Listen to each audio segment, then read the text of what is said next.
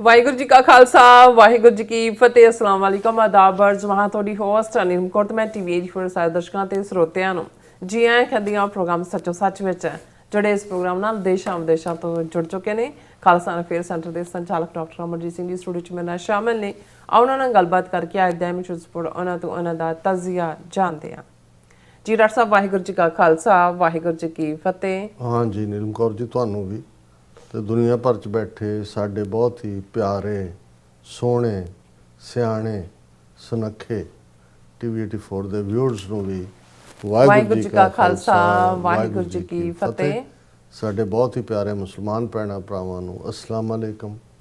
ਗੰਗਾ ਜਮਨੀ ਤਹਿਜ਼ੀਬ ਦੇ ਹਿੰਦੂ ਤਵੀਆਂ ਨੂੰ ਨਮੋ ਨਮੇ ਤੇ ਹੋਰ ਸਭ ਵੀਰਾਂ ਭੈਣਾਂ ਨੂੰ ਆਦਾਬ ਅਰਜ਼। ਜੀ ਡਾਕਟਰ ਸਾਹਿਬ ਜੀ ਆਇਆਂ ਨੂੰ ਪ੍ਰੋਗਰਾਮ ਸੱਚੋ ਸੱਚ ਵਿੱਚ ਬਹੁਤ ਧੰਨਵਾਦ ਜੀ ਡਾਕਟਰ ਸਾਹਿਬ। ਅੱਜ 28 ਮਈ 2026 14 ਜੇਠ ਨਾਨਕ ਸ਼ਾਹੀ ਸੰਮਤ 558 ਦਾ ਦਿਨ ਹੈ ਤੇ ਡਾਕਟਰ ਸਾਹਿਬ ਪ੍ਰੋਗਰਾਮ ਸ਼ੁਰੂ ਕਰਨ ਤੋਂ ਪਹਿਲਾਂ ਅਸੀਂ ਦਰਸ਼ਕਾਂ ਤੇ ਸਰੋਤਿਆਂ ਨੂੰ ਹਮੇਸ਼ਾ ਤਰ੍ਹਾਂ ਦੱਸਦੇ ਵਿਊਅਰਸ ਜੇ ਤੁਸੀਂ ਹੱਕ ਸੱਚ ਇਨਸਾਫ ਤੇ ਪਿਆਰਾ ਦਿਨ ਦਾ ਇੱਕੋ ਇੱਕ ਚੈਨਲ ਟੀਵੀ 84 ਨੂੰ ਦੇਖਣਾ ਚਾਹੁੰਦੇ ਹੋ ਤਾਂ ਤੁਸੀਂ ਦੇਖ ਸਕਦੇ ਹੋ ਸਪੈਕਟਰਮ ਕੇਬਲ, ਆਰਸੀਐਨ ਕੇਬਲ, ਵਲਕਮ ਕੈਨੇਡਾ, roku, ਜਾਦੂ ਬਾਕਸ, ਸ਼ਾਵਾ, ਫੇਸਬੁੱਕ ਟੀਵੀ 84 ਦੀ ਐਪ ਰਾਹੀਂ online streaming and IP box ਤੇ ਤੁਸੀਂ ਟੀਵੀ 84 ਨੂੰ ਦੇਖ ਸਕਦੇ ਹੋ।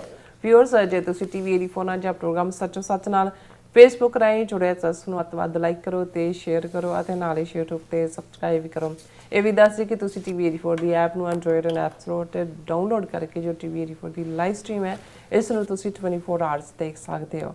ਸੋ ਵਿਊਅਰਸ ਪ੍ਰੋਗਰਾਮ ਦੀ ਸ਼ੁਰੂਆਤ ਕਰਨ ਜਾ ਰਹੇ ਹਾਂ ਅੱਜ ਦੀ ਸਪਾਂਸਰਸ਼ਿਪ ਦੇ ਵਾਲੇ ਨਾਲ ਕਿ ਅੱਜ ਦੇ ਪ੍ਰੋਗਰਾਮ ਸੱਚੋ ਸੱਚ ਨੂੰ ਸਪਾਂਸਰ ਕੀਤਾ ਗਿਆ ਮੈਲਬਰਨ ਆਸਟ੍ਰੇਲੀਆ ਤੋਂ ਸਰਦਾਰ ਅਮਰਜੋਤ ਸਿੰਘ ਜੁਰਾ ਵੱਲੋਂ। ਸੋ ਇਹਨਾਂ ਨੇ ਟੀਵੀ 84 ਦੀ ਸਪੋਰਟ ਕਰਨ ਲਈ ਗਿਆ ਔਰ ਸਿੱਖ ਕੌਮ ਦੀ ਚੜ੍ਹਦੀ ਕਲਾ ਤੇ ਖਾਲਿਸਤਾਨ ਦੀ ਪ੍ਰਾਪਤੀ ਦੀ ਅਰਦਾਸ ਕੀਤੀ ਹੈ। ਸੋ ਅੱਜ ਦੀ ਸਪਾਂਸਰਸ਼ਿਪ ਲਈ ਅਸੀਂ ਸਰਦਾਰ ਅਮਰਜੋਤ ਸਿੰਘ ਜੁਰਾ ਦਾ ਤਹਿ ਦਿਲ ਤੋਂ ਧੰਨਵਾਦ ਕਰਦੇ ਹਾਂ ਔਰ ਤੁਹਾਨੂੰ ਵੀ ਅਪੀਲ ਤੇ ਬੇਨਤੀ ਕਰਦੇ ਹਾਂ ਕਿ ਤੁਸੀਂ ਪ੍ਰੋਗਰਾਮ ਸੱਚੋ ਸੱਚ ਨੂੰ ਵੱਧ ਤੋਂ ਵੱਧ ਸਪਾਂਸਰ ਕਰੋ। ਸਪਾਂਸਰਸ਼ਿਪ ਲਈ ਤੁਸੀਂ ਸਾਨੂੰ ਕਾਲ ਕਰ ਸਕਦੇ ਹੋ ਸਾਡੇ ਫੋਨ ਨੰਬਰ ਤੇ 5166619184 ਸੇਮ ਨੰਬਰ ਤੇ WhatsApp ਕਰ ਸਕਦੇ ਹੋ। ਤੁਸੀਂ ਸਾਨੂੰ ਈਮੇਲ ਵੀ ਕਰ ਸਕਦੇ info@tv84.tv ਤੇ। ਸੋ ਵਿਊਅਰਸ ਪਹਿਲੇ ਸਮੇਂ 'ਚ ਆਪਾਂ ਗੱਲਬਾਤ ਕਰਨ ਜਾ ਰਹੇ ਹਾਂ ਅਮਰੀਕਾ ਤੇ ਈਰਾਨ ਦੇ ਹਵਾਲੇ ਨਾਲ ਕਿ ਅਮਰੀਕਾ ਈਰਾਨ ਜੰਗਬੰਦੀ ਨੂੰ ਲੈ ਕੇ ਵਾਸ਼ਿੰਗਟਨ ਡੀਸੀ ਤੋਂ ਆਪਾ ਵਿਰੋਧੀ ਖਬਰਾਂ ਸਾਹਮਣੇ ਆ ਰਹੀਆਂ ਨੇ। ਪਹਿਲਾਂ ਇੱਕ ਸਰੋਤ ਤੋਂ ਇੱਕ ਖਬਰ ਆਈ ਹੈ ਕਿ ਅਮਰੀਕਾ ਤੇ ਈਰਾਨ ਵਿਚਾਲੇ 60 ਦਿਨਾਂ ਲਈ ਹੋਰ ਜੰਗਬੰਦੀ ਵਧਾਉਣ ਦਾ ਫੈਸਲਾ ਹੋ ਗਿਆ ਔਰ ਇਸ ਦੌਰਾਨ ਈਰਾਨ ਦੇ ਜਿਹੜੇ ਨਿਊਕਲੀਅਰ ਪ੍ਰੋਗਰਾਮ ਸੰਬੰਧੀ ਗੱਲਬਾਤ ਹੋਵੇਗੀ। ਪਰ ਹੁਣ ਤਾਜ਼ਾ ਖਬਰ ਅਨੁਸਾਰ ਵਾਈਸ ਪ੍ਰੈਜ਼ੀਡੈਂਟ JD ਵੈਂਸ ਨੇ ਕਿਹਾ ਕਿ ਅਜੇ ਕੁਝ ਮੁੱਦਿਆਂ ਤੇ ਗੱਲਬਾਤ ਫਸੀ ਹੋਈ ਹੈ ਔਰ ਪਤਾ ਨਹੀਂ ਦੋਵਾਂ ਧਿਰਾਂ ਵਿੱਚ ਕਦੋਂ ਸਮਝੌਤਾ ਹੋਵੇਗਾ। ਔਰ ਵਿਊਅਰਸ ਨੂੰ ਜਾਪਦਾ ਹੈ ਕਿ ਜਿਵੇਂ ਦੋਵੇਂ ਤਰ੍ਹਾਂ ਇੱਕ ਦੂਸਰੇ ਦਾ ਸਬਰ ਟੈਸਟ ਕਰ ਰਹੀਆਂ ਹੋਣ। ਸੋ ਇਸ ਬਾਰੇ ਆਪਾਂ ਗੱਲਬਾਤ ਕਰਨ ਜਾ ਰਹੇ ਹਾਂ। ਸੋ ਅਸੀਂ ਚਾਹਾਂਗੇ ਕਿ ਤੁਸੀਂ ਇਸੇ ਤਰ੍ਹਾਂ ਬੜੇ ਰਹਿਣਾ ਦੇਖਣ ਸੁਣ ਲਈ ਤੁਹਾਡਾ ਸਭ ਦਾ ਬਹੁਤ ਬਹੁਤ ਧੰਨਵਾਦ। ਜੀ ਡਾਕਟਰ ਸਾਹਿਬ ਕੀ ਕਹਿਣਾ ਚਾਹੋਗੇ? ਸਭ ਤੋਂ ਪਹਿਲਾਂ ਤਾਂ ਅੱਜ ਦੇ ਪ੍ਰੋਗਰਾਮ ਨੂੰ ਸਪਾਂਸਰ ਕਰਨ ਲਈ ਅਸੀਂ ਵੀਰ ਅਮਰਜੋਤ ਸਿੰਘ ਜਿਹੜੇ ਮੈਲਬਰਨ ਆਸਟ੍ਰੇਲੀਆ ਨਿਵਾਸੀ ਨੇ ਉਹਨਾਂ ਦਾ ਸ਼ੁਕਰੀਆ ਅਦਾ ਕਰਦੇ ਹਾਂ। ਸਾਨੂੰ ਇਸ ਗੱਲ ਦਾ ਰੱਬ ਦੇ ਆਸਰੇ ਤਕੀਏ ਦੇ ਨਾਲ ਮਾਣ ਹੈ ਕਿ ਟੀਵੀ 84 ਦੀ ਵਿਊਅਰਸ਼ਿਪ ਇਸ ਵੇਲੇ ਗਲੋਬਲ ਹੈ। ਬੇਸ਼ੱਕ ਭਾਰਤ ਦੇ ਵਿੱਚ ਉਹਨਾਂ ਨੇ ਸਾਡੇ ਤੇ ਮੁਕੰਮਲ ਪਾਬੰਦੀ ਆਇਦ ਕੀਤੀ ਹੋਈ ਹੈ ਪਰ ਟੀਵੀ 84 USA ਚੈਨਲ ਜਿਹੜਾ ਅਸੀਂ ਸਾਈਮਲਟੇਨੀਅਸਲੀ ਫਲੋਟ ਕੀਤਾ ਹੈ ਪਾਬੰਦੀ ਤੋਂ ਬਾਅਦ ਉਸ ਦੇ ਉੱਤੇ ਵੱਡੀ ਗਿਣਤੀ ਦੇ ਵਿੱਚ ਵਿਊਅਰ ਜਿਹੜੇ ਨੇ ਉਹ ਭਾਰਤ ਤੋਂ ਵੀ ਜਿਹੜੇ ਜੁੜਦੇ ਨੇ ਔਰ ਹੌਲੀ ਹੌਲੀ ਇਹ ਵਰਡ ਸਪਰੈਡ ਹੋ ਰਿਹਾ ਨਾਈਸ। ਔਰ ਆਸਟ੍ਰੇਲੀਆ ਨਿਊਜ਼ੀਲੈਂਡ ਇਸ ਦੇ ਵਿੱਚ ਬਹੁਤ ਵੱਡੀ ਗਿਣਤੀ ਦੇ ਵਿੱਚ ਸਾਡੀ ਵਿਊਅਰਸ਼ਿਪ ਹੈ। ਉੱਥੋਂ ਸਾਨੂੰ ਜਿਹੜਾ ਕਾਫੀ ਹੌਸਲਾ ਵੀ ਮਿਲਦਾ ਹੈ ਔਰ ਅਸੀਂ ਸ਼ੁਕਰਗੁਜ਼ਾਰ ਹਾਂ ਵੀਰ ਅਮਰਜੋਤ ਸਿੰਘ ਵਰਗੇ ਸਿੰਘਾਂ ਦੇ ਜਿਨ੍ਹਾਂ ਨੇ ਇਸ ਗੱਲ ਨੂੰ ਵੀ ਜ਼ਰੂਰੀ ਸਮਝਿਆ ਵੀ ਸਿਰਫ ਵਿਊਅਰ ਹੋਣਾ ਜਾਂ ਵਾਹ ਜਾਂ ਬੱਲੇ ਬੱਲੇ ਕਰਨਾ ਹੀ ਕਾਫੀ ਨਹੀਂ ਹੈ। ਅਲਟੀਮੇਟਲੀ ਫਾਈਨੈਂਸ਼ੀਅਲ ਸਪੋਰਟ ਵੀ ਜ਼ਰੂਰੀ ਹੈ। ਸੋ ਅਸੀਂ ਉਹਨਾਂ ਦਾ ਸ਼ੁਕਰੀਆ ਅਦਾ ਕਰਦੇ। ਅੱਜ ਦਾ ਪ੍ਰੋਗਰਾਮ ਅਸੀਂ ਦੁਖੀ ਔਰ ਭਾਰੇ ਦਿਲ ਦੇ ਨਾਲ ਕਰ ਰਹੇ। ਜਿਹੜੀ ਖਬਰ ਅੱਜ ਕਨਫਰਮ ਹੋਈ ਉਹ ਸਾਡੇ ਇਸ ਰਾਹ ਦੇ ਪਾਂਧੀ ਵੀ ਇੱਕ ਕਿਸਮ ਦੇ ਲੀਡਰ ਸਰ ਕੁਲਦੀਪ ਸਿੰਘ ਟਲੀਡੋ ਜਿਹੜੇ ਬੇਸ਼ੱਕ ਹੁਣ ਉਹ ਫਲੋਰੀਡਾ 'ਚ ਰਹਿੰਦੇ ਸਨ ਪਰ ਲੰਬਾ ਵਕਤ ਉਹਨਾਂ ਨੇ ਆਪਣਾ ਬਸੇਰਾ ਟਲੀਡੋ ਓਹਾਇਓ ਦੇ ਵਿੱਚ ਕੀਤਾ ਤੇ ਟਲੀਡੋ ਲਫ਼ਜ਼ ਉਹਨਾਂ ਦੇ ਨਾਂ ਦੇ ਨਾਲ ਪੱਕੇ ਤੌਰ ਤੇ ਜੁੜ ਗਿਆ। ਉਹਨਾਂ ਦੀ ਬੜੇ ਅਨਫੋਰਚੂਨੇਟ ਢੰਗ ਦੇ ਨਾਲ ਉਹ ਸਾਨੂੰ ਉਹਨਾਂ ਨੇ ਵਿਛੋੜਾ ਦਿੱਤਾ ਹੈ। ਔਰ ਹਾਲਾਂਕਿ ਉਹਨਾਂ ਦੇ ਕਿਸੇ ਪਰਿਵਾਰ ਦੇ ਮੈਂਬਰ ਨਾਲ ਸਿੱਧੀ ਗੱਲਬਾਤ ਨਹੀਂ ਹੋ ਸਕੀ, ਅੱਛਾ, ਕਿਉਂਕਿ ਉਹਨਾਂ ਦੀ ਸਿੰਘਣੀ ਸਾਹਿਬਾ ਵੀ ਜਿਹੜੇ ਬੀਬੀ ਅਰਮਿੰਦਰ ਕੌਰ ਨੇ ਉਹ ਜ਼ਖਮੀ ਹਾਲਤ 'ਚ ਨੇ ਹਸਪੀਟਲ ਦੇ ਵਿੱਚ।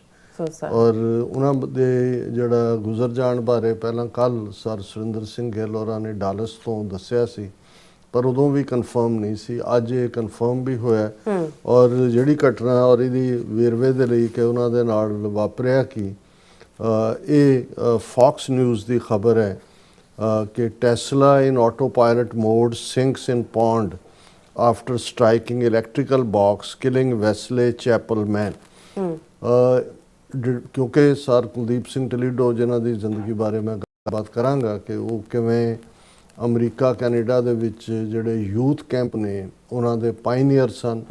ਹੁਣ ਉਹਨਾਂ ਦੀ ਉਮਰ ਲਗਭਗ 86-87 ਸਾਲ ਸੀ, ਲੇਕਿਨ ਇਹਦੇ ਬਾਵਜੂਦ ਵੀ ਉਹ ਕੈਂਪ ਲਾਉਂਦੇ ਸੀ, ਖਾਸ ਤੌਰ ਤੇ ਯੰਗਰ ਬੱਚੇ ਬੱਚੀਆਂ ਨੂੰ ਜਿੱਥੇ ਆਪਣੀ ਹਿਸਟਰੀ ਦੇ ਨਾਲ ਜੋੜਨਾ। ਉੱਥੇ ਖਾਲਿਸਤਾਨ ਦੇ ਵੀ ਝੰਡਾ ਬਰਦਾਰ ਸਨ। ਔਰ ਡਿਟਰੋਇਟ ਦੇ ਵਿੱਚ ਜਿਹੜੇ ਕੈਂਪ ਜਾਂ ਰਿਟਰੀਟ ਤੋਂ ਦੋਵੇਂ ਜੀ ਹਸਬੈਂਡ ਵਾਈਫ ਵਾਪਸ ਮੁੜ ਰਹੇ ਸੀ ਡਿਟਰੋਇਟ ਤੋਂ, ਉਹ ਟੈਂਪਾ ਫਲੋਰੀਡਾ ਜਿੱਥੇ ਉਹ ਰਹਿੰਦੇ ਸੀ ਟੈਂਪਾ ਤੇ। ਔਰ ਟੈਸਲਾ ਕਾਰ ਸੀ ਆਟੋ ਡਰਾਈਵਰ ਦੇ ਉੱਤੇ। ਔਰ ਇਹ ਜਿਹੜੀ ਫੌਕਸ ਨਿਊਜ਼ ਦੀ ਖਬਰ ਹੈ ਉਹਦੇ ਮੁਤਾਬਕ ਇਹ ਹੈ ਕਿ ਵੀ ਇਹ ਜਿਹੜੀ SUV ਆਟੋ ਪਾਇਲਟ ਮੋਡ ਦੇ ਉੱਤੇ ਸੀ ਔਰ ਇਸ ਨੇ ਜਿਹੜਾ ਹੈ ਉਹ ਵਹੀਕਲ ਉਹਨਾਂ ਦੀ ਇੱਕ ਇਲੈਕਟ੍ਰੀਕਲ ਬਾਕਸ ਦੇ ਨਾਲ ਟਕਰਾਈ ਤੇ ਹੌਲੀ ਹੌਲੀ ਮੂਵ ਕਰਦੇ ਨੇੜੇ ਇੱਕ ਪੌਂਡ ਸੀ, ਪਾਣੀ ਦਾ ਵੱਡਾ ਛੱਪੜ ਸੀ, ਤਲਾਬ ਸੀ, ਉਸ ਦੇ ਵਿੱਚ ਜਾ ਡੁੱਬੀ। ਔਰ ਉੱਥੇ ਜਿਹੜੀ ਕਿੰਨੀ ਦੇਰ ਜਿਹੜੀ ਉਹ ਡੁੱਬੀ ਰਹੀ ਕੋਈ ਪਤਾ ਨਹੀਂ ਹੈ। ਜਦੋਂ ਤੱਕ ਹੈਲਪ ਪਹੁੰਚੀ ਸਰ ਕੁਲਦੀਪ ਸਿੰਘ ਟਲੀਡੋ ਜਿਹੜੇ ਨੇ ਉਹ ਚਲਾਣਾ ਕਰ ਚੁੱਕੇ ਸਨ ਔਰ ਭੈਣ ਜੀ ਜਿਹੜੇ ਨੇ ਉਹ ਜ਼ਖਮੀ ਹਾਲਤ ਦੇ ਵਿੱਚ ਸੀ। ਹਾਲਾਂਕਿ ਕੋਈ ਲਾਈਫ ਥ੍ਰੈਟਨਿੰਗ ਉਹਨਾਂ ਨੂੰ ਚੈਲੰਜ ਨਹੀਂ ਹੈ, ਉਹ ਸਰਵਾਈਵ ਕੀਤੇ ਨੇ। ਜਿਹੜੀ ਇਸ ਫੌਕਸ ਨਿਊਜ਼ ਦੀ ਖਬਰ ਹੀ ਹੈ, ਦਰਸ਼ਕ ਸਕਰੀਨ ਦੇ ਉੱਤੇ ਦੇਖ ਸਕਦੇ ਨੇ। ਔਰ ਇਹ ਜਿਹੜਾ ਉਹਨਾਂ ਨੇ, ਕਿਉਂਕਿ ਫੌਕਸ ਨਿਊਜ਼ ਨੇ ਆਈਡੈਂਟੀਟੀ ਨਾਂ ਦੀ ਨਹੀਂ ਸੀ ਦੱਸੀ, ਕਿਉਂਕਿ ਇਹ ਵੀ ਪ੍ਰਾਈਵੇਸੀ ਇੱਕ ਪਾਰਟ ਹੁੰਦਾ ਹੈ, ਪਰ ਇਹ ਉਹਨਾਂ ਨੇ ਇਹ ਕਿਹਾ ਕਿ ਵੀ ਜਿਹੜੇ ਦੋਨੋਂ ਸਨ ਉਹਨਾਂ 'ਚ 87 ਸਾਲ ਦੇ ਓਲਡ ਡਰਾਈਵਰ ਤੇ 75 ਸਾਲ ਦੇ ਪੈਸੇਂਜਰ, ਯਾਨੀ ਸਰ ਕੁਲਦੀਪ ਸਿੰਘ ਟਲੀਡੋ ਜਿਨ੍ਹਾਂ ਦੀ ਉਮਰ 87 ਸਾਲ ਔਰ ਉਹਨਾਂ ਦੀ ਸਿੰਘਣੀ ਸਾਹਿਬਾ 75 ਸਾਲ ਦੇ। ਸੋ ਇਹ ਉਹਨਾਂ ਨੇ ਹਾਈਵੇ ਪੈਟਰੋਲ ਤੇ ਬੇਸਡ ਫੌਕਸ ਨਿਊਜ਼ ਦੀ ਖਬਰ ਹੈ। ਹੁਣ ਇਹ ਇੰਨਾ ਵੱਡਾ ਘਾਟਾ ਵੀ ਹੈ, ਸ਼ੌਕ ਵੀ ਹੈ, ਕਿਉਂਕਿ ਮੈਨੂੰ ਚੰਗੀ ਤਰ੍ਹਾਂ ਯਾਦ ਹੈ ਕਿ 1990 ਦੇ ਵਿੱਚ ਜਦੋਂ ਅਸੀਂ 1991 'ਚ ਐਜ਼ ਏ ਸਪੋਕਸਪਰਸਨ ਪੰਥਕ ਕਮੇਟੀ ਜਿਹੜੀ ਹੈ ਉਹ ਸੇਵਾ ਸ਼ੁਰੂ ਕੀਤੀ, ਉਹਨਾਂ ਦਿਨਾਂ 'ਚ ਵੀ ਸਰ ਕੁਲਦੀਪ ਸਿੰਘ ਟਲੀਡੋ ਬਹੁਤ ਐਕਟਿਵ ਸਨ ਔਰ ਉਹਨਾਂ ਦੇ ਲਾਏ ਯੂਥ ਕੈਂਪਾਂ 'ਚ ਵੀ ਮੈਨੂੰ ਜਾਣ ਦਾ ਮੌਕਾ ਮਿਲਿਆ, ਸਬਬ ਮਿਲਿਆ। ਪਰ ਖ਼ਾਸ ਤੌਰ 'ਤੇ ਉਹਨਾਂ ਦੇ ਨਾਲ ਯੂਨੀਵਰਸਿਟੀ ਸੈਟਿੰਗ ਦੇ ਵਿੱਚ ਜਿਹੜਾ ਕੋ ਪੈਨਲਿਸਟ ਦੇ ਤੌਰ 'ਤੇ, ਕਿਉਂਕਿ ਉਦੋਂ ਬੱਚੀ ਰਮਨਦੀਪ ਕੌਰ ਜਿਹੜੇ ਨੇ ਉਹ ਯਾਰਕ ਯੂਨੀਵਰਸਿਟੀ ਟੋਰਾਂਟੋ ਸੀ, ਸਿੱਖ ਸਟੂਡੈਂਟ ਐਸੋਸੀਏਸ਼ਨ ਦੀ ਬ੍ਰਾਂਚ ਸੀ। ਸੋ ਉਹਨਾਂ ਵੱਲੋਂ ਸਾਲਾਨਾ ਯੂਨੀਵਰਸਿਟੀ ਦੇ ਵਿੱਚ ਉਹਨਾਂ ਦੇ ਆਡੀਟੋਰੀਅਮ ਜਿੱਥੇ 400-500 ਦੇ ਕਰੀਬ ਲੋਕ ਹੁੰਦੇ ਸੀ, ਸੈਮੀਨਾਰ ਰੱਖਿਆ ਜਾਂਦਾ ਸੀ। ਸੋ ਉਹਦੇ 'ਚ ਐਟਲੀਸਟ 2 ਜਾਂ 3 ਵਾਰ ਉਹਨਾਂ ਦੇ ਨਾਲ ਅਸੀਂ ਸਾਂਝੇ ਤੌਰ ਦੇ ਉੱਤੇ ਉਸ ਦੇ ਵਿੱਚ ਪਾਰਟਿਸਿਪੇਸ਼ਨ ਕੀਤੀ। ਉਹ ਬੜੇ, ਕਿਉਂਕਿ ਉਹਨਾਂ ਦਾ ਸੰਬੰਧ 47 ਤੋਂ ਵੀ ਪਹਿਲਾਂ ਜਿਹੜਾ ਉਹ ਉਸ ਦੌਰ ਦੇ ਨਾਲ ਸੀ ਜਿੱਥੇ ਅਕਾਲੀ ਪੋਲਿਟਿਕਸ ਤੋਂ ਚੰਗੀ ਤਰ੍ਹਾਂ ਵਾਕਿਫ ਸਨ।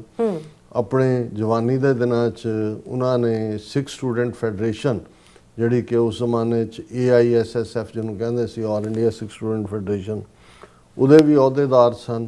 ਗੁਰਬਾਣੀ, ਗੁਰੂ ਗ੍ਰੰਥ ਸਾਹਿਬ ਦੀ ਬਾਣੀ ਦੇ ਨਾਲ ਜੁੜੇ ਹੋਏ, ਇਤਿਹਾਸ ਤੋਂ ਵਾਕਿਫ। ਔਰ ਇਸ ਗੱਲ ਬਾਰੇ ਕੋਈ ਜਿਹੜਾ ਉਹਨਾਂ ਨੂੰ ਸ਼ੱਕ ਸ਼ੁਬਾ ਨਹੀਂ ਸੀ ਕਿ ਖਾਲਿਸਤਾਨ ਤੋਂ ਬਿਨਾਂ ਸਾਡਾ ਧਰਮ, ਸਾਡੀ ਤਹਿਜ਼ੀਬ, ਸਾਡੀ ਬੋਲੀ ਉਸ ਖਿੱਤੇ ਦੇ ਵਿੱਚ ਸੁਰੱਖਿਅਤ ਨਹੀਂ ਹੋ ਸਕਦੀ। ਔਰ ਉਹਨਾਂ ਨੇ ਇਸ ਕੈਂਪ ਮੂਵਮੈਂਟ ਨੂੰ ਬਹੁਤ ਚੰਗੇ ਢੰਗ ਦੇ ਨਾਲ ਜਿਹੜਾ ਉਹ ਥਾਂ ਥਾਂ ਜਾ ਕੇ ਆਰਗੇਨਾਈਜ਼ ਕੀਤਾ। ਜਿਵੇਂ ਇੱਥੇ ਨਿਊ ਜਰਸੀ ਦੇ ਵਿੱਚ ਸਰਦਾਰ ਉਜਾਗਰ ਸਿੰਘ ਸਨ ਔਰ ਇਸੇ ਤਰ੍ਹਾਂ ਉਹਨਾਂ ਦਿਨਾਂ ਦੇ ਵਿੱਚ ਹੀ ਡਾਕਟਰ ਗੁਰਬਖਸ਼ ਸਿੰਘ ਜਿਹੜੇ dean Punjab agriculture university Ludhiana ਦੇ ਸਨ, ਉਹਨਾਂ ਨੇ ਵੀ ਇਹ ਸਾਰੇ ਦੇ ਵਿੱਚ ਆਪਣਾ ਯੋਗਦਾਨ ਪਾਇਆ ਹੋਇਆ ਹੈ। ਪਰ ਕੁਲਦੀਪ ਸਿੰਘ ਟਲੀਡੋ ਸਿਰਫ ਇੱਕ ਕੈਂਪਰ ਜਾਂ ਕੈਂਪ ਤੱਕ ਉਹਨਾਂ ਦਾ ਮਹਿਦੂਦ ਨਹੀਂ ਸੀ। ਜਿਵੇਂ ਮੈਂ ਕਿਹਾ ਕਿ ਉਸ ਤੋਂ ਬਾਅਦ ਜਦੋਂ ਬਾਕੀਆਂ ਨੇ ਵੀ ਕੈਂਪ ਲਾਉਣੇ ਸ਼ੁਰੂ ਕਰ ਦਿੱਤੇ ਔਰ ਬਹੁਤ ਸਾਰਾ ਜਿਹੜਾ ਹੈ ਹੇਮਕੁੰਡ ਫਾਊਂਡੇਸ਼ਨ ਔਰ ਉਹਦੇ 'ਚ ਹੋਰ ਵੀ ਕਈ ਕੁਛ ਆਇਆ, ਤੇ ਉਹਨਾਂ ਨੇ ਫਿਰ ਜਿਵੇਂ ਸਿਆਣਾ ਨਾਂ ਦੇ ਥੱਲੇ ਵੀ ਉਹਨਾਂ ਨੇ ਜਿਹੜਾ ਫਰਦਰ ਸਪੀਚ ਕੰਪੀਟੀਸ਼ਨ, ਡੈਕਲਾਮੇਸ਼ਨ ਕੰਟੈਸਟ ਥਾਂ ਥਾਈਂ ਉਹਨਾਂ ਨੇ ਜਾਣਾ। ਔਰ ਫਰਕ ਇੰਨਾ ਹੈ ਕਿ ਵੀ ਦੂਸਰੇ ਵੀ ਜਿਹੜੇ ਡੈਕਲਾਮੇਸ਼ਨ ਕੰਟੈਸਟ ਜਾਂ ਦੂਜੇ ਹੇਮਕੁੰਡ ਫਾਊਂਡੇਸ਼ਨ ਦੇ ਥੱਲੇ ਵੀ ਹੁੰਦਾ, ਪਰ ਤੁਹਾਨੂੰ ਉਹਦੇ 'ਚੋਂ ਇਵੇਂ ਲੱਗੇਗਾ ਕਿ ਜਿਵੇਂ ਸਿੱਖ ਬਹੁਤ ਖੁਸ਼ੀ ਭਾਰਤ ਦੇ ਵਿੱਚ ਰਹਿ ਰਹੇ ਨੇ, ਉਹਨਾਂ ਨਾਲ ਕੁਝ ਨਹੀਂ ਹੋ ਰਿਹਾ। ਲੇਕਿਨ ਇਹਨਾਂ ਦੀ ਖਾਸੀਅਤ ਇਹ ਸੀ ਕਿ ਇਹਨਾਂ ਦੇ ਡੈਕਲਾਮੇਸ਼ਨ ਕੰਟੈਸਟ ਦੇ ਟੌਪਿਕ ਵੀ ਤੇ ਜਿਹੜਾ ਕੈਂਪਾਂ ਦੇ ਵਿੱਚ ਵੀ ਕੋਈ ਨਾ ਕੋਈ ਸਪੀਕਰ ਇਸ ਕਿਸਮ ਦਾ ਹੁੰਦਾ ਸੀ ਜਿਹਦੇ ਥੱਲੇ ਉਹਨਾਂ ਨੇ ਜਿਹੜਾ ਕੌਮੀ ਘਰ ਖਾਲਿਸਤਾਨ ਦੀ ਐਡਵੋਕੇਸੀ ਨੂੰ ਜਿਹੜਾ ਉਹ ਸਾਹਮਣੇ ਲਿਆਉਣਾ। ਔਰ ਦਰਸ਼ਕ ਦੇਖ ਸਕਦੇ ਨੇ ਕਿ ਜਿਹੜੀ ਉਹਨਾਂ ਦੇ ਲਾਸਟ ਸਾਹ ਵੀ ਉਹਨਾਂ ਨੇ ਲਏ, ਜਿਹੜੀ ਐਕਸੀਡੈਂਟ 'ਚ ਉਹਨਾਂ ਦੀ ਡੈਥ ਹੋਈ, ਉਹ ਡਿਟਰੋਇਟ ਦੇ ਵਿੱਚ ਜਿਹੜਾ ਉਹ ਸਿਆਣਾ ਕੈਂਪ ਤੋਂ ਹੀ ਮੁੜ ਰਹੇ ਸੀ। ਦਰਸ਼ਕ ਪਿਕਚਰਸ ਦੇਖ ਸਕਦੇ ਨੇ ਜਿਹਦੇ 'ਚ ਕਿ ਉਹ ਉਹਨਾਂ ਦਾ ਪਰਿਵਾਰ ਔਰ ਬਾਕੀ ਜਿਹੜੇ ਨੇ ਉਹ ਸਾਰੇ ਉਸ ਕੈਂਪ ਦਾ ਹਿੱਸਾ ਨੇ। ਔਰ ਇਸ ਬਾਰੇ ਮੈਨੂੰ ਕੁਝ ਜਾਣਕਾਰੀ ਸਰ ਕੁਲਦੀਪ ਸਿੰਘ ਜਿਹੜੇ ਐਟਲਾਂਟਾ ਜਾਰਜੀਆ ਦੇ ਵਿੱਚ ਨੇ, ਉਹਨਾਂ ਨੇ ਵੀ ਮੈਂਸ਼ਨ ਕੀਤਾ ਕਿ ਜਦੋਂ ਆਪਣੀ ਮਾਸਟਰਸ ਦੇ ਲਈ ਕਲਾਮਾਜ਼ੂ ਮਿਸ਼ੀਗਨ ਆਏ ਔਰ ਉਹਨਾਂ ਨੇ ਕਿਹਾ ਕਿ ਵੀ ਮੇਰੀ ਵੀ ਪਹਿਲੀ ਟ੍ਰੇਨਿੰਗ ਮੈਂ ਜਦੋਂ ਗਿਆ ਔਰ ਉਸ ਕੈਂਪ ਦੇ ਵਿੱਚ, ਔਰ ਮੈਨੂੰ ਯਾਦ ਹੈ ਕਿ ਈਵਨ ਭਾਈ ਗੁਰਦੇਵ ਸਿੰਘ ਔਰ ਇਹਨਾਂ ਨੇ ਕਲਾਮਾਜ਼ੂ ਦੇ ਵਿੱਚ ਵੀ ਜਿਹੜੇ ਬਾਅਦ ਦੇ ਵਿੱਚ ਜਿਹੜਾ ਯੂਨਾਈਟਿਡ ਸਿੱਖਸ ਕੈਂਪ 'ਚ ਕਨਵਰਟ ਹੋਇਆ ਔਰ ਹੁਣ ਡਿਫਰੈਂਟ ਫਾਰਮਸ ਦੇ ਵਿੱਚ ਉਹ ਚੱਲਦੇ ਨੇ, ਉਸ ਪੀਰੀਅਡ 'ਚ ਵੀ ਸਰ ਕੁਲਦੀਪ ਸਿੰਘ ਟਲੀਡੋ ਜਿਹੜੇ ਨੇ ਉਹ ਕਾਫੀ ਜਿਹੜੀ ਉਹਨਾਂ ਦਾ ਯੋਗਦਾਨ ਸੀ। ਔਰ ਕਿਉਂਕਿ ਮੈਂ ਇਨੀਸ਼ੀਅਲੀ ਮੈਨੂੰ ਜਦੋਂ ਫਲੋਰੀਡਾ ਕਦੋਂ ਮੂਵ ਕੀਤੇ ਇਹਦਾ ਮੈਨੂੰ ਅਹਿਸਾਸ ਨਹੀਂ ਹੈ। ਲਾਸਟ ਉਹਨਾਂ ਦੇ ਨਾਲ ਇੱਕ ਝਲਕਾਰਾ ਜਿਹਾ ਸਰ ਹਰਜਿੰਦਰ ਸਿੰਘ ਵਿੰਡਸਰ ਤੋਂ ਨੇ, ਉਹਨਾਂ ਦੀ ਬੱਚੀ ਦਾ ਆਨੰਦ ਕਾਰਜ ਸੀ ਔਰ ਉਸ ਦੇ ਉੱਤੇ ਵੀ ਉਹ ਆਏ ਹੋਏ ਸੀ। ਔਰ ਮੈਂ ਰੈਸਟ ਰੂਮ ਨੂੰ ਜਾ ਰਿਹਾ ਸੀ ਤੇ ਨਿਕਲ ਰਹੇ ਸੀ ਤੇ ਫਤਿਹ ਹੋਈ, ਤੇ ਫਿਰ ਮੈਂ ਕਿਹਾ ਜੀ ਗੱਲ ਕਰਦੇ ਹਾਂ, ਪਰ ਉਸ ਤੋਂ ਬਾਅਦ ਸ਼ਾਇਦ ਉਹ ਜਲਦੀ ਚਲੇ ਗਏ ਜਾਂ ਮੁਲਾਕਾਤ ਨਹੀਂ ਹੋਈ। ਇਸ ਪੀਰੀਅਡ 'ਚ ਰਾਬਤਾ ਵੀ ਨਹੀਂ ਸੀ। ਸੋ ਮੈਂ ਸਮਝਦਾ ਕਿ ਵੀ ਇਹ ਇੱਕ ਬਹੁਤ ਵੱਡਾ ਲਾਸ ਹੈ ਇਸ ਕਿਸਮ ਦੀ ਸ਼ਖਸੀਅਤ। ਜੇ 87 ਸਾਲ ਦੀ ਉਮਰ ਦੇ ਵਿੱਚ ਵੀ ਜਿਹੜਾ ਉਹਨਾਂ ਦਾ ਪੈਸ਼ਨ ਸੀ ਕਿ ਵੀ ਜਿਹੜਾ ਨੌਜਵਾਨਾਂ ਨੂੰ, ਬੱਚਿਆਂ ਨੂੰ ਸਿੱਖੀ ਰਾਹ ਤੇ ਤੋਰਨਾ ਔਰ ਉਹਨਾਂ ਨੂੰ ਮਜ਼ਬੂਤੀ ਨਾਲ ਜਿਹੜਾ ਹੈ ਉਹ ਉਹਨਾਂ ਦੇ ਖਾਲਸਾਈ ਹੱਕਾਂ ਤੋਂ ਜਾਣੂ ਕਰਵਾਉਣਾ ਹੈ। ਸੋ ਇਹ ਆਪਣੇ ਆਪ ਦੇ ਵਿੱਚ ਹੀ ਇਹ ਬੜੀ ਵੱਡੀ ਕਮਿਟਮੈਂਟ ਰਹੀ ਹੈ। ਬਿਲਕੁਲ ਉਹ ਬਹੁਤ ਹੰਬਲ ਸ਼ਖਸੀਅਤ, ਬਹੁਤ ਨਿਮਰਤਾ ਨਾਲ ਭਰਪੂਰ ਔਰ ਇੱਕ ਬਿਲਕੁਲ ਹੰਬਲ ਸਿੱਖ ਦੇ ਤੌਰ ਤੇ। ਔਰ ਜਦੋਂ ਵੀ ਉਹਨਾਂ ਨੇ ਮੈਨੂੰ ਕਦੇ ਵੀ ਉਹਨਾਂ ਨੇ ਮਿਲਣਾ ਅਦਰ ਦੈਨ ਕਿ ਸੈਮੀਨਾਰਸ ਜਾਂ ਦੂਸਰੇ ਕੰਟੈਕਟ ਵੀ, ਉਹਨਾਂ ਦੀ ਇੱਕ ਆਪਣਾ ਜਿਹੜਾ ਉਹ ਔਰਾ ਸੀ, ਆਪਣਾ ਉਹਨਾਂ ਨੂੰ ਇੱਕ ਜਿਹੜਾ ਇਸ ਪਾਸੇ ਜਿਹੜਾ ਉਹ ਐਡਮਾਇਰ ਕਰਨਾ ਉਹਨਾਂ ਨੇ। ਔਰ ਅਸੀਂ ਸਮਝਦੇ ਹਾਂ ਕਿ ਇਸ ਤੋਂ ਬਾਅਦ ਵੀ ਜਿਵੇਂ ਉਹਨਾਂ ਨੇ ਵਰਲਡ ਸਿੱਖ ਕੌਂਸਲ ਜਿਹੜੀ ਗੁਰਦੁਆਰਿਆਂ ਦੀ ਇੱਕ ਪੈਰਲਲ ਆਰਗੇਨਾਈਜੇਸ਼ਨ ਵੀ ਬਣੀ, ਉਸ ਦੇ ਵਿੱਚ ਵੀ ਉਹਨਾਂ ਨੇ ਆਪਣਾ ਯੋਗਦਾਨ ਪਾਇਆ, ਨਿਭਾਇਆ। ਸੋ ਅਸੀਂ ਜਿਹੜਾ ਮੇਰੇ ਲਈ ਇਹ ਪਿਛਲੇ ਕੱਲ੍ਹ ਤੋਂ ਹੀ ਜਦੋਂ ਪਤਾ ਲੱਗਿਆ, ਔਰ ਮੇਰਾ ਇਹ ਸੀ ਕਿ ਵਾਹਿਗੁਰੂ ਕਰੇ ਵੀ ਖਬਰ ਇਹ ਠੀਕ ਨਾ ਹੋਏ, ਲੇਕਿਨ ਅੱਜ ਜਦੋਂ ਕਿ ਇਹ ਸਾਰੀ ਕਨਫਰਮੇਸ਼ਨ ਹੋਈ, ਸਾਡੇ ਕੋਲ ਡਿਟੇਲ ਤਾਂ ਨਹੀਂ ਹੈ, ਲੇਕਿਨ ਵੀਰ ਕੁਲਦੀਪ ਸਿੰਘ ਐਟਲਾਂਟਾ ਜਾਰਜੀਆ ਨੇ ਦੱਸਿਆ ਕਿ ਜਿਹੜਾ ਉਹਨਾਂ ਦਾ ਸੋਰਸ ਹੈ, ਉਹਨਾਂ ਦੇ ਮੁਤਾਬਕ 6 ਜੂਨ ਨੂੰ ਉਹਨਾਂ ਦਾ ਅੰਤਮ ਸੰਸਕਾਰ ਔਰ ਅਰਦਾਸ ਹੋਏਗੀ। ਜਦੋਂ ਸਾਡੇ ਕੋਲ ਵੀਰਵਾ ਆਇਆ ਅਸੀਂ ਦੱਸਾਂਗੇ। ਔਰ ਮੈਨੂੰ ਅਫਸੋਸ ਵੀ ਹੋਏਗਾ ਕਿਉਂਕਿ 6 ਜੂਨ ਦਾ ਦਿਨ ਹੈ ਜਿਸ ਦਿਨ ਸੈਨ ਫਰਾਂਸਿਸਕੋ ਫਰੀडम ਮਾਰਚ ਹੈ। ਸੋ ਮੈਂ ਕੈਲੀਫੋਰਨੀਆ ਹੁਣ ਪਾਰਟਿਸਿਪੇਟ ਨਹੀਂ ਕਰ ਪਾਵਾਂਗਾ, ਲੇਕਿਨ ਜਿਹੜੇ ਵੀ ਉਹਨਾਂ ਦਾ ਇੱਕ ਵੱਡਾ ਐਡਮਾਇਰਰਸ ਦਾ ਦਾਇਰਾ ਸੀ ਹੈ, ਉਹਨਾਂ ਤੱਕ ਵੀ ਇਸ ਪਲੇਟਫਾਰਮ ਰਾਹੀਂ ਜੇ ਖਬਰ ਪਹੁੰਚਦੀ ਹੈ ਤੇ ਉਹਦੇ 'ਚ ਵੱਧ ਤੋਂ ਵੱਧ ਇਹ ਕੋਸ਼ਿਸ਼ ਕਰਨ ਸਾਡੇ ਵੀਰ ਭੈਣਾਂ ਜਿਹੜੇ ਵੀ ਉੱਥੇ ਉਹਨਾਂ ਦੀ ਅੰਤਮ ਅਰਦਾਸ ਦੇ ਵਿੱਚ ਅੰਤਮ ਸੰਸਕਾਰ ਮੌਕੇ ਸ਼ਮੂਲੀਅਤ ਕਰ ਸਕਦੇ ਨੇ। ਸੋ ਇਹ ਇੱਕ ਦੁਖਦ ਖਬਰ। ਔਰ ਅਸੀਂ ਅੱਜ ਦਾ ਪ੍ਰੋਗਰਾਮ ਵੀ ਸਰ ਕੁਲਦੀਪ ਸਿੰਘ ਟਲੀਡੋ ਉਹਨਾਂ ਦੀ ਯਾਦ ਨੂੰ ਸਮਰਪਿਤ ਕਰਦੇ ਹਾਂ ਤੇ ਗੁਰੂ ਚਰਨਾਂ 'ਚ ਅਰਦਾਸ ਵੀ ਹੈ ਕਿ ਸੰਬਤ ਸਾਹਾ ਲਿਖਿਆ ਮਿਲ ਕਰ ਪਾਵੋ ਤੇਲ, ਦੇਹੋ ਸਜਨ 80 ਸੜੀਆਂ ਜੋ ਹੋਵੇ ਸਾਹਿਬ ਸੋ ਮੇਲ। ਸਤਿਗੁਰੂ ਉਹਨਾਂ ਨੂੰ ਆਪਣੇ ਚਰਨਾਂ 'ਚ ਨਿਵਾਸ ਬਖਸ਼ਣ ਔਰ ਉਹੀ ਭਾਵਨਾ ਜਿਹਦੇ ਲਈ ਉਹਨਾਂ ਨੇ ਆਪਣੀ ਜ਼ਿੰਦਗੀ ਦਾ ਬਿਹਤਰੀਨ ਹਿੱਸਾ ਦਿੱਤਾ ਹੈ, ਅਸੀਂ ਕੌਮੀ ਘਰ ਖਾਲਿਸਤਾਨ ਦਾ ਆਨੰਦ ਵੀ ਮਾਣ ਸਕੀਏ ਔਰ ਸਿੱਖੀ ਦੀ ਆਨ ਸ਼ਾਨ ਦੇ ਲਈ ਮਜ਼ਬੂਤ ਕਦਮਾਂ ਨਾਲ ਤੁਰਨ ਦਾ ਬਲ ਵੀ ਸਤਿਗੁਰੂ ਬਖਸ਼ਣ। ਹੁਣ ਰੋਜ਼ਾਨਾ ਆਲਮੋਸਟ 3 ਮਹੀਨੇ ਹੋ ਗਏ ਨੇ। 28 ਫਰਵਰੀ ਨੂੰ ਪਹਿਲਾ ਅਟੈਕ ਈਰਾਨ ਦੇ ਉੱਤੇ ਇਜ਼ਰਾਈਲ ਔਰ ਅਮਰੀਕਾ ਨੇ ਕੀਤਾ ਸੀ ਔਰ ਜਿਹੜਾ ਜੰਗਬੰਦੀ ਤੋਂ ਬਾਅਦ ਵੀ 40 ਦਿਨਾਂ ਦੀ ਐਕਟਿਵ 39 ਦਿਨਾਂ ਦੀ ਜੰਗ ਤੋਂ ਬਾਅਦ 40ਵੇਂ ਦਿਨ ਸਮਝੌਤਾ ਹੋਇਆ। ਹੁਣ ਇਨ ਬਿਟਵੀਨ ਵੀ ਜਿਵੇਂ ਮੈਂ ਉਹ ਮਾਝੇ ਦੇ ਅਖਾਣ ਦਾ ਜ਼ਿਕਰ ਕੀਤਾ ਸੀ ਕਿ ਵੜਵੇ ਜੀ ਆ ਨਿਕਲਵੇ ਜੀ ਆ, ਉਹ ਚੱਲ ਹੀ ਰਿਹਾ ਔਰ ਕਿਉਂਕਿ ਜਿਹੜਾ ਸੀਜ਼ ਫਾਇਰ ਖਤਮ ਹੋਣ ਦੇ ਨੇੜੇ ਹੈ ਔਰ ਇਸ ਦੇ ਵਿੱਚ ਦੋਨੋਂ ਧਿਰਾਂ ਵੱਲੋਂ ਆਪਣਾ ਪ੍ਰੈਸ਼ਰ ਟੈਕਟਿਕ ਵੀ ਚੱਲ ਰਿਹਾ ਹੈ। ਅਮਰੀਕਾ ਨੇ 2 ਦਿਨ ਪਹਿਲਾਂ ਸਾਊਦਰਨ ਈਰਾਨ ਦੇ ਉੱਤੇ ਜਿਹੜੀ ਸਟੇਟ ਆਫ ਹਾਰਮੂਜ਼ ਦੇ ਨੇੜੇ ਪੋਰਟ ਹੈ ਉਸ 'ਤੇ ਅਟੈਕ ਕੀਤਾ ਸੀ। ਈਰਾਨ ਨੇ ਉਹਨੂੰ ਵਾਰ ਕ੍ਰਾਈਮ ਕਿਹਾ ਸੀ, 26 ਜਾਂ ਕਿੰਨੇ ਬੰਦੇ ਮਾਰੇ ਜਾਣ ਉਸ ਦਾ ਜ਼ਿਕਰ ਕੀਤਾ ਸੀ। ਫਿਰ ਕੱਲ੍ਹ ਦੀਆਂ 24 ਘੰਟੇ ਪਹਿਲਾਂ ਦੀਆਂ ਖਬਰਾਂ ਸੀ ਕਿ ਈਰਾਨ ਨੇ ਕੁਵੈਤ ਦੇ ਉੱਤੇ ਜਿਹੜਾ ਉਹ ਡਰੋਨ ਦਾਗ ਗਿਆ ਔਰ ਉਸ ਨੂੰ ਰੋਕ ਲਿਆ ਗਿਆ। ਫਿਰ ਜਿਹੜੀ ਖਬਰ ਇਸ ਦੇ ਨਾਲ ਸੀ ਕਿ ਅਮਰੀਕਾ ਨੇ ਫਿਰ ਸਟ੍ਰਾਈਕ ਕੀਤਾ ਈਰਾਨ ਦੇ ਉੱਤੇ ਤਾਂ ਕਿ ਸਟੇਟ ਆਫ ਹਾਰਮੂਜ਼ ਉਹਨਾਂ ਨੇ ਕਿਹਾ ਜੀ ਉਹ ਮਾਈਨਸ ਵਿਚਾਰ ਸੋ ਇਸ ਸਭ ਦੇ ਵਿਚਾਲੇ ਜਦੋਂ ਅੱਜ ਸਵੇਰੇ ਉੱਠਦੇ ਆ ਜਿਹੜੀਆਂ ਖਬਰਾਂ ਸੀ ਉਹਨਾਂ 'ਚ ਇਹ ਸੀ ਕਿ ਜੀ ਔਰ BBC ਨੇ ਕ੍ਰੈਡੀਬਲ ਵਾਈਟ ਹਾਊਸ ਸੋਰਸ ਨੂੰ ਕੋਟ ਕਰਦਿਆਂ ਕਿਹਾ ਸੀ ਕਿ ਫਰਦਰ 40 ਦਿਨਾਂ ਦੀ ਜੰਗਬੰਦੀ ਦਾ ਸਮਝੌਤਾ ਹੋ ਗਿਆ। ਇਸ ਦੌਰਾਨ ਜਿਹੜਾ 30 ਦਿਨ ਦਾ ਟਾਈਮ ਹੋਏਗਾ ਜਿਹਦੇ 'ਚ ਈਰਾਨ ਉੱਥੋਂ ਮਾਈਨਸ ਕੱਢੇਗਾ ਸਟੇਟ ਆਫ ਹਾਰਮੂਜ਼, ਅਮਰੀਕਾ ਵੀ ਉਹਦਾ ਬਲੌਕੇਟ ਚੁੱਕੇਗਾ। ਈਰਾਨ ਨੂੰ ਜਿਹੜਾ ਉਹ ਆਪਣਾ ਤੇਲ ਵੇਚਣ ਦੇ ਲਈ ਕੁਝ ਸੈਂਕਸ਼ਨਸ ਉਸ 'ਤੇ ਹਟਾਈਆਂ ਜਾਣਗੀਆਂ।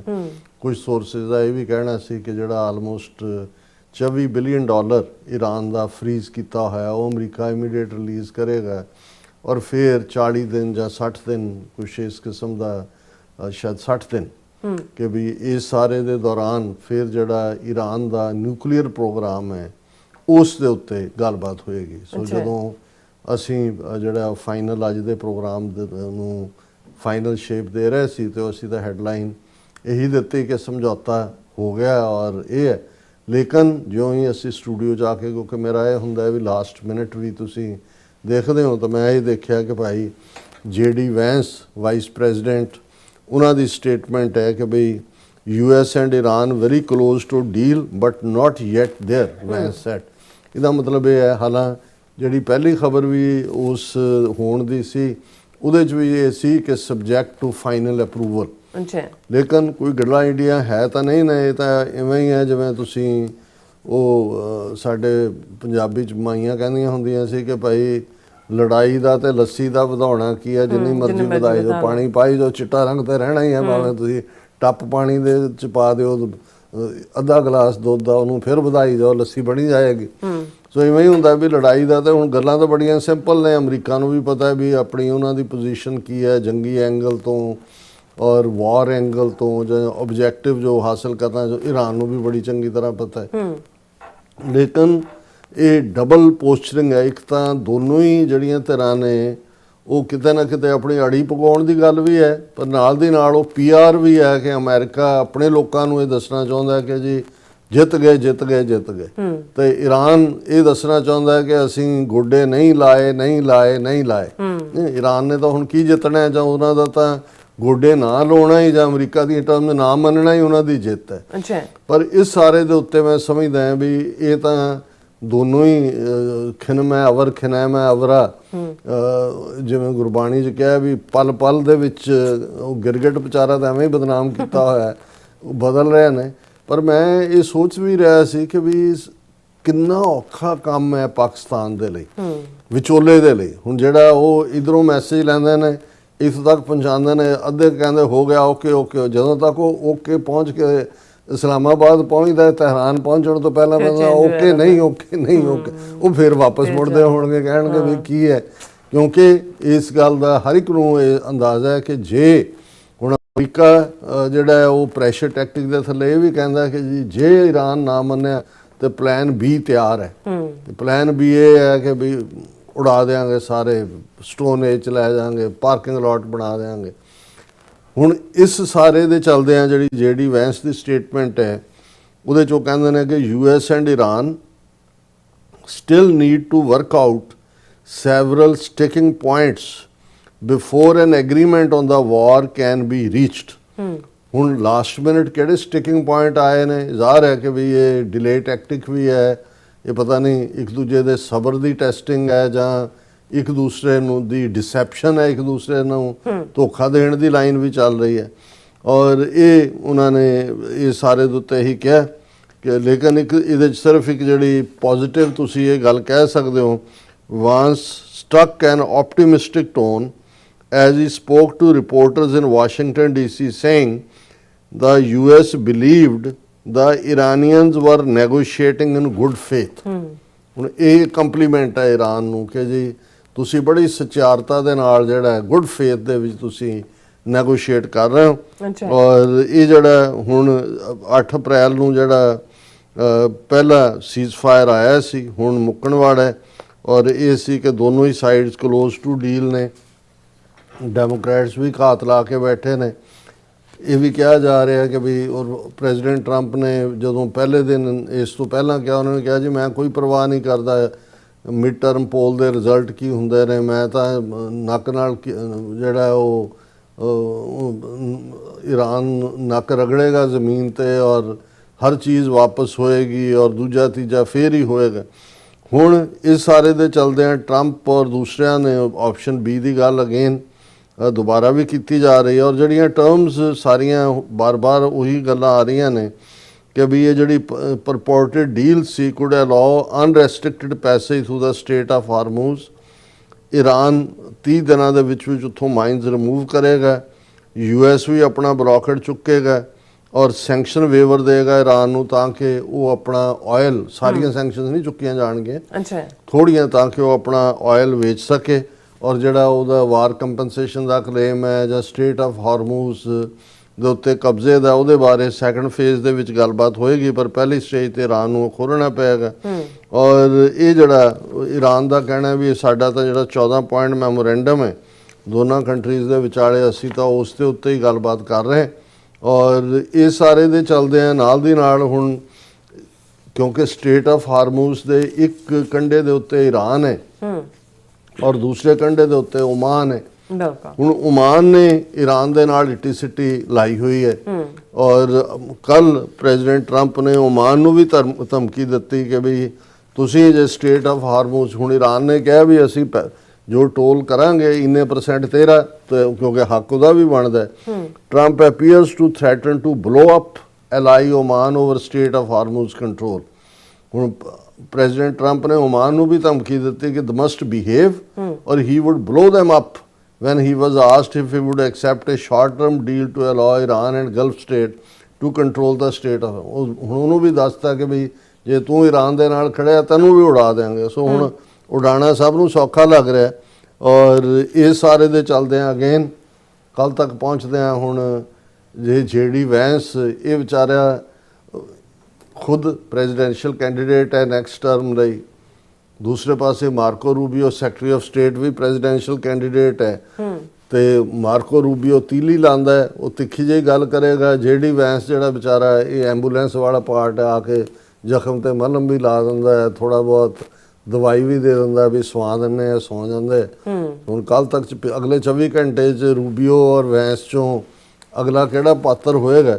ਪਰ ਇਵੈਂਚੁਅਲੀ ਗਰਾਊਂਡ ਰਿਐਲਿਟੀ ਇਹ ਹੈ ਵੀ ਇਹਦੇ 'ਚ ਕਿਸੇ ਲਈ ਵੀ ਜਿਹੜੀ ਹੈ ਉਹ ਐਬਸੋਲੂਟ ਵਿਕਟਰੀ ਕਲੇਮ ਨਹੀਂ ਕੀਤੀ ਜਾ ਸਕਦੀ। ਈਰਾਨ ਨੇ ਆਪਣੀ ਪੋਜੀਸ਼ਨ ਜੋ ਲਈ ਹੋਈ ਹੈ ਔਰ ਅਮਰੀਕਾ ਜਿਹੜਾ ਹੈ ਉਹ ਜੇ ਆਪਣੀ ਆਈ ਤੇ ਆਏਗਾ ਫਿਰ ਉਹ ਤਬਾਹੀ ਤਾਂ ਉਹ ਤਾਂ ਪਲਾਨ B ਦੇ ਥੱਲੇ ਹੈ ਹੀ ਹੈ। ਪਰ ਮੈਨੂੰ ਇਹ ਲੱਗਦਾ ਵੀ ਪ੍ਰੈਜ਼ੀਡੈਂਟ ਟਰੰਪ ਦਾ ਜਿਹੜਾ ਬੇਸਿਕ ਜੋਜ਼ ਹੈ, ਜਿਹੜਾ ਜਿਹਨੂੰ ਅਸੀਂ ਗ੍ਰੇਨ ਕਹਿੰਦੇ ਹਾਂ, ਉਹ ਜੰਗਬਾਜ਼ਾਂ ਵਾਲਾ ਨਹੀਂ ਹੈ, ਉਹ ਅਮਨ ਪਸੰਦਾਂ ਵਾਲਾ ਹੈ, ਵਪਾਰੀਆਂ ਵਾਲਾ ਹੈ, ਡੀਲ ਮੇਕਰ ਵਾਲਾ ਹੈ।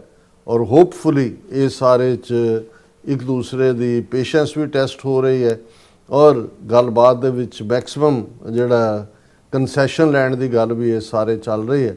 ਪਰ ਹੋਪ ਇਹੀ ਕਰਦੇ ਹਾਂ ਕਿ ਇਵੈਂਚੁਅਲੀ ਇਹਨਾਂ ਦਿਨਾਂ ਦੇ ਵਿੱਚ ਐਕਸਟੈਂਸ਼ਨ ਹੀ ਹੋਏਗੀ। ਅਜੇ ਤਾਂ ਨਹੀਂ ਹੈ ਕਿ ਵੀ ਟੋਟਲ ਜਿਵੇਂ ਪਿਛਲੇ ਕੱਲ ਚੀਨ ਦੇ ਫੋਰਨ ਮਿਨਿਸਟਰ ਨੇ ਕਿਹਾ ਸੀ UN ਸਿਕਿਉਰਿਟੀ ਕਾਉਂਸਲ 'ਚ ਕਿ ਬਈ ਜਿਹੜੀ ਚੀਜ਼ ਜਦੋਂ ਬਰਫ਼ ਵੀ ਪੈ ਕੇ ਹਟਦੀ ਹੈ ਤੇ ਉਹਨੂੰ ਜਿਹੜਾ ਉਹ ਜੰਮਦਿਆਂ ਵੀ 3-4 ਦਿਨ ਲੱਗਦੇ ਨੇ। ਸੋ ਜਿਹੜੇ ਪੁਰਾਣੇ ਮਸਲੇ ਹੁੰਦੇ ਨੇ ਓਵਰਨਾਈਟ ਨਹੀਂ ਹੁੰਦੇ, ਪਰ ਜੇ 40 ਜਾਂ 60 ਦਿਨ ਜਿੰਨਾ ਵੀ ਐਕਸਟੈਂਡ ਹੋ ਜਾਂਦਾ ਹੈ ਸੀਜ਼ ਫਾਇਰ, ਤਾਂ ਉਹ ਇੱਕ ਮੌਕਾ ਹੋਏਗਾ ਜਿਹਦੇ 'ਚ ਫਰਦਰ ਜਿਹੜੇ ਇਸ਼ੂ ਨੇ ਉਹਨਾਂ ਨੂੰ ਰਿਜ਼ੋਲਵ ਕੀਤਾ ਜਾ ਜੀ। ਡਾਕਟਰ ਸਾਹਿਬ ਤੁਹਾਡਾ ਬਹੁਤ ਬਹੁਤ ਸ਼ੁਕਰੀਆ। ਸੌਥਾ ਲੈਣ ਬ੍ਰੇਕ ਤੇ ਜਾਣ ਤੋਂ ਪਹਿਲਾਂ ਅਸੀਂ ਆਪਣੇ ਦਰਸ਼ਕਾਂ ਦੇ ਸਰੋਤਿਆਂ ਨੂੰ ਅਪੀਲ ਤੇ ਬੇਨਤੀ ਕਰਦੀ ਵੀ ਔਰ ਸਾਰੇ ਤੁਸੀਂ ਜਾਣਦੇ ਹੋ ਕਿ TV 84 ਹੱਕ ਸੱਚ ਇਨਸਾਫ ਦੀ ਆਵਾਜ਼ ਬੁਲੰਦ ਕਰ ਰਿਹਾ। ਇਹ ਆਵਾਜ਼ ਤੁਹਾਡੇ ਪਿਆਰ ਸਦਕਾ, ਤੁਹਾਡੇ ਵਿਸ਼ਵਾਸ ਸਦਕਾ, ਤੁਹਾਡੇ ਡੋਨੇਸ਼ਨ ਸਦਕਾ ਹੀ ਹੋ ਸਕਦੀ ਹੈ। ਸੋ ਅਸੀਂ ਚਾਹਾਂਗੇ ਕਿ ਤੁਸੀਂ TV 84 ਦੀ ਚੜ੍ਹਦੀ ਕਲਾ ਲਈ ਵੱਧ ਤੋਂ ਵੱਧ ਡੋਨੇਟ ਕਰੋ। ਡੋਨੇਟ ਕਰਨ ਲਈ ਸਾਡੀ ਵੈਬਸਾਈਟ TV84.tv ਤੇ ਜਾ ਕੇ ਪੇਪਲ ਦੀ ਵਰਤੋਂ ਕਰਕੇ 1 ਟਾਈਮ ਡੋਨੇਟ ਕਰ ਸਕਦੇ ਹੋ, ਮੰਥਲੀ ਡੋਨੇਟ ਵੀ ਕਰ ਸਕਦੇ ਹੋ। ਤੁਸੀਂ TV 84 ਦੇ ਨਾਮ ਤੇ ਚੈੱਕ ਬਣਾ ਕੇ ਸਾਨੂੰ ਮੇਲ ਵੀ ਕਰ ਸਕਦੇ ਹੋ ਸਾਡੇ ਇਸ ਪਤੇ ਤੇ 36-01 37th Avenue, Long Island City, New York 11101 USA, ਜਾਂ ਫਿਰ ਤੁਸੀਂ ਸਾਨੂੰ ਫੋਨ ਰਾਹੀਂ ਵੀ ਸੰਪਰਕ ਕਰ ਸਕਦੇ ਹੋ 5166191984। ਤੁਸੀਂ ਸਾਨੂੰ ਈਮੇਲ ਵੀ ਕਰ ਸਕਦੇ ਹੋ info@tv84.tv ਤੇ। ਅਸੀਂ ਤੁਹਾਡੇ ਤਹਿ ਦਿਲ ਤੋਂ ਸ਼ੁਕਰਗੁਜ਼ਾਰ ਹੋਵਾਂਗੇ। ਇਸ ਵਕਤ ਲੈਣੇ ਬ੍ਰੇਕ ਵਿਊਅਰਸ ਤੁਸੀਂ ਇਸੇ ਤਰ੍ਹਾਂ ਬਣੇ ਰਹਿਣਾ। ਮਿਲਦਾ ਆਫਟਰ ਦਿਸ ਸ਼ਾਰਟ ਬ੍ਰੇਕ।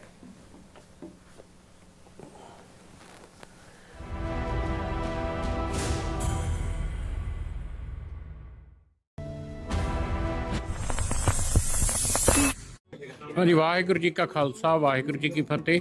ਸ਼ਹੀਦਾਂ ਦੇ ਸਰਤਾਜ ਗੁਰੂ ਅਰਜਨ ਪਾਤਸ਼ਾਹ ਜੀ ਮਹਾਰਾਜ ਅਤੇ 1984 ਦੇ ਸਮੂਹ ਸ਼ਹੀਦਾਂ ਦੀ ਯਾਦ ਦੇ ਵਿੱਚ ਨਗਰ ਕੀਰਤਨ 7 ਜੂਨ ਨੂੰ ਬਰੈਂਪਟਨ ਵਿਖੇ ਹੋਣ ਜਾ ਰਹੇ ਨੇ। ਹਰ ਸਾਲ ਦੀ ਤਰ੍ਹਾਂ ਆਪ ਸੰਗਤਾਂ ਨੇ ਹਮਾ ਕੇ ਪਹੁੰਚਣਾ। 11:30 ਵਜੇ ਗੁਰਦੁਆਰਾ ਗੁਰੂ ਨਾਨਕ ਮਿਸ਼ਨ ਸੈਂਟਰ ਤੋਂ ਨਗਰ ਕੀਰਤਨ ਰਵਾਨਾ ਹੋਣਗੇ ਅਤੇ ਸ਼ਾਮੀ 6 ਵਜੇ ਦੇ ਕਰੀਬ ਜੋਤ ਪ੍ਰਕਾਸ਼ ਗੁਰਦੁਆਰਾ ਸਾਹਿਬ ਵਿਖੇ ਪਹੁੰਚਣਗੇ। ਇਸ ਦੇ ਨਾਲ ਸੈਂਟਰ ਦੇ ਵਿੱਚ ਸੈਂਡਲਵੁੱਡ ਐਂਟੋਰਬਰਮ ਤੇ ਇੱਕ ਵੱਡੀ ਸਟੇਜ ਲੱਗੂਗੀ ਜਿੱਥੇ ਪੰਥਕ ਬੁਲਾਰੇ ਅਤੇ ਢਾਡੀ ਕਵੀਸ਼ਰ ਆਪ ਸੰਗਤਾਂ ਨੂੰ ਇਤਿਹਾਸ ਦੇ ਨਾਲ ਜੋੜਨਗੇ। ਇਸ ਦੇ ਨਾਲ 5 ਜੂਨ ਨੂੰ ਢਾਡੀ ਦਰਬਾਰ ਗੁਰਦੁਆਰਾ ਗੁਰੂ ਨਾਨਕ ਮਿਸ਼ਨ ਸੈਂਟਰ ਵਿਖੇ ਅਤੇ 6 ਜੂਨ ਨੂੰ ਦੋਨਾਂ ਹੀ ਗੁਰਦੁਆਰਾ ਸਾਹਿਬ ਵਿੱਚ ਸਮਾਗਮ ਹੋਣਗੇ ਕੀਰਤਨ ਦਰਬਾਰ।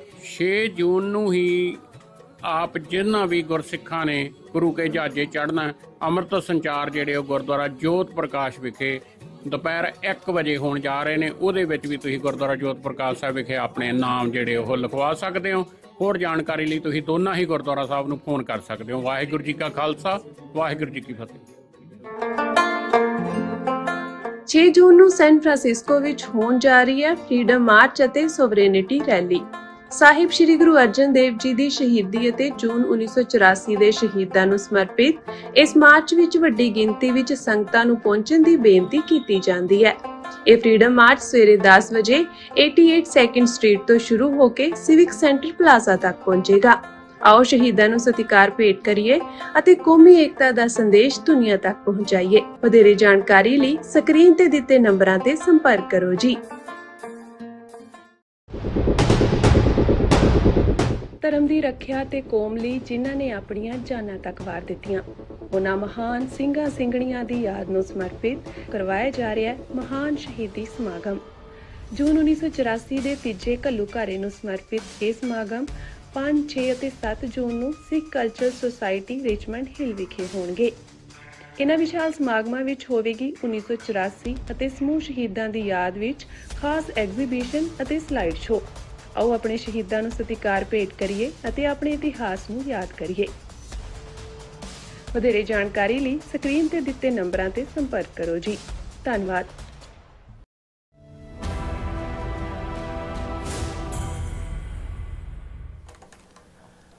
Viewers, welcome back on program. So we ਗੱਲਬਾਤ ਕਰਨ ਜਾ ਰਹੇ ਹਾਂ ਕਿ ਇਜ਼ਰਾਈਲ ਦੇ ਪ੍ਰਾਈਮ ਮਿਨਿਸਟਰ ਵਾਰ ਕ੍ਰਿਮੀਨਲ ਨੈਤਨਯਾਹੂ ਦਾ ਕਹਿਣਾ ਹੈ ਕਿ ਭਾਵੇਂ ਸਾਰੀ ਦੁਨੀਆ ਨੇ ਸਾਨੂੰ ਖੁੰਝੇ ਲਾਇਆ ਹੋਇਆ ਹੈ, ਪਰ ਭਾਰਤੀਆਂ ਲਈ ਇਜ਼ਰਾਈਲ ਲਈ ਪਿਆਰ ਜਨੂਨ ਦੀ ਹੱਦ ਤੱਕ ਹੈ। ਇਸ ਤੋਂ ਬਹੁਗਿਣਤੀ ਹਿੰਦੂਤਵੀਆਂ ਦੀ ਮਾਨਸਿਕਤਾ ਦਾ ਸੌਖਾ ਹੀ ਅੰਦਾਜ਼ਾ ਲਗਾ ਸਕਦੇ ਹਾਂ। ਸੋ ਇਸ ਬਾਰੇ ਆਪਾਂ ਗੱਲਬਾਤ ਕਰਨ ਜਾ ਰਹੇ ਹਾਂ। ਸੋ ਅਸੀਂ ਚਾਹਾਂਗੇ ਕਿ ਤੁਸੀਂ ਇਸੇ ਤਰ੍ਹਾਂ ਬੜੇ ਰਹਿਣਾ ਦੇਖਣ ਸੁਣਨ ਲਈ ਲਿਖਣ ਲਈ ਤੁਹਾਡਾ ਸਭ ਦਾ ਬਹੁਤ ਬਹੁਤ ਸ਼ੁਕਰੀਆ ਜੀ। ਡਾਕਟਰ ਸਾਹਿਬ ਕੀ ਕਹਿਣਾ ਚਾਹੋਗੇ? ਦੇਖੋ, ਅਸੀਂ ਹਮੇਸ਼ਾ ਦੂਸਰੇ ਸੰਸਾਰ ਜੰਗ ਦੌਰਾਨ ਜੋ ਨਾਜ਼ੀਆਂ ਨੇ ਜ਼ੁਲਮ ਕੀਤੇ ਯਹੂਦੀਆਂ ਤੇ, ਜਿਪਸੀਆਂ ਤੇ, ਹੋਮੋਸੈਕਸ਼ੂਅਲਸ ਤੇ, ਕੈਥੋਲਿਕਸ ਤੇ, ਲਿਬਰਲ ਵਿਚਾਰਧਾਰਾ ਵਾਲਿਆਂ ਤੇ, ਉਸ ਦੇ ਲਈ ਹਮੇਸ਼ਾ ਹੀ ਕੱਲਾ ਸਾਡਾ ਹੀ ਨਹੀਂ ਦੁਨੀਆ ਨੇ ਉਸ ਤੋਂ ਬਾਅਦ ਜਿਹੜਾ ਸਲੋਗਨ ਦਿੱਤਾ ਨੈਵਰ ਅਗੇਨ, ਕਿ ਇਹ ਕਿਤੇ ਦੁਬਾਰਾ ਨਹੀਂ ਹੋਏਗਾ। ਲੇਕਿਨ ਉਹ ਜੋ ਕੁਛ ਨਸਲ ਘਾਤ, ਨਸਲ ਕੁਸ਼ੀ, ਹੋਲੋਕੌਸਟ ਹੋਇਆ, ਉਸ ਦਾ ਪਤਾ ਰੈਸਟ ਆਫ ਦਾ ਵਰਲਡ ਨੂੰ ਬਾਅਦ 'ਚ ਲੱਗਾ ਜਦੋਂ ਕਿ ਡਿਫੀਟ ਹੋਏ ਨਾਜ਼ੀ ਔਰ ਫਾਸ਼ਿਸਟ ਮੁਸੋਲਿਨੀ ਦੀ ਜਿਹੜੀ ਹੈ ਫੌਜ, ਉਹਨਾਂ ਦਾ ਸਰੈਂਡਰ ਹੋਇਆ, ਕੰਸਨਟ੍ਰੇਸ਼ਨ ਕੈਂਪਾਂ ਦੀ ਔਰ ਗੈਸ ਚੈਂਬਰਾਂ ਦੀ ਕਹਾਣੀ ਸਾਹਮਣੇ ਆਈ। ਲੇਕਿਨ ਕਿੰਨੇ ਅਫਸੋਸ ਦੀ ਗੱਲ ਹੈ, ਔਰ ਉਸ ਸਾਰੇ ਮਾਹੌਲ 'ਚ ਜਿਹੜਾ ਕਿ ਖਾਸ ਤੌਰ 'ਤੇ ਯਹੂਦੀਆਂ ਦਾ 6 ਮਿਲੀਅਨ ਲੋਕਾਂ ਦਾ ਕਤਲੇਆਮ ਜਿਹੜੀ ਫਿਗਰ ਦਿੱਤੀ ਜਾਂਦੀ ਹੈ, ਉਸ ਨੇ ਜਿੱਥੇ ਯੂਰਪ ਦੇ ਵਿੱਚ ਇੱਕ ਗਿਲਟ ਵੀ ਉਹਨਾਂ ਨੂੰ ਦਿੱਤੀ, ਕਿਉਂਕਿ ਉਹ ਇਕੱਲਾ ਹਿਟਲਰ ਦੀ ਕਾਰਸਤਾਨੀ ਨਹੀਂ ਸੀ, ਹੇਟਡ ਸੀ ਯਹੂਦੀਆਂ ਲਈ ਜਿਹੜੀ ਸਦੀਆਂ ਤੋਂ, ਜਾਂ ਉਹ ਕਹੀਏ ਵੀ 2-3 ਮਿਲੇਨੀਅਮਸ ਤੋਂ ਸੀ, ਜਿਹੜੀ ਉਹ ਭਾਵੇਂ ਜਰਮਨ ਦੇ ਵਿੱਚ ਸੀ, ਪੋਲੈਂਡ 'ਚ ਹੋਇਆ, ਯੂਕਰੇਨ 'ਚ ਹੋਇਆ, ਪਲੱਸ ਜਿੱਥੇ ਸਰਬੀਅਨ ਜਿਹੜਾ ਸਰਬੀਆ ਬਾਅਦ ਦੇ ਵਿੱਚ ਯੂਗੋਸਲਾਵੀਆ 'ਚ ਟੁੱਟਿਆ, ਉਹਨਾਂ 'ਚ ਅੱਗੇ ਵੱਧ ਕੇ ਇਹਨਾਂ ਦਾ ਜਿਹੜਾ ਉਹਨਾਂ ਨੂੰ ਫੜਿਆ ਜਾਂਦਾ ਸੀ। ਥੋੜ੍ਹੀ ਬਹੁਤ ਜਿਹੜੇ ਉਹਨਾਂ ਨੂੰ ਸੇਵ ਕਰਨ ਵਾਲੇ ਵੀ ਸੀ, ਪਰ ਇਹ ਸਦੀਆਂ ਦੀ ਨਫ਼ਰਤ ਸੀ ਜਿਹੜੀ ਸਾਹਮਣੇ ਆਈ। ਔਰ ਉਸ ਤੋਂ ਬਾਅਦ ਜਿਹੜੇ ਸਰਵਾਈਵਰ ਸੀ ਉਹਨਾਂ ਦੇ ਲਈ ਇਹ ਹੋਇਆ ਵੀ ਨਹੀਂ, ਇਹਨਾਂ ਨੂੰ ਆਪਣਾ ਮੁਲਕ ਮਿਲਣਾ ਚਾਹੀਦਾ, ਇਹਨਾਂ ਦੇ ਲਈ ਆਪਣਾ ਮੁਲਕ ਹੋਣਾ। ਇਹ ਫਿਰ ਇੱਕ ਵੱਖਰੀ ਕਹਾਣੀ ਹੈ ਕਿ ਵੀ ਰੂਜ਼ਵੈਲਟ ਦੇ ਪੀਰੀਅਡ ਤੋਂ ਉਹਨੇ ਰੈਜ਼ਿਸਟ ਕੀਤਾ, ਟਰੂਮੈਨ ਦੇ ਵੇਲੇ ਅਮਰੀਕਨ ਪ੍ਰੈਜ਼ੀਡੈਂਟ ਕਿਵੇਂ UN ਜਿਹੜਾ ਸਿਕਿਉਰਿਟੀ ਕਾਉਂਸਲ ਜਾਂ ਜਨਰਲ ਅਸੈਂਬਲੀ ਦੇ ਵਿੱਚ ਇਹ ਇਜ਼ਰਾਈਲ ਦਾ ਕਨਸੈਪਟ, ਪਰ ਇਹ ਵੀ ਸਾਈਡ ਬਾਈ ਸਾਈਡ 2 ਮੁਲਕ ਬਣਾਉਣ ਦੀ ਗੱਲ ਸੀ, ਕਿਉਂਕਿ ਉਸ ਵੇਲੇ ਫਲਸਤੀਨ ਬ੍ਰਿਟਿਸ਼ ਦੇ ਕਬਜ਼ੇ 'ਚ ਸੀ। ਫਸਟ ਵਰਲਡ ਵਾਰ ਤੋਂ ਬਾਅਦ ਜਿਹੜੀ ਮਿਡਲ ਈਸਟ ਮੈਪ ਮੇਕਿੰਗ ਹੋਈ ਆਟੋਮਨ ਐਮਪਾਇਰ ਤੋਂ, ਇਹ ਸਾਰੀ ਟੈਰੀਟਰੀ ਖੋਈ ਗਈ। ਉਹਦੇ 'ਚ ਜਿਵੇਂ ਲਬਨਾਨ ਫਰਾਂਸ ਦੇ ਹਿੱਸੇ ਆਇਆ, ਫਲਸਤੀਨ ਅੰਗਰੇਜ਼ਾਂ ਦੇ ਹਿੱਸੇ ਆਇਆ। ਉਹ ਦੋਨੋਂ ਧਿਰਾਂ ਨੂੰ ਹੀ ਉੱਥੇ ਐਨਕਰੇਜ ਕਰਦੇ ਸੀ, ਇੱਕ ਪਾਸੇ ਫਲਸਤੀਨੀਆਂ ਨੂੰ ਵੀ, ਇੱਕ ਪਾਸੇ ਇਜ਼ਰਾਈਲੀਆਂ। ਫਿਰ ਇੱਕ ਸਟੇਜ ਆਈ ਵੀ ਉਹਨਾਂ ਦੇ ਵੱਸੋਂ ਬਾਹਰ ਹੋ ਗਿਆ ਕੰਮ, ਉਹ UN ਦੇ ਵਿੱਚ ਆਏ ਔਰ ਇਵੈਂਚੁਅਲੀ ਇਹ ਹੋਇਆ। ਉਸ ਤੋਂ ਬਾਅਦ ਦੀ ਕਹਾਣੀ ਅਸੀਂ ਚੰਗੀ ਤਰ੍ਹਾਂ ਸਮਝਦੇ ਹਾਂ ਵੀ ਕਿਵੇਂ 6 ਡੇ ਵਾਰ ਦੇ ਵਿੱਚ ਕੀ ਹੋਇਆ ਔਰ ਹੁੰਦੇ ਕਿਸ ਲੈਵਲ ਤੱਕ ਗੱਲ ਚਲੀ ਗਈ। ਪਰ ਜਿਹੜੀ ਗੱਲ ਮੈਂ ਇਹ ਕਹਿਣਾ ਚਾਹੁੰਦਾ ਵੀ ਉਦੋਂ ਜੋ ਕੁਛ ਨਾਜ਼ੀਆਂ ਨੇ ਜਾਂ ਫਾਸ਼ਿਸਟਾਂ ਨੇ ਕੀਤਾ, ਉਦੋਂ ਕੋਈ TV ਸਕਰੀਨ ਨਹੀਂ ਸੀ, ਕੈਮਰੇ ਨਹੀਂ ਸੀ, ਉਸ ਲੈਵਲ ਦੇ ਉੱਤੇ ਕੋਈ ਜਿਹੜਾ ਨਹੀਂ ਸੀ। ਪਰ ਜੋ ਕੁਛ ਗਜ਼ਾ ਦੇ ਵਿੱਚ ਜਾਂ ਹੁਣ ਇਵਨ ਲਬਨਾਨ ਦੇ ਵਿੱਚ ਵੀ ਇੱਕ ਪਾਸੇ ਜੰਗਬੰਦੀ ਹੈ, ਇੱਧਰ ਈਰਾਨ ਦੇ ਨਾਲ ਜੰਗਬੰਦੀ ਅਮਰੀਕਾ ਦੀ ਹੋਈ, ਉੱਧਰ ਇਜ਼ਰਾਈਲ ਦੇ ਨਾਲ ਲਬਨਾਨ ਦੇ ਪ੍ਰਾਈਮ ਮਿਨਿਸਟਰ ਦੀ ਹੋਈ। ਲੇਕਿਨ ਇਸ ਦੇ ਬਾਵਜੂਦ 4000 ਤੋਂ ਜ਼ਿਆਦਾ ਬੰਦਾ ਲਬਨਾਨ ਦੇ ਵਿੱਚ ਇਜ਼ਰਾਈਲ ਨੇ ਮਾਰਿਆ। ਗਜ਼ਾ ਦੇ ਵਿੱਚ ਇਹਦੇ ਬਾਵਜੂਦ ਕਿ ਸੀਜ਼ ਫਾਇਰ ਜਿਹੜਾ ਬੋਰਡ ਆਫ ਪੀਸ ਔਰ ਫਲਾਣਾ ਉਹ ਸਾਰਾ ਨਿਕਲਿਆ, ਪ੍ਰੈਜ਼ੀਡੈਂਟ ਟਰੰਪ ਨੇ ਜਿਸ ਦਾ ਕ੍ਰੈਡਿਟ ਵੀ ਲਿਆ, ਐਂਡ ਰਾਈਟਲੀ ਸੋ, ਕਿ ਭਾਈ ਇਹਨਾਂ ਉੱਥੇ ਵੀ ਜਿਹੜਾ 1000 ਤੋਂ ਜ਼ਿਆਦਾ ਬੰਦੇ ਮਾਰੇ ਗਏ ਨੇ, ਕੋਈ ਇਜ਼ਰਾਈਲ ਨੂੰ ਕੋਈ ਪਰਵਾਹ ਹੀ ਨਹੀਂ। ਔਰ ਕੁੱਲ ਮਿਲਾ ਕੇ ਜਿਹੜਾ 80,000 ਤੋਂ 1 ਲੱਖ ਤੱਕ ਗਾਜ਼ਾ ਦੇ ਲੋਕ ਜਿਹੜੇ ਨੇ ਉਹ ਮਾਰੇ ਨੇ, ਔਰ ਜਿਨ੍ਹਾਂ 'ਚ 2/3 ਔਰਤਾਂ ਔਰ ਬੱਚੇ ਨੇ। ਔਰ ਇਹਦੇ ਬਾਵਜੂਦ ਜਦੋਂ ਇੱਕ ਪਾਸੇ ਅਮਰੀਕਾ ਔਰ ਈਰਾਨ ਦੇ ਵਿਚਾਲੇ ਜੰਗਬੰਦੀ ਦੇ ਲਈ ਗੱਲਬਾਤ ਚੱਲ ਰਹੀ ਹੈ, ਔਰ ਇਸ ਦੇ ਉੱਤੇ ਜਿਹੜਾ ਇਜ਼ਰਾਈਲ ਅੱਜ ਨੇਤਨਯਾਹੂ ਇਹ ਕਹਿੰਦੇ ਨੇ ਕਿ ordered Israeli army to take control of 70% of Gaza strip, Netanyahu said, ਕਿਉਂਕਿ ਉਹ ਲਗਾਤਾਰ ਜਿਹੜਾ ਹੈ ਉਹ ਕਬਜ਼ਾ ਕਰਨ ਤੇ ਲੱਗੇ ਹੋਏ ਨੇ। ਉਹ ਮਈ 28 ਦੀ ਸਟੇਟਮੈਂਟ ਹੈ ਉਹਨਾਂ ਦੀ ਕਿ he had ordered country's military to take control of 70% of Gaza Strip in defiance of the terms of a fragile ceasefire that took effect in October 2025. President Trump ਨੇ ਇੰਟਰਵੀਨ ਕਰਕੇ 2025 ਦੇ ਵਿੱਚ ਅਕਤੂਬਰ ਦੇ ਮਹੀਨੇ ਜਿਹੜਾ ਸੀਜ਼ਫਾਇਰ ਕਰਵਾਇਆ। ਇਹ ਕਹਿ ਰਿਹਾ ਨੇਤਨਯਾਹੂ ਕਿ ਸਾਡੀ ਫੌਜ ਨੇ already we are currently squeezing Hamas, we now control 60% of the territory in the strip. ਕਿ ਗਾਜ਼ਾ ਸਟ੍ਰਿਪ 60% ਟੈਰੀਟਰੀ ਸਾਡੇ ਕੋਲ ਹੈ, ਔਰ ਪਹਿਲਾਂ ਸਾਡੇ ਕੋਲ 50% ਸੀ, ਹੁਣ ਅਸੀਂ 60 ਤੇ ਹਾਂ। My directive is to move to 70%, he said at a conference. ਔਰ ਉਹਦੇ 'ਚ ਉਹਨੇ ਕਿਹਾ ਜੀ ਅਸੀਂ, ਮੈਂ ਫੌਜ ਨੂੰ ਕਹਿ ਦਿੱਤਾ ਕਿ 70% ਟੈਰੀਟਰੀ ਜਿਹੜੀ ਹੈ ਉਹ ਉਹਦੇ 'ਤੇ ਕਬਜ਼ਾ ਕਰੋ। ਹੁਣ ਜ਼ਾਹਰਾ ਤੌਰ ਦੇ ਉੱਤੇ 165 ਮੁਲਕਾਂ ਨੇ ਫਲਸਤੀਨ ਨੂੰ ਐਜ਼ ਐਨ ਇੰਡੀਪੈਂਡੈਂਟ ਸਟੇਟ ਦੇ ਤੌਰ ਦੇ ਉੱਤੇ ਮਾਨਤਾ ਦਿੱਤੀ ਹੋਈ ਹੈ। ਇੰਟਰਨੈਸ਼ਨਲ ਕ੍ਰਿਮੀਨਲ ਕੋਰਟ ਨੇ ਨੇਤਨਯਾਹੂ ਨੂੰ ਵਾਰ ਕ੍ਰਿਮੀਨਲ ਐਲਾਨਿਆ ਹੋਇਆ। ਬਹੁਤ ਸਾਰੇ ਮੁਲਕਾਂ ਦੇ ਵਿੱਚ ਉਹ ਜਾ ਵੀ ਨਹੀਂ ਸਕਦਾ, ਕਿਉਂਕਿ ਉਹਦੇ ਥੱਲੇ ਜਿਹੜੇ ਸਿਗਨੇਟਰੀ ਨੇ ICC ਦੇ, ਉਹਨਾਂ ਨੂੰ ਗ੍ਰਿਫਤਾਰ ਕਰਨਾ ਪਏਗਾ ਉਸ ਨੂੰ।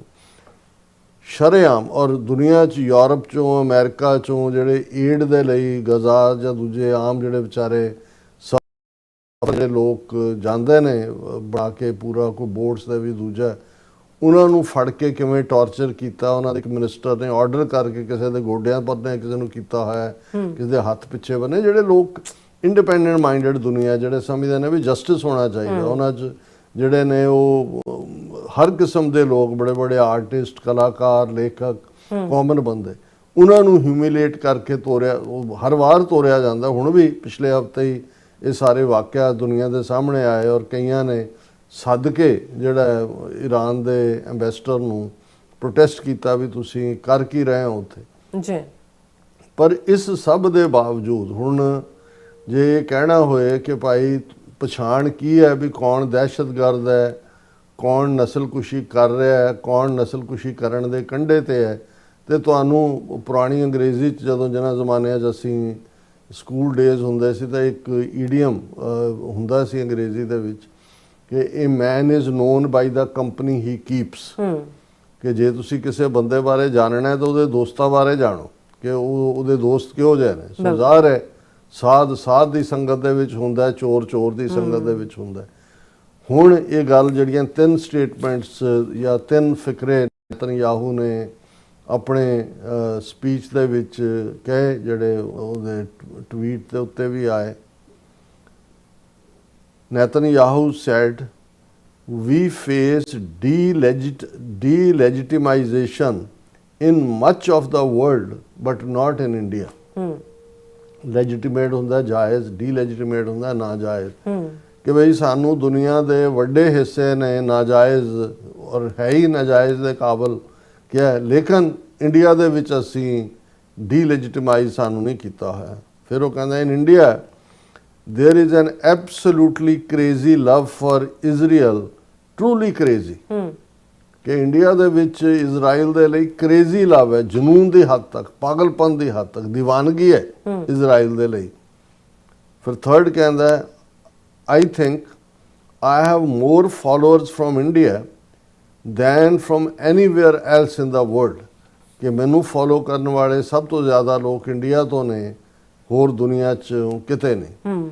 ਹੁਣ ਤੁਸੀਂ ਇਸ ਤੋਂ ਅੰਦਾਜ਼ਾ ਲਾਓ ਕਿ ਭਾਈ ਇਸ ਸਾਰੇ ਦਾ ਬੈਕਗਰਾਉਂਡ ਕੀ ਹੈ। ਹੁਣ ਇਹਦੇ ਜਿਹੜੇ ਨੇਤਨਯਾਹੂ ਦੇ ਐਕਸ਼ਨ ਨੇ, ਔਰ ਇਹਦੇ 'ਚ ਕੋਈ ਸ਼ੱਕ ਨਹੀਂ ਹੈ ਕਿ ਜਦੋਂ ਦਾ ਇਹ ਸਾਰਾ ਇਸ ਨੇ ਨਸਲਕੁਸ਼ੀ ਸ਼ੁਰੂ ਕੀਤੀ ਹੋਈ ਹੈ ਔਰ ਜੈਨੋਸਾਈਡ ਕਰ ਰਿਹਾ ਹੈ ਉਹ ਗਜ਼ਾ ਦੇ ਵਿੱਚ, ਹੁਣ ਲੈਬਨਾਨ ਦੇ ਵਿੱਚ, ਦੁਨੀਆ ਦੇ ਵਿੱਚ ਐਂਟੀਸੈਮਿਟਿਜ਼ਮ ਦੀਆਂ ਘਟਨਾਵਾਂ ਵਧੀਆਂ ਨੇ। ਕਿਉਂਕਿ ਆਮ ਲੋਕਾਂ ਦੇ ਮਨ ਦੇ ਵਿੱਚ ਵੀ ਇਕੱਲਾ ਇਹੀ ਨਹੀਂ ਵੀ ਮੁਸਲਮਾਨਾਂ ਦੇ ਲਈ, ਦੂਸਰਾ ਵੀ, ਹਾਲਾਂ ਅਸੀਂ ਇਹ ਨਹੀਂ ਸਮਝਦੇ ਵੀ ਕਰੇ ਕੋਈ ਤਾਂ ਤੁਸੀਂ ਸਜ਼ਾ ਕਿਸੇ ਨੂੰ ਦਿਓ। ਬਿਲਕੁਲ। ਹੁਣ ਜਿਵੇਂ ਮੈਂ 2 ਦਿਨ ਪਹਿਲਾਂ ਸੁਣ ਰਿਹਾ ਸੀ ਜੌਨ ਕਿਰਿਆਕੂ, ਜਿਹਦਾ ਮੈਂ ਜ਼ਿਕਰ ਕਰਦਾ ਵੀ CIA ਦਾ ਆਲਾ ਆਫੀਸਰ ਸੀ, ਵਿਸਲ ਬਲੋਅਰ ਬਣਿਆ ਕਿ ਟੌਰਚਰ ਕਰਦੇ ਨੇ ਇਹ ਵੀ ਪ੍ਰਿਜ਼ਨਰਸ ਨੂੰ, ਵਾਟਰ ਬੋਰਡਿੰਗ, ਦੂਸਰਾ ਤੀਸਰਾ। ਉਹ ਕੱਲ ਪਰਸੋਂ ਦੀ ਕਲਿੱਪ ਸੀ ਕਿ ਮੇਰਾ ਇੱਕ ਪੁਰਾਣਾ ਯਹੂਦੀ ਦੋਸਤ ਜਿਹੜਾ ਐਲਡਰਲੀ, ਉਹ ਕਿਸੇ ਰੈਸਟੋਰੈਂਟ ਤੇ ਮੈਨੂੰ ਮਿਲਿਆ ਐਂਡ ਵੀ ਵਰ ਟਾਕਿੰਗ ਕਿ, ਤੇ ਉਹਨੇ ਕਿਹਾ ਕਿ ਵੀ ਜੌਨ ਜਿਹੜਾ ਐਂਟੀਸੈਮਿਟਿਜ਼ਮ ਹੁਣ ਇੱਥੇ ਵੀ ਬਹੁਤ ਵੱਧ ਰਿਹਾ, ਲੋਕ ਸਾਨੂੰ ਡਿਫਰੈਂਟ ਅੱਖਾਂ ਨਾਲ ਦੇਖਦੇ ਨੇ। ਔਰ ਦੂਜੇ ਉਹਨੇ ਕਿਹਾ ਕਿ ਜੀ 2 ਟੇਬਲ ਛੱਡ ਕੇ 2 ਮਾਈਆਂ ਬੈਠੀਆਂ ਹੋਈਆਂ ਸੀ, ਉਹਨਾਂ ਚੋਂ ਕਹਿੰਦੇ ਉਹ ਉੱਠ ਕੇ ਆ ਗਈਆਂ, ਉਹ ਕਹਿਣ ਲੱਗੀਆਂ ਵੀ ਸਾਨੂੰ ਮਾਫ ਕਰਨਾ, ਅਸੀਂ ਓਵਰ ਹੀਅਰ ਕੀਤਾ ਤੁਹਾਨੂੰ, ਤੁਹਾਡੀ ਕਨਵਰਸੇਸ਼ਨ ਜੋ ਚੱਲ ਰਹੀ ਹੈ, ਪਰ ਅਸੀਂ ਵੀ ਇਹ ਮਹਿਸੂਸ ਕਰ ਰਹੇ ਹਾਂ ਕਿ ਵੀ ਅਦਰਵਾਈਜ਼ ਪਹਿਲਾਂ ਕੋਈ ਪਰਵਾਹ ਨਹੀਂ ਸੀ ਕਰਦਾ, ਪਰ ਜਦੋਂ ਦਾ ਇਹ ਜੋ ਇਜ਼ਰਾਈਲ ਦੇ ਵਿੱਚ ਹੋ ਰਿਹਾ ਇਹਨੂੰ ਦੇਖ ਕੇ ਜਿਹੜਾ ਐਂਟੀਸੈਮਿਟਿਕ ਜਿਹੜੀਆਂ ਫੀਲਿੰਗਸ ਨੇ ਉਹ ਵਧੀਆਂ ਨੇ, ਔਰ ਸਾਨੂੰ ਬੁਰੀ ਅੱਖ ਦੇ ਨਾਲ ਦੇਖਿਆ ਜਾਂਦਾ। ਔਰ ਕੁਝ ਘਟਨਾਵਾਂ ਵੀ ਕਿਤੇ ਨਾ ਕਿਤੇ UK 'ਚ ਵੀ, ਆਸਟ੍ਰੇਲੀਆ 'ਚ ਵੀ ਅਸੀਂ ਇਹ ਸਾਰਿਆਂ ਨੂੰ ਦੇਖਿਆ। ਹੁਣ ਦੇਖਣ ਵਾਲੀ ਗੱਲ ਇਹ ਹੈ ਵੀ ਇਸ ਸਭ ਦੇ ਬਾਵਜੂਦ, ਹਾਲਾਂ ਜਿਵੇਂ ਅਸੀਂ ਕਿਹਾ ਵੀ ਇਹ ਕੰਡੈਮਨੇਬਲ ਹੁੰਦਾ ਹੈ ਵੀ ਕਿਸੇ ਵੀ ਧਰਮ, ਰੇਸ, ਕਿਸੇ ਨੂੰ ਤੁਸੀਂ ਨਫ਼ਰਤ ਕਰੋ, ਪਰ ਸਵਾਲ ਤਾਂ ਇਹੀ ਪੈਦਾ ਹੁੰਦਾ, ਔਰ ਇਹੀ ਕਾਰਨ ਹੈ ਵੀ ਜਦੋਂ ਫਲਸਤੀਨੀਆਂ ਦੇ ਹੱਕ ਦੇ ਵਿੱਚ ਇੱਥੇ ਪ੍ਰੋਟੈਸਟ ਹੁੰਦੇ ਨੇ, ਸਭ ਤੋਂ ਅੱਗੇ ਜਿਹੜੇ ਬਰੁਕਲਿਨ ਦੇ ਵਿੱਚ ਵੱਡੇ ਵੱਡੇ ਚੋਲਿਆਂ ਵਾਲੇ ਜਿਹੜੇ ਟ੍ਰੈਡੀਸ਼ਨਲ ਆਰਥੋਡਾਕਸ ਜਿਊਜ਼ ਜਿਹਨਾਂ ਨੂੰ ਕਹਿੰਦੇ ਨੇ, ਉਹ ਸਭ ਤੋਂ ਅੱਗੇ ਹੁੰਦੇ ਨੇ ਇਹ ਕਹਿਣ ਲਈ ਕਿ ਫਲਸਤੀਨੀਆਂ ਦਾ ਨੇਸ਼ਨ ਹੋਣਾ ਚਾਹੀਦਾ, ਜਾਂ ਅਸੀਂ ਜੋ ਇਜ਼ਰਾਈਲ ਕਰ ਰਿਹਾ ਉਸ ਜ਼ੁਲਮ ਨੂੰ ਕੰਡੈਮ ਕਰਦੇ। ਇਹ ਖੂਬਸੂਰਤੀ ਵੀ ਹੈ ਇਸ ਸਾਰੇ ਦੀ, ਲੇਕਿਨ ਇੰਡੀਆ ਦੇ ਵਿੱਚ ਐਸਾ ਕੀ ਹੈ ਜਿਹੜਾ ਨੇਤਨਯਾਹੂ ਨੂੰ ਕਿਹਾ ਗੱਲ ਗਲਤ ਨਹੀਂ ਹੈ। ਇਸ ਵੇਲੇ ਜੇ ਇਜ਼ਰਾਈਲ ਦੇ ਟੂਰਿਸਟ ਵੀ ਕਹਿਣਾ ਹੋਏ ਭਾਰਤ ਦੇ ਵਿੱਚ ਜੇ ਕਿਸੇ ਮੁਲਕ 'ਚ ਸਭ ਤੋਂ ਜ਼ਿਆਦਾ ਜਾਂਦੇ ਨੇ ਤਾਂ ਭਾਰਤ ਹੈ। ਔਰ ਈਵਨ ਹਿਮਾਚਲ ਪ੍ਰਦੇਸ਼ ਦੇ ਹਵਾਲੇ ਨਾਲ ਮੈਨੂੰ ਕੋਈ ਦੱਸ ਰਿਹਾ ਸੀ ਕਿ ਕੁੱਲੂ ਵੈਲੀ ਦੇ ਵਿੱਚ ਕੁਝ ਏਰੀਏ ਐਸੇ ਨੇ ਜਿੱਥੇ ਹੁਣ ਲੋਕਲ ਲੋਕ ਨਫ਼ਰਤ ਕਰਨ ਲੱਗ ਗਏ ਨੇ ਇਹਨਾਂ ਨੂੰ, ਇਜ਼ਰਾਈਲੀਆਂ ਨੂੰ, ਵੀ ਇਹਨਾਂ ਨੇ ਪੂਰੇ ਦਾ ਪੂਰਾ ਇਲਾਕਾ ਹੀ ਜਿਹੜਾ ਹੈ ਉਸ 'ਤੇ ਹੀ ਉਹਨਾਂ ਦੇ ਆਪਣੇ ਰੈਸਟੋਰੈਂਟ, ਆਪਣਾ ਖਾਣਾ, ਆਪਣਾ ਦੂਜਾ ਤੀਜਾ, ਜਿਵੇਂ ਉਹਨਾਂ ਨੇ ਵਿਦਿਨ ਕੁੱਲੂ ਵੈਲੀ ਦੇ ਆਪਣੀ ਟੈਰੀਟਰੀ ਜਿਹੜੀ ਹੈ ਬਣਾ ਲਈ ਹੋਈ, ਉਹ 'ਤੇ ਕਬਜ਼ਾ ਕੀਤਾ ਹੋਇਆ। ਕਿਉਂਕਿ ਜ਼ਾਹਰ ਹੈ ਕਿ ਵੀ ਮੋਸਾਦ ਔਰ ਇੰਡੀਅਨ ਇੰਟੈਲੀਜੈਂਸ ਰਾਹ ਇਹਨਾਂ ਦੀ ਕੋਆਪਰੇਸ਼ਨ ਤਾਂ ਵਧੀ ਹੈ, ਪਰ ਜਿਹੜਾ ਮੈਜੋਰੀਟੇਰੀਅਨਿਜ਼ਮ ਹੈ, ਹੁਣ ਜਿਹੜੇ ਯਹੂਦੀ ਵਿਦਿਨ ਇਜ਼ਰਾਈਲ ਰਹਿੰਦੇ ਨੇ ਉਹਨਾਂ ਦਾ ਬਿਹੇਵੀਅਰ ਟੋਟਲੀ ਡਿਫਰੈਂਟ ਹੈ ਜਿਹੜਾ ਉਹਨਾਂ ਯਹੂਦੀਆਂ ਦੇ ਜਿਹੜੇ ਬਾਹਰ ਬੈਠੇ ਨੇ, ਜਿਹੜੇ ਬਾਹਰ ਬੈਠੇ ਉਹ ਮਹਿਸੂਸ ਕਰ ਰਹੇ ਨੇ ਵੀ ਇਹ ਧੱਕਾ ਕਰ ਰਹੇ ਨੇ। ਇਹੀ ਧੱਕਾ ਸਾਡੇ ਨਾਲ ਹੋਇਆ, ਦੁਨੀਆ ਜਿਹੜੀ ਹੈ ਉਹ ਸਾਡੇ ਨਾਲ ਖਲੋਤੀ ਸੀ, ਔਰ ਇਹੀ ਕਾਰਨ ਹੈ ਕਿ ਅੱਜ ਫਲਸਤੀਨ ਦੇ ਮੁੱਦੇ ਤੇ 165 ਮੁਲਕ ਜਿਹੜੇ ਨੇ ਉਹ ਉਹਨਾਂ ਦੇ ਅੱਡ ਦੇਸ਼ ਦੇ ਹੱਕ 'ਚ ਨੇ। ਔਰ ਵਿਦਿਨ ਇਜ਼ਰਾਈਲ ਜਿਹੜੇ ਰਹਿ ਰਹੇ ਯਹੂਦੀ ਨੇ ਉਹ ਕਿਵੇਂ ਕੁਸ਼ਕ ਨੂੰ ਛੱਡ ਕੇ ਜਿਨ੍ਹਾਂ ਨੂੰ ਇਹ ਲਿਬਰਲ ਕਹਿ ਕੇ ਜਿਹੜਾ ਨੈਗੇਟ ਕਰਦੇ ਨੇ, ਇਹ ਵੀ ਜੌਨ ਕਰੀਆਕੂ ਨੇ ਕਿਹਾ, ਕਹਿੰਦਾ ਵੀ ਮੈਂ ਕਿਉਂਕਿ ਅਰਬੀ ਵੀ ਜਾਣਦਾ ਐਕਸਪਰਟ ਸੀ, ਕਹਿੰਦੇ ਮੈਂ ਜਦੋਂ 1 ਜਾਂ 2 ਵਾਰ ਹੀ ਇਜ਼ਰਾਈਲ ਗਿਆ ਤੇ ਮੈਂ ਜਦੋਂ ਗੱਲ ਫਲਸਤੀਨੀ ਸਟੇਟ ਦੀ ਕਰਦਾ ਤੇ ਲੋਕ ਤਾਂ ਮੈਨੂੰ ਜਿਹੜਾ ਉਹ ਇਸ ਨਫ਼ਰਤ ਨਾਲ ਦੇਖਦੇ ਸੀ ਕਿ ਜਿਵੇਂ ਉਹਨਾਂ ਨੇ ਮੈਨੂੰ ਕਸੂਨਾ ਨਾਲ ਹੀ ਮਾਰ ਦੇਣਾ ਹੁੰਦਾ, ਵੀ ਇਸ ਹੱਦ ਤੱਕ ਉਹ ਉਹਨਾਂ ਨੂੰ ਬੰਦਾ ਹੀ ਨਹੀਂ ਸਮਝਦੇ। ਹੁਣ ਇਹ ਜਿਹੜਾ ਪਾਰਟ ਹੈ, ਜਦੋਂ ਅਸੀਂ ਇਹ ਦੇਖਦੇ ਹਾਂ ਕਿ ਵੀ ਜਿਹੜੀ ਇਸ ਲੈਵਲ ਦੇ ਉੱਤੇ ਇੱਕ ਪਾਸੇ ਨਫ਼ਰਤ ਹੈ, ਹੁਣ ਸਭ ਤੋਂ ਵੱਡੇ ਬਾਇਰ ਇੰਡੀਆ 'ਚ ਕਿਉਂ ਨੇ? ਮੈਜੋਰੀਟੇਰੀਅਨਿਜ਼ਮ ਜੋ ਉੱਥੇ ਚੱਲ ਰਿਹਾ ਹੈ, RSS ਦੀ ਆਈਡੀਓਲੋਜੀ। ਹਾਲਾਂ ਤੁਸੀਂ ਦੇਖੋ ਵੀ ਜਿਨ੍ਹਾਂ ਦੇ ਨਾਲ ਅੱਜ ਨੇਤਨਯਾਹੂ ਮੋਦੀ ਦਾ ਯਾਰ ਹੈ ਜਾਂ ਉਹਨਾਂ ਦੇ ਨਾਲ ਪਿਆਰ ਦੀ ਗੱਲ ਹੈ, ਤੁਸੀਂ ਜਿਹੜਾ ਇਹਨਾਂ ਦਾ ਵੱਡਾ ਆਈਡੀਆਲੋਗ RSS ਦਾ ਤਾਂ ਹੈਡਗਵੇਅਰ ਜਾਂ ਗੋਲਵਲਕਰ, ਪਰ ਸਭ ਤੋਂ ਜ਼ਿਆਦਾ ਜਿਹੜਾ ਜਿਸ ਨੇ ਲਫ਼ਜ਼ ਇਹ ਹਿੰਦੂਤਵਾ ਔਰ ਦੂਸਰਾ ਉਹ ਤਾਂ ਸਾਵਰਕਰ ਹੈ। ਹੁਣ ਸਾਵਰਕਰ ਜਿਹੜਾ ਜਦੋਂ ਯਹੂਦੀਆਂ ਦੀ ਨਸਲਕੁਸ਼ੀ ਹਿਟਲਰ ਕਰ ਰਿਹਾ ਹੈ ਉਹ ਤਾਂ ਐਪਰੀਸ਼ੀਏਟ ਕਰ ਰਿਹਾ ਹੈ, ਔਰ ਸਾਵਰਕਰ ਇਹ ਕਹਿ ਰਿਹਾ ਕਿਤੇ ਨਾ ਕਿਤੇ ਗੋਲਵਲਕਰ ਦਾ ਵੀ ਬੰਚ ਆਫ ਥਾਟਸ ਇਸ ਕਿਸਮ ਦਾ ਹੈ ਕਿ ਜਿਹੜਾ ਹੱਲ ਘੱਟ ਗਿਣਤੀਆਂ ਨਾਲ ਨਿਬੜਨ ਦਾ ਹਿਟਲਰ ਨੇ ਕੱਢਿਆ ਉਹੀ ਅਸੀਂ ਇੱਥੇ ਮੁਸਲਮਾਨਾਂ ਔਰ ਈਸਾਈਆਂ ਦੇ ਨਾਲ, ਜਿਨ੍ਹਾਂ ਨੂੰ ਉਹ ਨਾਨ ਇੰਡੀਅਨ ਰਿਲੀਜਨ ਕਹਿੰਦੇ ਨੇ, ਸਿੱਖਾਂ ਬਹੁਤੀਆਂ ਜਾਨੀਆਂ ਨੂੰ ਤਾਂ ਡੈਥ ਕਿਸ ਨਾਲ ਹੀ ਮਾਰਨ ਦੀ ਲਾਈਨ ਹੈ ਤੇ ਕਿ ਇਹ ਹਿੰਦੂ ਸਾਗਰ ਦੀਆਂ ਤਰੰਗਾਂ ਨੇ, ਉਹ ਤਾਂ ਤੁਹਾਨੂੰ ਉਹਦੇ 'ਚ ਹੀ ਉਹਨਾਂ ਨੇ ਕਰ। ਪਰ ਜਿਨ੍ਹਾਂ ਯਹੂਦੀਆਂ ਦੀ ਕਿਲਿੰਗ ਨੂੰ ਸੈਲੀਬ੍ਰੇਟ ਕਰ ਰਿਹਾ ਹੈ ਸਾਵਰਕਰ ਔਰ ਦੂਜੇ, ਅੱਜ ਉਹ ਯਹੂਦੀਆਂ ਦਾ ਜਿਹੜਾ ਮੁਲਕ ਹੈ ਉਹ ਸਭ ਤੋਂ ਵੱਡਾ ਉਹਨਾਂ ਦਾ ਅਲਾਈ ਹੈ, ਔਰ ਨੇਤਨਯਾਹੂ ਕਹਿ ਰਿਹਾ ਕਿ ਜੀ ਇਹ ਸਾਨੂੰ ਪਾਗਲਪਨ ਦੀ ਹੱਦ ਤੱਕ, ਜਨੂਨ ਦੀ ਹੱਦ ਤੱਕ ਪਿਆਰ ਕਰਦੇ ਨੇ। ਰੀਜ਼ਨ ਨਫ਼ਰਤ ਇਹਨਾਂ ਦੀ ਵੀ ਫਲਸਤੀਨੀਆਂ ਦੇ ਨਾਂ ਥੱਲੇ, ਮੁਸਲਮਾਨਾਂ ਲਈ ਕੱਲਾ ਫਲਸਤੀਨ। ਜਦੋਂ ਹੁਣ ਈਰਾਨ ਵਾਰ ਅਮਰੀਕਾ ਦੀ ਵਾਰ ਨਹੀਂ ਹੈ, ਪਰ ਕਿਉਂਕਿ ਗ੍ਰੇਟਰ ਇਜ਼ਰਾਈਲ ਜਾਂ ਮੁਸਲਮਾਨਾਂ ਨੂੰ ਸਬਕ ਸਿਖਾਉਣ ਜਾਂ ਦੂਜਾ ਜਿਹੜੇ ਸਾਰੇ ਮੁਲਕ 7 ਮੁਲਕ ਜਿਹੜੇ ਡੀਸਟੈਬਿਲਾਈਜ਼ ਕੀਤੇ, ਜਿਹਨਾਂ 'ਚ ਅਖੀਰਲਾ ਈਰਾਨ ਹੈ ਜਿਹੜਾ ਫਾਈਨਲੀ ਅੜ ਗਿਆ।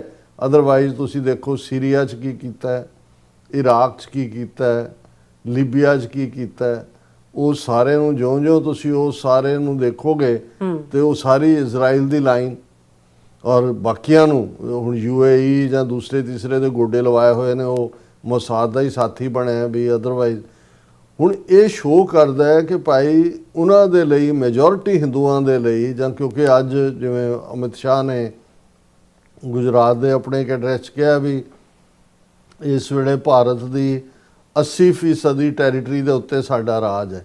ਮਤਲਬ ਇਹ ਹੈ ਕਿ BJP ਦੀਆਂ ਸਿੱਧੀਆਂ ਹਕੂਮਤਾਂ 29 ਸੂਬੇ ਨੇ ਜਾਂ ਜਿੰਨੇ ਵੀ ਯੂਨੀਅਨ ਟੈਰੀਟਰੀ ਨੇ, 21-22 ਸੂਬੇ, ਸਭ ਤੋਂ ਵੱਡਾ ਸੂਬਾ ਵੈਸਟ ਬੰਗਾਲ ਜਿਹੜਾ 40-45 MP ਉਹ ਵੀ ਉਹਨਾਂ ਨੇ ਹਥਿਆ ਲਿਆ।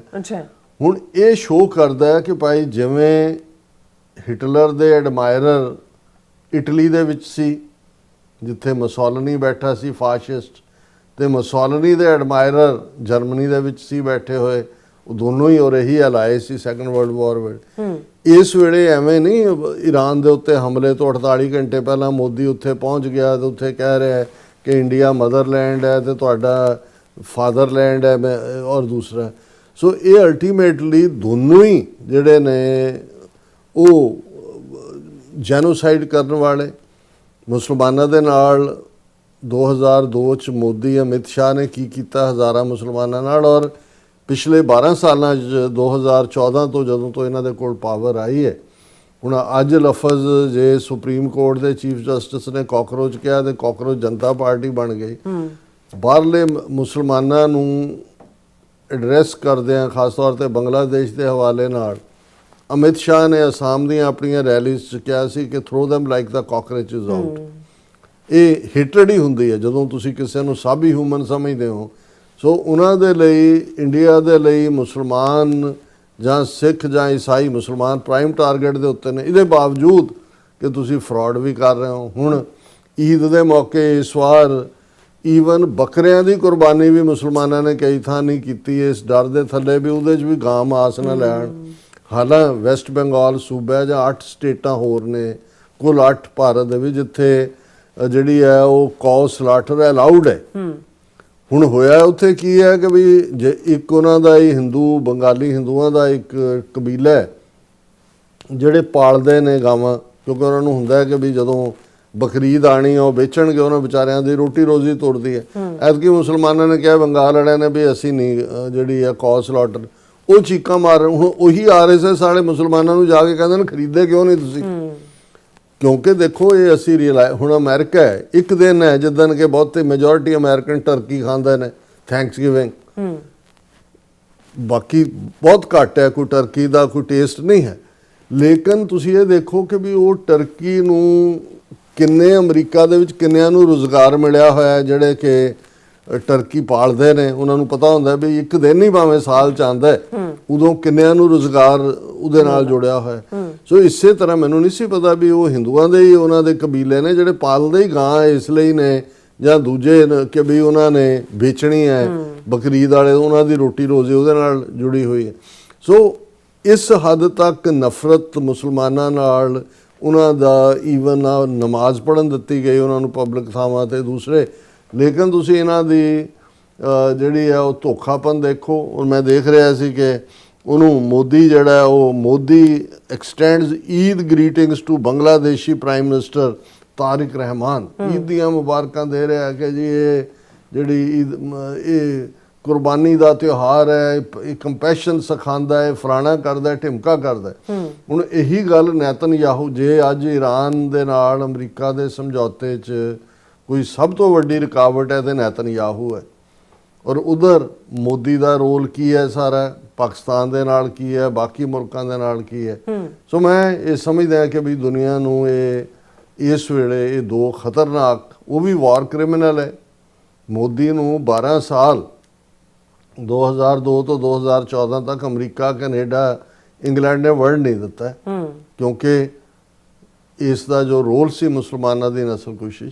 ਔਰ ਇਸ ਵੇਲੇ ਜੋ ਮਾਹੌਲ ਭਾਰਤ ਦੇ ਵਿੱਚ ਬਣਾਇਆ ਹੋਇਆ ਹੈ ਇੱਕ ਵੱਡੇ ਪੈਮਾਨੇ ਦੇ ਉੱਤੇ, ਕਿਸੇ ਵੇਲੇ ਵੀ, ਕਿਉਂਕਿ ਹੁਣ ਤਾਂ ਇਹਨਾਂ ਦੇ ਕੋਲ ਪਾਵਰ ਹੈ, ਜੇ ਪਾਵਰ ਹਥਿਆਣ ਦੇ ਲਈ ਕਦੇ ਇਹਨਾਂ ਚੋਂ ਨਿਕਲਦੀ ਜਾਪੀ ਤੇ ਮੁਸਲਮਾਨਾਂ ਦੀ ਇਹ ਸਲੌਟਰਿੰਗ ਕਰਨਗੇ, ਜਿਹੜੀ ਕਿ ਦੁਨੀਆ ਦੇ ਸਾਹਮਣੇ ਜਿਹੜਾ ਉਹ ਵਰਸਟ ਫਾਰਮ ਆਏਗੀ। ਔਰ ਇਹ ਗੱਲ ਮੈਂ ਨਹੀਂ ਕਹਿੰਦਾ, ਇਹ ਡਾਕਟਰ ਸਟੈਨਲੀ ਗ੍ਰੈਮ ਜਿਹਨੇ 10 ਸਟੇਜਸ ਆਫ ਜੈਨੋਸਾਈਡ ਦਿੱਤੀਆਂ, UN ਨੇ ਜਿਹਨੂੰ ਮਾਨਤਾ ਦਿੱਤੀ ਹੋਈ ਹੈ, ਉਹਨੇ ਜਿਹਨਾਂ ਥਾਵਾਂ ਦਾ ਜ਼ਿਕਰ ਕੀਤਾ ਹੈ ਕਿ ਜਿੱਥੇ ਜੈਨੋਸਾਈਡ ਦਾ ਬਿਲਕੁਲ ਉੱਪਰ ਤੱਕ ਟੂ ਦਾ ਬ੍ਰਿਮ ਭਰਿਆ ਹੋਇਆ ਜਿਹੜਾ ਪੈਮਾਨਾ, ਔਰ ਕਿਸੇ ਵੇਲੇ ਵੀ ਹੋ ਸਕਦਾ, ਉਹਨਾਂ 'ਚ ਇੰਡੀਆ ਨੰਬਰ 1 ਦੇ ਉੱਤੇ ਹੈ।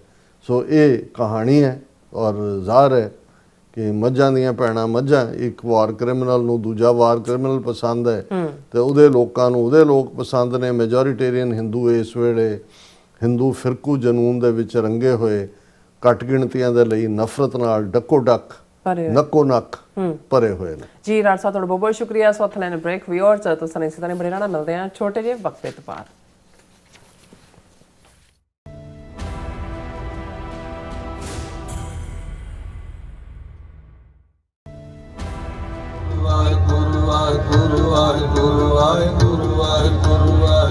ਵਾਹਿਗੁਰੂ ਜੀ ਕਾ ਖਾਲਸਾ, ਵਾਹਿਗੁਰੂ ਜੀ ਕੀ ਫਤਿਹ। ਧਰਨ ਗਗਨ ਨਵਖੰਡ ਮੈਂ ਜੋਤ ਸਵਰੂਪੀ ਰਹਿਓ ਭਰ, ਭੰਨ ਮਥੁਰਾ ਕਛ ਭੇਦ ਨਹੀਂ ਗੁਰ ਅਰਜਨ ਪ੍ਰਤੱਖ ਹਰ।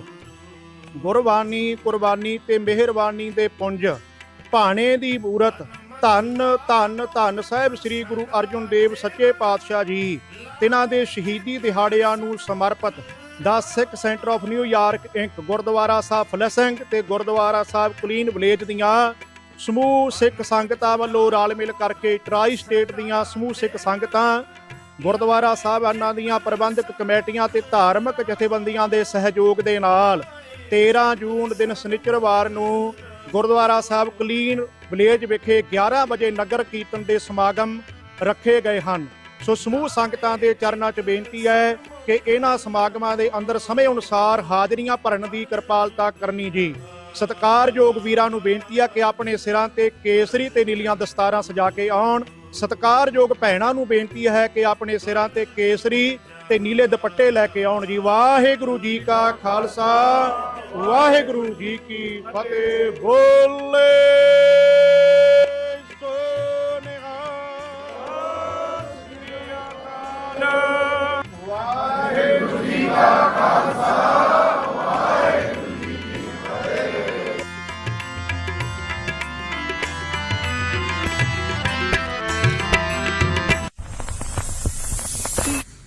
ਹਾਂਜੀ, ਵਾਹਿਗੁਰੂ ਜੀ ਕਾ ਖਾਲਸਾ, ਵਾਹਿਗੁਰੂ ਜੀ ਕੀ ਫਤਿਹ। ਸ਼ਹੀਦਾਂ ਦੇ ਸਰਤਾਜ ਗੁਰੂ ਅਰਜਨ ਪਾਤਸ਼ਾਹ ਜੀ ਮਹਾਰਾਜ ਅਤੇ 1984 ਦੇ ਸਮੂਹ ਸ਼ਹੀਦਾਂ ਦੀ ਯਾਦ ਦੇ ਵਿੱਚ ਨਗਰ ਕੀਰਤਨ 7 ਜੂਨ ਨੂੰ ਬਰੈਂਪਟਨ ਵਿਖੇ ਹੋਣ ਜਾ ਰਹੇ ਨੇ। ਹਰ ਸਾਲ ਦੀ ਤਰ੍ਹਾਂ ਆਪ ਸੰਗਤਾਂ ਨੇ ਹਮਾ ਕੇ ਪਹੁੰਚਣਾ। 11:30 ਵਜੇ ਗੁਰਦੁਆਰਾ ਗੁਰੂ ਨਾਨਕ ਮਿਸ਼ਨ ਸੈਂਟਰ ਤੋਂ ਨਗਰ ਕੀਰਤਨ ਰਵਾਨਾ ਹੋਣਗੇ ਅਤੇ ਸ਼ਾਮੀ 6 ਵਜੇ ਦੇ ਕਰੀਬ ਜੋਤ ਪ੍ਰਕਾਸ਼ ਗੁਰਦੁਆਰਾ ਸਾਹਿਬ ਵਿਖੇ ਪਹੁੰਚਣਗੇ। ਇਸ ਦੇ ਨਾਲ ਸੈਂਟਰ ਦੇ ਵਿੱਚ ਸੈਂਡਲਵੁੱਡ ਐਂਟੋਰਬਰਮ ਤੇ ਇੱਕ ਵੱਡੀ ਸਟੇਜ ਲੱਗੂਗੀ ਜਿੱਥੇ ਪੰਥਕ ਬੁਲਾਰੇ ਅਤੇ ਢਾਡੀ ਕਵੀਸ਼ਰ ਆਪ ਸੰਗਤਾਂ ਨੂੰ ਇਤਿਹਾਸ ਦੇ ਨਾਲ ਜੋੜਨਗੇ। ਇਸ ਦੇ ਨਾਲ 5 ਜੂਨ ਨੂੰ ਢਾਡੀ ਦਰਬਾਰ ਗੁਰਦੁਆਰਾ ਗੁਰੂ ਨਾਨਕ ਮਿਸ਼ਨ ਸੈਂਟਰ ਵਿਖੇ ਅਤੇ 6 ਜੂਨ ਨੂੰ ਦੋਨਾਂ ਹੀ ਗੁਰਦੁਆਰਾ ਸਾਹਿਬ ਵਿੱਚ ਸਮਾਗਮ ਹੋਣਗੇ ਕੀਰਤਨ ਦਰਬਾਰ। 6 ਜੂਨ ਨੂੰ ਹੀ ਆਪ ਜਿਨ੍ਹਾਂ ਵੀ ਗੁਰਸਿੱਖਾਂ ਨੇ ਗੁਰੂ ਕੇ ਜਹਾਜ਼ੇ ਚੜ੍ਹਨਾ ਅੰਮ੍ਰਿਤ ਸੰਚਾਰ ਜਿਹੜੇ ਉਹ ਗੁਰਦੁਆਰਾ ਜੋਤ ਪ੍ਰਕਾਸ਼ ਵਿਖੇ ਦੁਪਹਿਰ 1 ਵਜੇ ਹੋਣ ਜਾ ਰਹੇ ਨੇ। ਉਹਦੇ ਵਿੱਚ ਵੀ ਤੁਸੀਂ ਗੁਰਦੁਆਰਾ ਜੋਤ ਪ੍ਰਕਾਸ਼ ਸਾਹਿਬ ਵਿਖੇ ਆਪਣੇ ਨਾਮ ਜਿਹੜੇ ਉਹ ਲਿਖਵਾ ਸਕਦੇ ਹੋ। ਹੋਰ ਜਾਣਕਾਰੀ ਲਈ ਤੁਸੀਂ ਦੋਨਾਂ ਹੀ ਗੁਰਦੁਆਰਾ ਸਾਹਿਬ ਨੂੰ ਫੋਨ ਕਰ ਸਕਦੇ ਹੋ। ਵਾਹਿਗੁਰੂ ਜੀ ਕਾ ਖਾਲਸਾ, ਵਾਹਿਗੁਰੂ ਜੀ ਕੀ ਫਤਿਹ। ਧਰਮ ਦੀ ਰੱਖਿਆ ਤੇ ਕੌਮ ਲਈ ਜਿਨ੍ਹਾਂ ਨੇ ਆਪਣੀਆਂ ਜਾਨਾਂ ਤੱਕ ਵਾਰ ਦਿੱਤੀਆਂ, ਉਹਨਾਂ ਮਹਾਨ ਸਿੰਘਾਂ ਸਿੰਘਣੀਆਂ ਦੀ ਯਾਦ ਨੂੰ ਸਮਰਪਿਤ ਕਰਵਾਇਆ ਜਾ ਰਿਹਾ ਹੈ ਮਹਾਨ ਸ਼ਹੀਦੀ ਸਮਾਗਮ। ਜੂਨ 1984 ਦੇ ਤੀਜੇ ਘੱਲੂਘਾਰੇ ਨੂੰ ਸਮਰਪਿਤ ਇਹ ਸਮਾਗਮ 5, 6 ਅਤੇ 7 ਜੂਨ ਨੂੰ ਸਿੱਖ ਕਲਚਰਲ ਸੁਸਾਇਟੀ ਰਿਚਮੰਡ ਹਿੱਲ ਵਿਖੇ ਹੋਣਗੇ। ਇਹਨਾਂ ਵਿਸ਼ਾਲ ਸਮਾਗਮਾਂ ਵਿੱਚ ਹੋਵੇਗੀ 1984 ਅਤੇ ਸਮੂਹ ਸ਼ਹੀਦਾਂ ਦੀ ਯਾਦ ਵਿੱਚ ਖਾਸ ਐਗਜ਼ੀਬਿਸ਼ਨ ਅਤੇ ਸਲਾਈਡ ਸ਼ੋਅ। ਆਓ ਆਪਣੇ ਸ਼ਹੀਦਾਂ ਨੂੰ ਸਤਿਕਾਰ ਭੇਟ ਕਰੀਏ ਅਤੇ ਆਪਣੇ ਇਤਿਹਾਸ ਨੂੰ ਯਾਦ ਕਰੀਏ। ਵਧੇਰੇ ਜਾਣਕਾਰੀ ਲਈ ਸਕਰੀਨ ਤੇ ਦਿੱਤੇ ਨੰਬਰਾਂ ਤੇ ਸੰਪਰਕ ਕਰੋ ਜੀ। ਧੰਨਵਾਦ।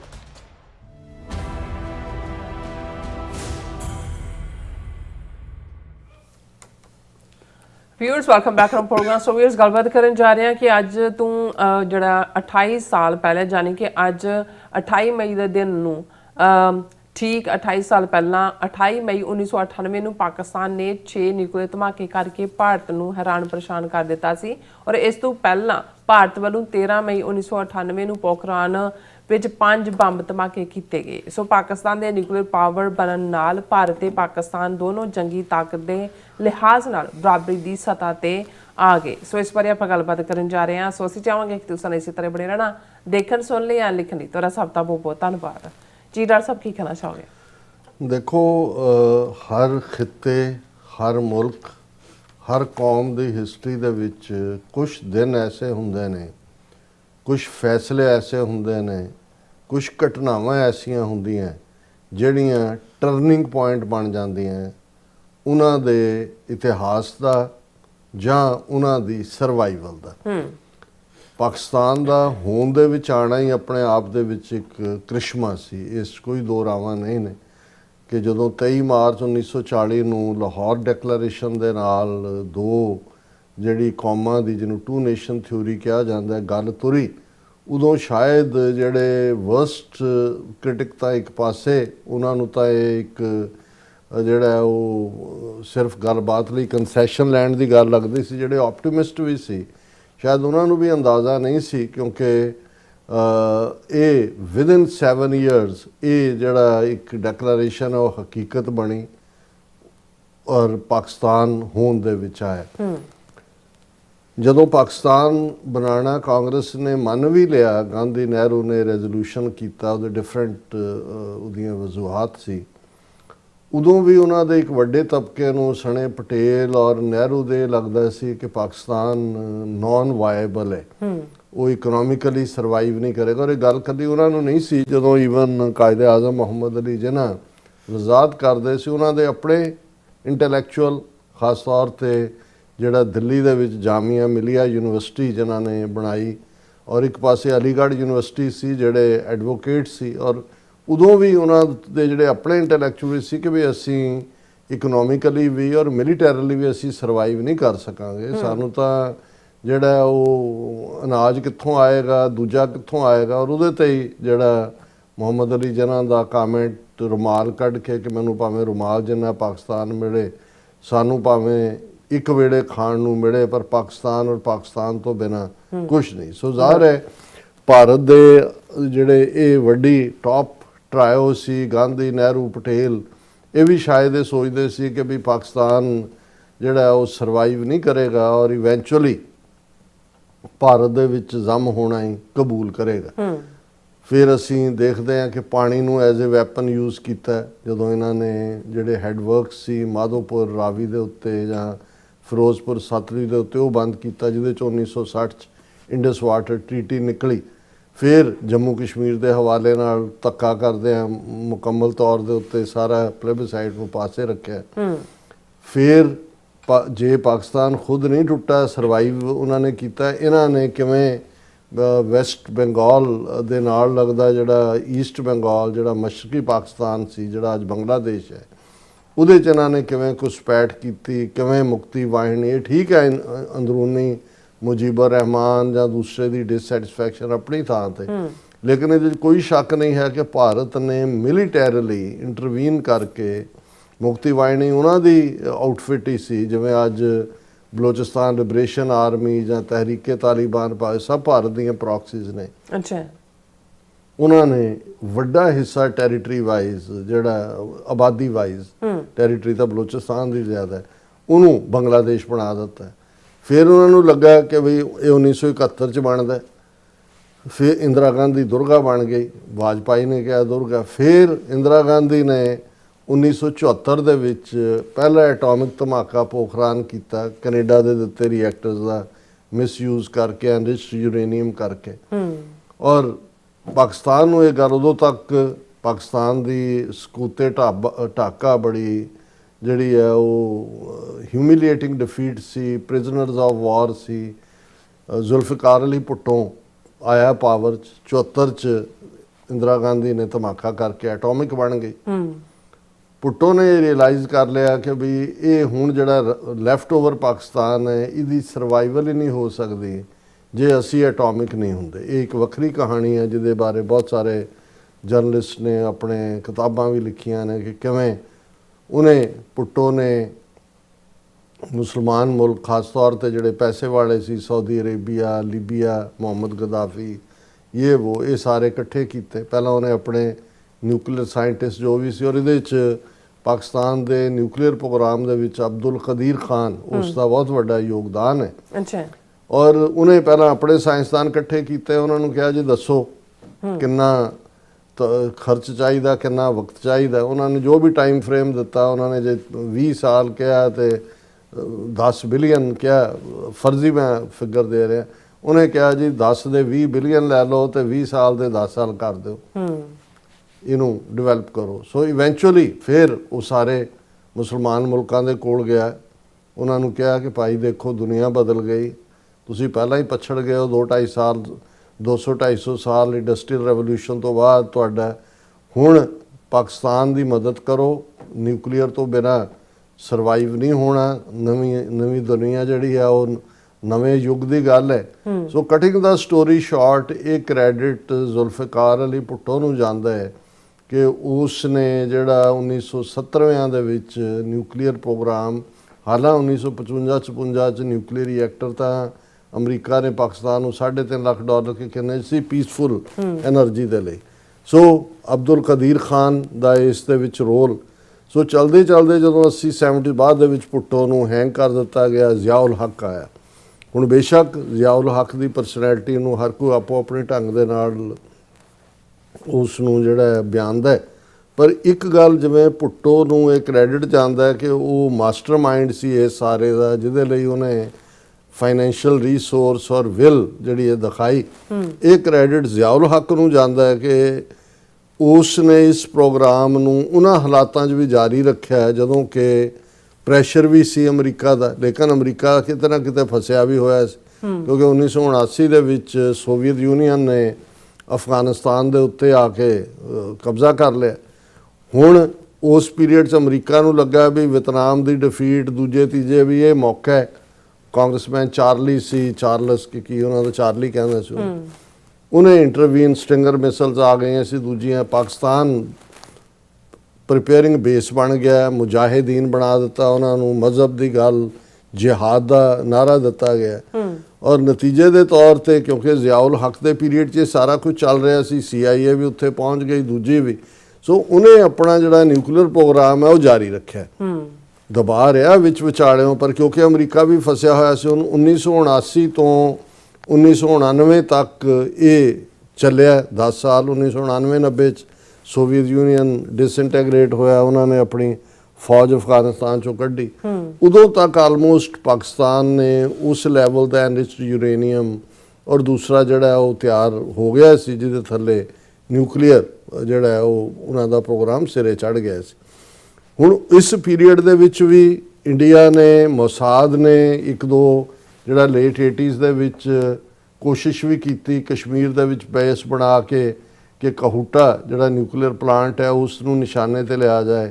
ਜ਼ਿਆਉਲ ਹੱਕ ਨੂੰ ਇਸ ਗੱਲ ਦਾ ਪਤਾ, ਉਹਨੇ ਇਹਨਾਂ ਨੂੰ ਵਾਰਨਿੰਗ ਦਿੱਤੀ ਵੀ ਆਲਰੇਡੀ ਸਾਡਾ ਤਿਆਰ ਹੈ, ਫਿਰ ਤੁਹਾਡਾ ਤਿਆਰ ਰਹੋ, ਤੁਸੀਂ ਵੀ ਮਲੀਆਮੇਟ ਹੋਵੋਗੇ। ਸੋ ਇਜ਼ਰਾਈਲ ਨੂੰ ਪੁੱਲ ਆਊਟ ਕਰਨਾ ਪਿਆ। ਅਦਰਵਾਈਜ਼ ਇਜ਼ਰਾਈਲ ਨੇ ਕਿਵੇਂ ਇਰਾਕ ਦਾ ਨਿਊਕਲੀਅਰ ਪ੍ਰੋਗਰਾਮ ਡਿਸਟਰੋਏ ਕੀਤਾ, ਲਿਬੀਆ ਦੇ ਨਾਲ ਕੀ ਕੀਤਾ, ਈਰਾਨ ਦੇ ਨਾਲ ਹੁਣ ਕੀ ਹੋ ਰਿਹਾ, ਇਹ ਸਾਰਾ ਇਹ ਇਜ਼ਰਾਈਲ ਨੇ ਨਹੀਂ ਸੀ ਬਣਨ ਦੇਣਾ।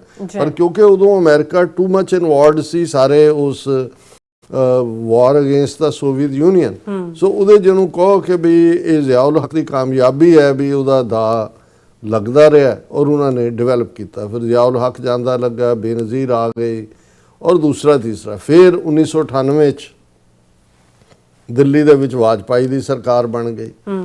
ਹੁਣ ਉਹਨਾਂ ਨੂੰ ਇਹ ਲੱਗਦਾ ਸੀ ਜਿਹੜਾ ਇੰਡੀਅਨ ਏਜੰਸੀਆਂ ਦਾ ਜਾਂ ਦੂਸਰਾ ਵੀ ਹੋਏਗਾ ਕਿ ਜਿਹੜਾ ਪਾਕਿਸਤਾਨ ਦਾ ਨਿਊਕਲੀਅਰ ਪ੍ਰੋਗਰਾਮ ਹੈ ਉਹ ਬਲਫ ਹੈ। ਹੁਣ ਹਾਲਾਂ ਇੰਡੀਆ ਨੂੰ ਟੈਸਟ ਕਰਨ ਦੀ ਲੋੜ ਤਾਂ ਆਲਰੇਡੀ 1974 'ਚ ਭਾਵੇਂ ਉਹ ਕਰੂਡ ਡਿਵਾਈਸ ਸੀ ਉਹ ਤਾਂ ਬਣ ਚੁੱਕੇ ਸੀ, ਪਰ ਉਹ ਕਿਉਂਕਿ ਐਗਰੈਸਿਵ ਅੰਦਾਜ਼ ਦੇ ਵਿੱਚ, ਅਸਰਟਿਵ ਅੰਦਾਜ਼ ਦੇ ਵਿੱਚ ਜੰਮੂ ਕਸ਼ਮੀਰ ਦੇ ਮੁੱਦੇ ਦੇ ਉੱਤੇ ਜਾਂ ਪਾਕਿਸਤਾਨ ਨੂੰ ਉਹ ਆਪਣੀ ਇੱਕ ਵੈਸਲ ਸਟੇਟ ਜਿਹੜੀ ਇਹ ਬਣਾਉਣਾ ਚਾਹੁੰਦੇ ਸੀ, ਜਿਵੇਂ ਭੂਟਾਨ ਜਾਂ ਨੇਪਾਲ ਨੂੰ ਬਣਾਇਆ ਹੋਇਆ ਸੀ। 5 ਧਮਾਕੇ 13 ਮਈ 1998 ਨੂੰ ਜਿਹਨੂੰ ਪੋਖਰਾਨ 2 ਦਾ ਨਾਂ ਦਿੱਤਾ ਗਿਆ, ਵਾਜਪਾਈ ਨੇ ਕੀਤਾ। ਉਦੋਂ ਤੱਕ ਉਹ ਸਮਝਦੇ ਸੀ ਕਿ ਵੀ ਪਾਕਿਸਤਾਨ ਦਾ ਨਿਊਕਲੀਅਰ ਪ੍ਰੋਗਰਾਮ ਬਲਫ ਹੈ ਕੋਈ। ਹੁਣ ਜਿਹੜਾ ਅੱਜ ਅਸੀਂ ਗੱਲ ਕਰ ਰਹੇ ਹਾਂ 28 ਤਰੀਕ ਨੂੰ, 28 ਸਾਲ ਪਹਿਲਾਂ ਠੀਕ 28 ਮਈ 1998 ਨੂੰ ਭਾਰਤ ਦੇ 5 ਨਿਊਕਲੀਅਰ ਧਮਾਕਿਆਂ ਦੇ ਜਵਾਬ ਦੇ ਵਿੱਚ 28 ਮਈ ਔਰ 30 ਮਈ ਨੂੰ ਪਾਕਿਸਤਾਨ ਨੇ ਬਲੋਚਿਸਤਾਨ ਦੇ ਸ਼ਗਾਈ ਜਿਹੜਾ ਏਰੀਆ ਦੇ ਵਿੱਚ 6 ਧਮਾਕੇ ਕੀਤੇ। ਔਰ ਉਹਨਾਂ ਦੀਆਂ ਇਮੇਜਸ ਵੀ ਜਦੋਂ ਤੁਸੀਂ ਦੇਖਦੇ ਹੋ ਜਾਂ ਦੂਸਰੇ, ਇਹੀ ਨਹੀਂ ਵੀ ਭਾਰਤ ਜਿਹੜਾ ਉਹ ਸੁੰਨ ਹੋਇਆ, ਉਹ ਬਿਲਕੁਲ ਸਾਇਲੈਂਸ ਹੋ ਗਿਆ, ਉਹ ਸਟਨ ਹੋਇਆ, ਉਹਨਾਂ ਦੀ ਖਾਨੀ ਹੋ ਗਈ। ਕਿ ਜੇ ਤੁਸੀਂ 13 ਮਈ ਤੋਂ ਬਾਅਦ ਦੇਖੋ, LK ਅਡਵਾਨੀ ਹੋਮ ਮਿਨਿਸਟਰ ਸੀ ਜਦੋਂ ਇੰਡੀਆ ਨੇ 2 ਦਿਨ ਬਾਅਦ ਉਹਨੇ ਕਿਹਾ ਸੀ ਕਿ ਪਾਕਿਸਤਾਨ ਕਸ਼ਮੀਰ ਦਾ ਮਸਲਾ ਹੱਲ ਕਰੇ, ਨਹੀਂ ਤਾਂ ਹੁਣ ਅਸੀਂ ਇਹ ਦੱਸਾਂਗੇ ਕੀ ਹੈ। ਤੇ ਆ ਜਦੋਂ 28 ਮਈ ਨੂੰ ਧਮਾਕੇ ਹੋਏ ਤੇ ਫਿਰ 30 ਮਈ ਨੂੰ ਪੂਰੀ ਕਸਰ ਉਹਨਾਂ ਨੇ 5 ਕੀਤੇ ਸੀ, ਇਹਨਾਂ ਨੇ 6 ਕੀਤੇ ਤੇ ਉਹਨਾਂ ਦੀ ਖਾਨੇ ਹੋ ਗਈ। ਔਰ ਉਹਨੇ ਸਾਰਾ ਰੀਜਨਲ ਬੈਲੈਂਸ ਵੀ ਬਦਲ ਦਿੱਤਾ ਕਿਉਂਕਿ ਅਦਰਵਾਈਜ਼ ਪਾਕਿਸਤਾਨ ਤਾਂ 6ਵਾਂ ਹਿੱਸਾ ਆਬਾਦੀ ਵਾਈਜ਼ ਵੀ, ਜਿਹੜੀ ਟ੍ਰੈਡੀਸ਼ਨਲ ਜਾਂ ਜਿਸ ਨੂੰ ਤੁਸੀਂ ਰੈਗੂਲਰ ਆਰਮੀ ਜਾਂ 에ਅਰ ਫੋਰਸ ਜਾਂ ਨੇਵੀ, ਉਹ ਤਾਂ 6ਵਾਂ ਵੀ ਨਹੀਂ ਤਾਕਤ ਹੈ ਪਾਕਿਸਤਾਨ। ਉਹ ਜੇ ਪਾਕਿਸਤਾਨ ਨਿਊਕਲੀਅਰ ਨਾ ਹੁੰਦਾ, ਹੁਣ ਇਹ ਗੱਲ ਕੱਲੀ ਇਹ ਨਹੀਂ ਹੈ, ਜਦੋਂ ਪਾਕਿਸਤਾਨ ਨੇ ਨਿਊਕਲੀਅਰ ਧਮਾਕੇ ਕੀਤੇ ਸੈਂਕਸ਼ਨਸ ਵੀ ਲੱਗੀਆਂ, ਪ੍ਰੈਸਲਰ ਅਮੈਂਡਮੈਂਟ ਅਮਰੀਕਾ 'ਚ ਲੱਗੀ, ਜਾਪਾਨ ਨੇ ਏਡ ਇੰਡੀਆ ਪਾਕਿਸਤਾਨ ਦੋਨਾਂ ਨੂੰ ਰੋਕੀ ਔਰ ਫਲਾਣਾ ਹੋਇਆ। ਹੁਣ ਉਹਨਾਂ ਜ਼ਮਾਨੇ 'ਚ ਮੈਨੂੰ ਯਾਦ ਹੈ ਵੀ ਜਾਪਾਨ ਦਾ ਜਿਹੜਾ ਫੋਰਨ ਮਿਨਿਸਟਰ ਸੀ ਉਹ ਵੀ ਗਿਆ ਪਾਕਿਸਤਾਨ, ਗੌਹਰ ਅਯੂਬ ਖਾਨ ਦਾ ਲੜਕਾ ਉਹਨਾਂ ਜ਼ਮਾਨੇ 'ਚ ਫੋਰਨ ਮਿਨਿਸਟਰ ਸੀ। ਤੇ ਉਹਨੇ ਕਿਹਾ ਜਾਪਾਨੀ ਫੋਰਨ ਮਿਨਿਸਟਰ ਵੀ ਤੁਸੀਂ ਇਹ ਕੀ ਕੀਤਾ। ਉਹਨੂੰ ਗੌਹਰ ਅਯੂਬ ਕਹਿੰਦਾ ਹੈ ਕਿ ਮਿਸਟਰ ਇਹ ਦੱਸ, ਜੇ ਤੁਹਾਡੇ ਕੋਲ 1945 ਦੇ ਵਿੱਚ ਐਟਮ ਬੰਬ ਹੁੰਦਾ ਤੇ ਕੀ ਅਮਰੀਕਾ ਤੁਹਾਡੇ ਹੀਰੋਸ਼ੀਮਾ ਨਾਗਾਸਾਕੀ ਤੇ ਬੰਬ ਸੁੱਟ ਸਕਦਾ? ਸਾਇਲੈਂਸ ਵਾਪਸ।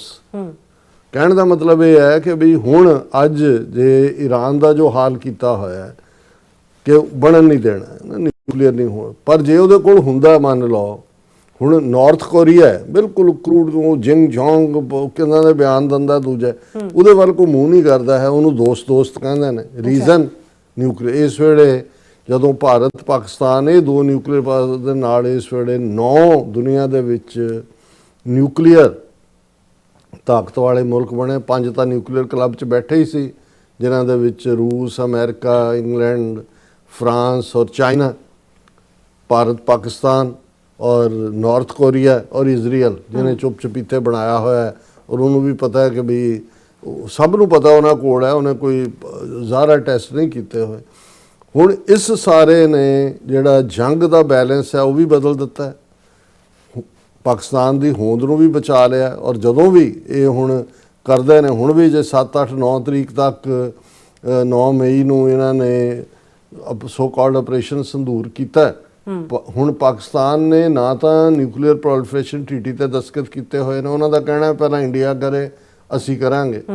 ਨਿਊਕਲੀਅਰ ਦੇ ਮਾਮਲੇ 'ਚ ਪਾਕਿਸਤਾਨ ਨੇ ਇਹ ਵੀ ਨਹੀਂ ਕਿਹਾ ਹੋਇਆ ਕਿ ਜੀ ਅਸੀਂ ਨੋ ਫਸਟ ਯੂਜ਼, ਇਹ ਵੀ ਨਹੀਂ ਹੈ। ਉਹਨਾਂ ਨੇ ਕਿਹਾ ਵੀ ਇਹ ਸਾਡਾ ਡੈਟਰੈਂਟ ਹੈ, ਔਰ ਜੇ ਜਦੋਂ ਵੀ ਲੋੜ ਪਈ, ਜੇ ਸਾਡੀ ਹੁਣ ਵੀ ਜਦੋਂ ਇਹ ਧਮਕੀਆਂ ਦਿੰਦੇ ਨੇ, ਤੇ ਆਪ ਫੀਲਡ ਮਾਰਸ਼ਲ ਆਸਿਮ ਮੁਨੀਰ ਨੇ ਵੀ ਇਹ ਕਿਹਾ, ਉਹਨੇ ਕਿਹਾ ਕਿ ਭਾਈ ਤੁਸੀਂ ਪਾਣੀ ਜੇ ਅਸੀਂ ਕੀਤਾ ਤੁਸੀਂ ਰੋਕੋ ਇੰਡਸ ਵੈਲੀ ਦਾ, ਇੰਡਸ ਦਰਿਆ ਦਾ, ਫਿਰ ਤੁਹਾਨੂੰ ਅਸੀਂ ਦੱਸਦੇ ਹਾਂ। ਸੋ ਜ਼ਾਹਰ ਹੈ ਵੀ ਇਹ ਪਾਕਿਸਤਾਨ, ਔਰ ਇਹ ਕ੍ਰੈਡਿਟ ਉਸ ਵੇਲੇ ਜਦੋਂ ਇਹ ਧਮਾਕੇ ਕੀਤੇ ਪਾਕਿਸਤਾਨ ਨੇ, I think Nawaz Sharif prime minister ਸੀ ਔਰ ਜਹਾਂਗੀਰ ਕਰਾਮਤ ਫੌਜੀ ਚੀਫ ਸੀ। ਬਹੁਤ ਪ੍ਰੈਸ਼ਰ, ਪ੍ਰੈਜ਼ੀਡੈਂਟ ਕਲਿੰਟਨ ਸੀ ਅਮਰੀਕਾ 'ਚ, ਬਹੁਤ ਪ੍ਰੈਸ਼ਰ ਸੀ ਪਾਕਿਸਤਾਨ ਤੇ ਉਹਨਾਂ ਨੂੰ ਸੀ ਕਿ ਤੁਹਾਨੂੰ ਇੰਨੀ ਏਡ ਦੇ ਦੇਣ।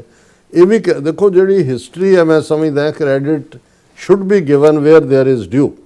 ਉਸ ਪੀਰੀਅਡ 'ਚ ਪਾਕਿਸਤਾਨ ਦੇ ਫੌਜੀ ਚੀਫ ਦਾ ਜ਼ਾਹਰ ਹੈ ਫੈਸਲਾ ਤਾਂ ਉਹਨਾਂ ਦਾ, ਪਰ ਨਵਾਜ਼ ਸ਼ਰੀਫ ਨੇ ਵੀ, ਹਾਲਾਂ ਨਵਾਜ਼ ਸ਼ਰੀਫ ਬੜਾ ਫਰੈਂਡਲੀ ਵੀ ਸੀ ਕਲਿੰਟਨ ਦੇ ਨਾਲ, ਪਰ ਪਾਕਿਸਤਾਨ ਦਾ ਉਸ ਪੀਰੀਅਡ 'ਚ ਟੈਸਟ ਕਰਨਾ ਇਹ ਵੀ ਇੱਕ ਬਹੁਤ ਰਾਈਟ ਡਿਸੀਜਨ ਸੀ।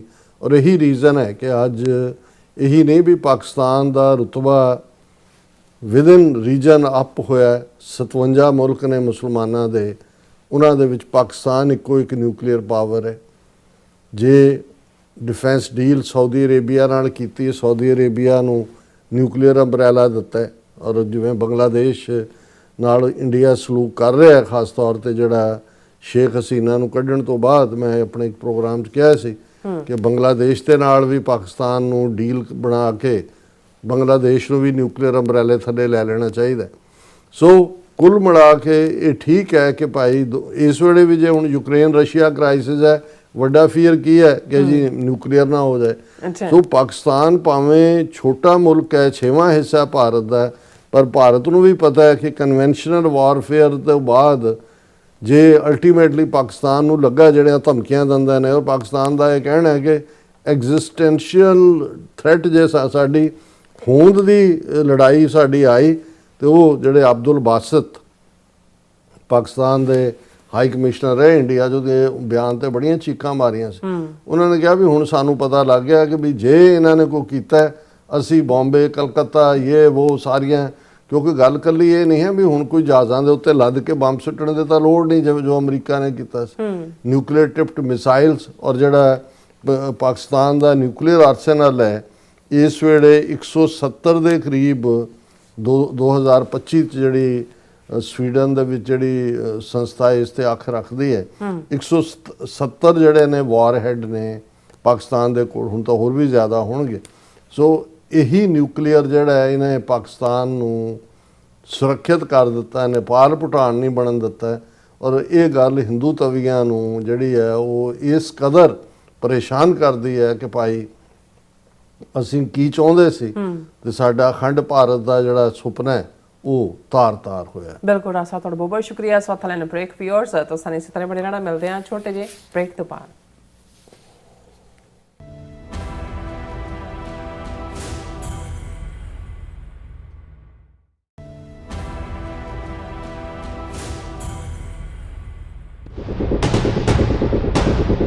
ਧਰਮ ਦੀ ਰੱਖਿਆ ਤੇ ਕੌਮ ਲਈ ਜਿਨ੍ਹਾਂ ਨੇ ਆਪਣੀਆਂ ਜਾਨਾਂ ਤੱਕ ਵਾਰ ਦਿੱਤੀਆਂ, ਉਹਨਾਂ ਮਹਾਨ ਸਿੰਘਾਂ ਸਿੰਘਣੀਆਂ ਦੀ ਯਾਦ ਨੂੰ ਸਮਰਪਿਤ ਕਰਵਾਇਆ ਜਾ ਰਿਹਾ ਹੈ ਮਹਾਨ ਸ਼ਹੀਦੀ ਸਮਾਗਮ। ਜੂਨ 1984 ਦੇ ਤੀਜੇ ਘੱਲੂਘਾਰੇ ਨੂੰ ਸਮਰਪਿਤ ਇਹ ਸਮਾਗਮ 5, 6 ਅਤੇ 7 ਜੂਨ ਨੂੰ ਸਿੱਖ ਕਲਚਰਲ ਸੁਸਾਇਟੀ ਰਿਚਮੰਡ ਹਿੱਲ ਵਿਖੇ ਹੋਣਗੇ। ਇਹਨਾਂ ਵਿਸ਼ਾਲ ਸਮਾਗਮਾਂ ਵਿੱਚ ਹੋਵੇਗੀ 1984 ਅਤੇ ਸਮੂਹ ਸ਼ਹੀਦਾਂ ਦੀ ਯਾਦ ਵਿੱਚ ਖਾਸ ਐਗਜ਼ੀਬਿਸ਼ਨ ਅਤੇ ਸਲਾਈਡ ਸ਼ੋਅ। ਆਓ ਆਪਣੇ ਸ਼ਹੀਦਾਂ ਨੂੰ ਸਤਿਕਾਰ ਭੇਟ ਕਰੀਏ ਅਤੇ ਆਪਣੇ ਇਤਿਹਾਸ ਨੂੰ ਯਾਦ ਕਰੀਏ। ਵਧੇਰੇ ਜਾਣਕਾਰੀ ਲਈ ਸਕਰੀਨ ਤੇ ਦਿੱਤੇ ਨੰਬਰਾਂ ਤੇ ਸੰਪਰਕ ਕਰੋ ਜੀ। ਧੰਨਵਾਦ।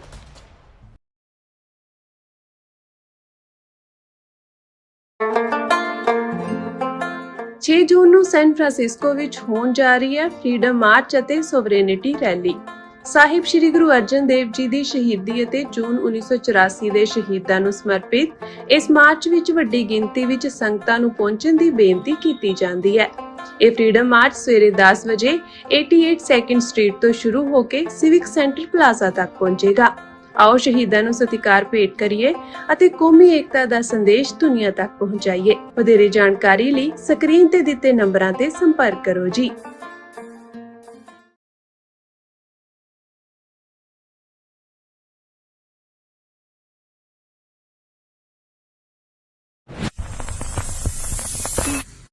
ਹਾਂਜੀ, ਵਾਹਿਗੁਰੂ ਜੀ ਕਾ ਖਾਲਸਾ, ਵਾਹਿਗੁਰੂ ਜੀ ਕੀ ਫਤਿਹ। ਸ਼ਹੀਦਾਂ ਦੇ ਸਰਤਾਜ ਗੁਰੂ ਅਰਜਨ ਪਾਤਸ਼ਾਹ ਜੀ ਮਹਾਰਾਜ ਅਤੇ 1984 ਦੇ ਸਮੂਹ ਸ਼ਹੀਦਾਂ ਦੀ ਯਾਦ ਦੇ ਵਿੱਚ ਨਗਰ ਕੀਰਤਨ 7 ਜੂਨ ਨੂੰ ਬਰੈਂਪਟਨ ਵਿਖੇ ਹੋਣ ਜਾ ਰਹੇ ਨੇ। ਹਰ ਸਾਲ ਦੀ ਤਰ੍ਹਾਂ ਆਪ ਸੰਗਤਾਂ ਨੇ ਹਮਾ ਕੇ ਪਹੁੰਚਣਾ। 11:30 ਵਜੇ ਗੁਰਦੁਆਰਾ ਗੁਰੂ ਨਾਨਕ ਮਿਸ਼ਨ ਸੈਂਟਰ ਤੋਂ ਨਗਰ ਕੀਰਤਨ ਰਵਾਨਾ ਹੋਣਗੇ ਅਤੇ ਸ਼ਾਮੀ 6 ਵਜੇ ਦੇ ਕਰੀਬ ਜੋਤ ਪ੍ਰਕਾਸ਼ ਗੁਰਦੁਆਰਾ ਸਾਹਿਬ ਵਿਖੇ ਪਹੁੰਚਣਗੇ। ਇਸ ਦੇ ਨਾਲ ਸੈਂਟਰ ਦੇ ਵਿੱਚ ਸੈਂਡਲਵੁੱਡ ਐਂਟੋਰਬਰਮ ਤੇ ਇੱਕ ਵੱਡੀ ਸਟੇਜ ਲੱਗੂਗੀ ਜਿੱਥੇ ਪੰਥਕ ਬੁਲਾਰੇ ਅਤੇ ਢਾਡੀ ਕਵੀਸ਼ਰ ਆਪ ਸੰਗਤਾਂ ਨੂੰ ਇਤਿਹਾਸ ਦੇ ਨਾਲ ਜੋੜਨਗੇ। ਇਸ ਦੇ ਨਾਲ 5 ਜੂਨ ਨੂੰ ਢਾਡੀ ਦਰਬਾਰ ਗੁਰਦੁਆਰਾ ਗੁਰੂ ਨਾਨਕ ਮਿਸ਼ਨ ਸੈਂਟਰ ਵਿਖੇ ਅਤੇ 6 ਜੂਨ ਨੂੰ ਦੋਨਾਂ ਹੀ ਗੁਰਦੁਆਰਾ ਸਾਹਿਬ ਵਿੱਚ ਸਮਾਗਮ ਹੋਣਗੇ ਕੀਰਤਨ ਦਰਬਾਰ। 6 ਜੂਨ ਨੂੰ ਹੀ ਆਪ ਜਿਨ੍ਹਾਂ ਵੀ ਗੁਰਸਿੱਖਾਂ ਨੇ ਗੁਰੂ ਕੇ ਜਹਾਜ਼ੇ ਚੜ੍ਹਨਾ ਅੰਮ੍ਰਿਤ ਸੰਚਾਰ ਜਿਹੜੇ ਉਹ ਗੁਰਦੁਆਰਾ ਜੋਤ ਪ੍ਰਕਾਸ਼ ਵਿਖੇ ਦੁਪਹਿਰ 1 ਵਜੇ ਹੋਣ ਜਾ ਰਹੇ ਨੇ। ਉਹਦੇ ਵਿੱਚ ਵੀ ਤੁਸੀਂ Gurdwara Jot Prakash viewers welcome back to programme. Viewers ਗੱਲਬਾਤ ਕਰਨ ਜਾ ਰਹੇ ਹਾਂ ਕਿ ਭਾਰਤ ਦਾ ਸਪਾਈ ਮਾਸਟਰ ਅਜੀਤ ਡੋਵਾਲ ਅੱਜ ਕੱਲ੍ਹ ਰੂਸ ਦੇ ਦੌਰੇ ਤੇ ਚੜਿਆ ਹੋਇਆ ਹੈ। ਮਾਸਕੋ ਦੇ ਇੱਕ ਸੈਮੀਨਾਰ ਵਿੱਚ ਬੋਲਦਿਆਂ ਅਜੀਤ ਡੋਵਾਲ ਨੇ ਦਹਿਸ਼ਤਗਰਦੀ ਦੇ ਖਿਲਾਫ ਲੜਾਈ ਵਿੱਚ ਅਪਣਾਏ ਜਾ ਰਹੇ ਦੋਹਰੇ ਮਾਪਦੰਡਾਂ ਦਾ ਰੋਣਾ ਰੋਇਆ। ਸਭ ਤੋਂ ਵੱਡਾ ਦਹਿਸ਼ਤਗਰਦ ਮੁਲਕ ਭਾਰਤ ਦਹਿਸ਼ਤਗਰਦੀ ਦੇ ਖਿਲਾਫ ਰੰਡੀ ਰੋਣਾ ਪਾ ਰਿਹਾ ਹੈ। ਸੋ ਇਸ ਬਾਰੇ ਆਪਾਂ ਗੱਲਬਾਤ ਕਰਨ ਜਾ ਰਹੇ ਹਾਂ। ਸੋ ਅਸੀਂ ਚਾਹਾਂਗੇ ਕਿ ਤੁਸੀਂ ਇਸੇ ਤਰ੍ਹਾਂ ਬਣੇ ਰਹਿਣਾ, ਦੇਖਣ ਸੁਣਨ ਜਾਂ ਲਿਖਣ ਲਈ ਤੁਹਾਡਾ ਸਭ ਦਾ ਬਹੁਤ ਬਹੁਤ ਧੰਨਵਾਦ ਜੀ। ਡਾਕਟਰ ਸਾਹਿਬ ਕੀ ਕਹਿਣਾ ਚਾਹੋਗੇ? ਦੇਖੋ 1526 ਈਸਵੀ ਦੇ ਵਿੱਚ ਬਾਬਰ ਨੇ ਹਮਲਾ ਕੀਤਾ ਇੰਡਸ ਦਰਿਆ ਕ੍ਰਾਸ ਕਰਕੇ ਔਰ ਉਸ ਤੋਂ ਪਹਿਲਾਂ ਉਹਨੇ ਖੁਰਾਸਾਨ ਦੇ ਉੱਤੇ ਕਬਜ਼ਾ ਕੀਤਾ। ਗੁਰੂ ਨਾਨਕ ਪਾਤਸ਼ਾਹ ਨੇ ਫਰਮਾਇਆ ਖੁਰਾਸਾਨ ਖਸਮਾਨਾ ਕੀਆ ਹਿੰਦੁਸਤਾਨ ਡਰਾਇਆ ਆਪੇ ਦੋਸ਼ ਨਾ ਦੇਈ ਕਰਤਾ ਜਮ ਕਰ ਮੁਗਲ ਚੜਾਇਆ ਕਿ ਜਮਦੂਤ ਬਣ ਕੇ ਮੌਤ ਦੇ ਫਰਿਸ਼ਤੇ ਬਣ ਕੇ ਮੁਗਲ ਜਿਹੜੇ ਨੇ ਉਹ ਆਏ। ਜੰਗ ਦੇ ਮੈਦਾਨ 'ਚ ਕੀ ਹੋਇਆ, ਕਿਵੇਂ ਪਠਾਣਾਂ ਦੇ ਨਾਲ ਮੁਗਲਾਂ ਨੇ ਜ਼ੁਲਮ ਕੀਤੇ, ਉਹਨਾਂ ਦੀਆਂ ਔਰਤਾਂ ਦਾ ਕੀ ਹਸ਼ਰ ਹੋਇਆ, ਉਹਨਾਂ ਦੇ ਪ੍ਰਿੰਸਿਸ ਦਾ ਕੀ ਹਸ਼ਰ ਹੋਇਆ, ਇਹ ਗੁਰੂ ਨਾਨਕ ਪਾਤਸ਼ਾਹ ਨੇ ਆਪਣੇ ਕਲਾਮ ਦੇ ਵਿੱਚ ਬਾਣੀ ਦੇ ਵਿੱਚ ਬਿਆਨਿਆ। ਪਰ ਉਸ ਦੇ ਵਿੱਚ ਇੱਕ ਥਾਂ ਗੁਰੂ ਪਾਤਸ਼ਾਹ ਕਹਿੰਦੇ ਨੇ ਕਿ ਕਾਜ਼ੀਆਂ ਬਾਹਮਣਾ ਕੀ ਗੱਲ ਥੱਕੀ ਅਗਦ ਪੜੈ ਸ਼ੈਤਾਨ ਵੇ ਲਾ ਲੋ, ਕਿ ਜਦੋਂ ਜਿਹੜਾ ਸ਼ੈਤਾਨ ਹੈ ਉਹ ਧਾਰਮਿਕ ਸਕ੍ਰਿਪਚਰ ਨੂੰ ਜਾਂ ਧਾਰਮਿਕ ਕਿਤਾਬਾਂ ਨੂੰ ਕੁਰਾਨ ਦੀਆਂ ਆਇਤਾਂ ਪੜ੍ਹਨ ਲੱਗ ਜਾਏ ਸ਼ੈਤਾਨ, ਜਾਂ ਗੁਰੂ ਗ੍ਰੰਥ ਸਾਹਿਬ ਦੀ ਬਾਣੀ ਸੁਣਾਉਣ ਲੱਗ ਜਾਏ, ਉਹਨੂੰ ਇੰਟਰਪ੍ਰੇਟ ਕਰਨ ਲੱਗ ਜਾਏ ਕਿ ਵੀ ਕਾਜ਼ੀ ਤੇ ਬ੍ਰਾਹਮਣ, ਕਾਜ਼ੀ ਇੰਟਰਪ੍ਰੇਟਰ ਹੈ ਇਸਲਾਮ ਦੇ ਲਾਅ ਦਾ, ਇਸਲਾਮਿਕ ਡਿਸਿਪਲਿਨ ਦਾ, ਬ੍ਰਾਹਮਣ ਹਿੰਦੂ ਥਾਟ ਦਾ, ਵੀ ਉਹਨਾਂ ਦੀ ਗੱਲ ਤਾਂ ਮੁੱਕ ਗਈ ਅਗਦ ਪੜੈ ਸ਼ੈਤਾਨ ਵੇ ਲਾ ਲਓ ਕਿ ਸ਼ੈਤਾਨ ਜਿਹੜਾ ਹੈ ਉਹ ਇੰਟਰਪ੍ਰੇਟ ਕਰ ਰਿਹਾ ਹੈ ਕਿ ਧਰਮ ਕੀ ਹੈ, ਰਾਈਟਸਨੈਸ ਕੀ ਹੈ, ਠੀਕ ਜੀਵਨ ਕੀ ਹੈ, ਠੀਕ ਜ਼ਿੰਦਗੀ ਕੀ ਹੈ। ਹੁਣ ਅੱਜ ਇਹ ਇਹਨਾਂ ਦਾ ਸਪਾਈ ਮਾਸਟਰ ਅਜੀਤ ਡੋਵਾਲ, ਮਰਡਰਰ ਤਿਕੜੀ, ਮੋਦੀ, ਅਮਿਤ ਸ਼ਾਹ ਔਰ ਅਜੀਤ ਡੋਵਾਲ, ਇਹ ਮਾਸਕੋ ਪਹੁੰਚਿਆ ਹੋਇਆ ਰਸ਼ੀਆ। ਉੱਥੇ ਉਹਨਾਂ ਦਾ ਇੱਕ ਇੰਟਰਨੈਸ਼ਨਲ ਸਿਕਿਉਰਿਟੀ ਫੋਰਮ ਜਿਹੜੀ ਹੈ ਉਸ ਦੇ ਵਿੱਚ ਕੋਈ ਸੈਮੀਨਾਰ ਹੈ, ਉਸ ਦੇ ਵਿੱਚ ਇਹ ਐਡਰੈਸ ਕਰਦੇ ਆ। ਕਹਿੰਦਾ ਜਿਹੜਾ ਇਹਨਾਂ ਦੀ news agency press trust of India ਨੇ ਹੈਡਲਾਈਨ ਲਾਈ ਹੈ, no double standards in fight against terrorism, says NSA Ajit Doval in Russia। ਹੁਣ ਇਹ ਨੈਸ਼ਨਲ ਸਿਕਿਉਰਿਟੀ ਐਡਵਾਈਜ਼ਰ ਵੀ ਹੈ, ਸਪਾਈ ਮਾਸਟਰ ਹੈ, ਜੋ ਟਰਾਂਸਨੈਸ਼ਨਲ ਰਿਪਰੈਸ਼ਨ ਜੋ ਪਾਕਿਸਤਾਨ 'ਚ ਹੋ ਰਿਹਾ ਹੈ, ਜੋ ਕੈਨੇਡਾ 'ਚ ਹਰਦੀਪ ਸਿੰਘ ਨਿੱਜਰ ਨਾਲ ਹੋਇਆ, ਇੰਗਲੈਂਡ 'ਚ ਅਵਤਾਰ ਸਿੰਘ ਖੰਡੇ ਨਾਲ ਹੋਇਆ, ਅਮਰੀਕਾ 'ਚ ਗੁਰਪਤਵੰਤ ਸਿੰਘ ਪੰਨੂ ਨਾਲ ਹੋਣਾ ਸੀ, ਇਹ ਸਾਰੇ ਦਾ ਮਾਸਟਰ ਮਾਈਂਡ ਹੈ। ਔਰ ਇਹ ਜਿਹੜਾ ਈਵਨ ਆ ਸਾਰਾ ਜੋ ਫਾਲਸ ਫਲੈਗ ਪਹਿਲਗਾਮ ਦਾ, ਉਸ ਤੋਂ ਪਹਿਲਾਂ ਪੁਲਵਾਮਾ ਦਾ, ਇਹ ਸਾਰਾ ਉੱਤਰਾਖੰਡ ਦਾ ਰਹਿਣ ਵਾਲਾ ਹੈ, ਇਹਨਾਂ ਦਾ ਕਾਤਲਾਂ ਦਾ ਸਾਥੀ ਹੈ, ਤਿੰਨੋਂ ਮਰਡਰਸ ਦੀ ਤਿਕੜੀ।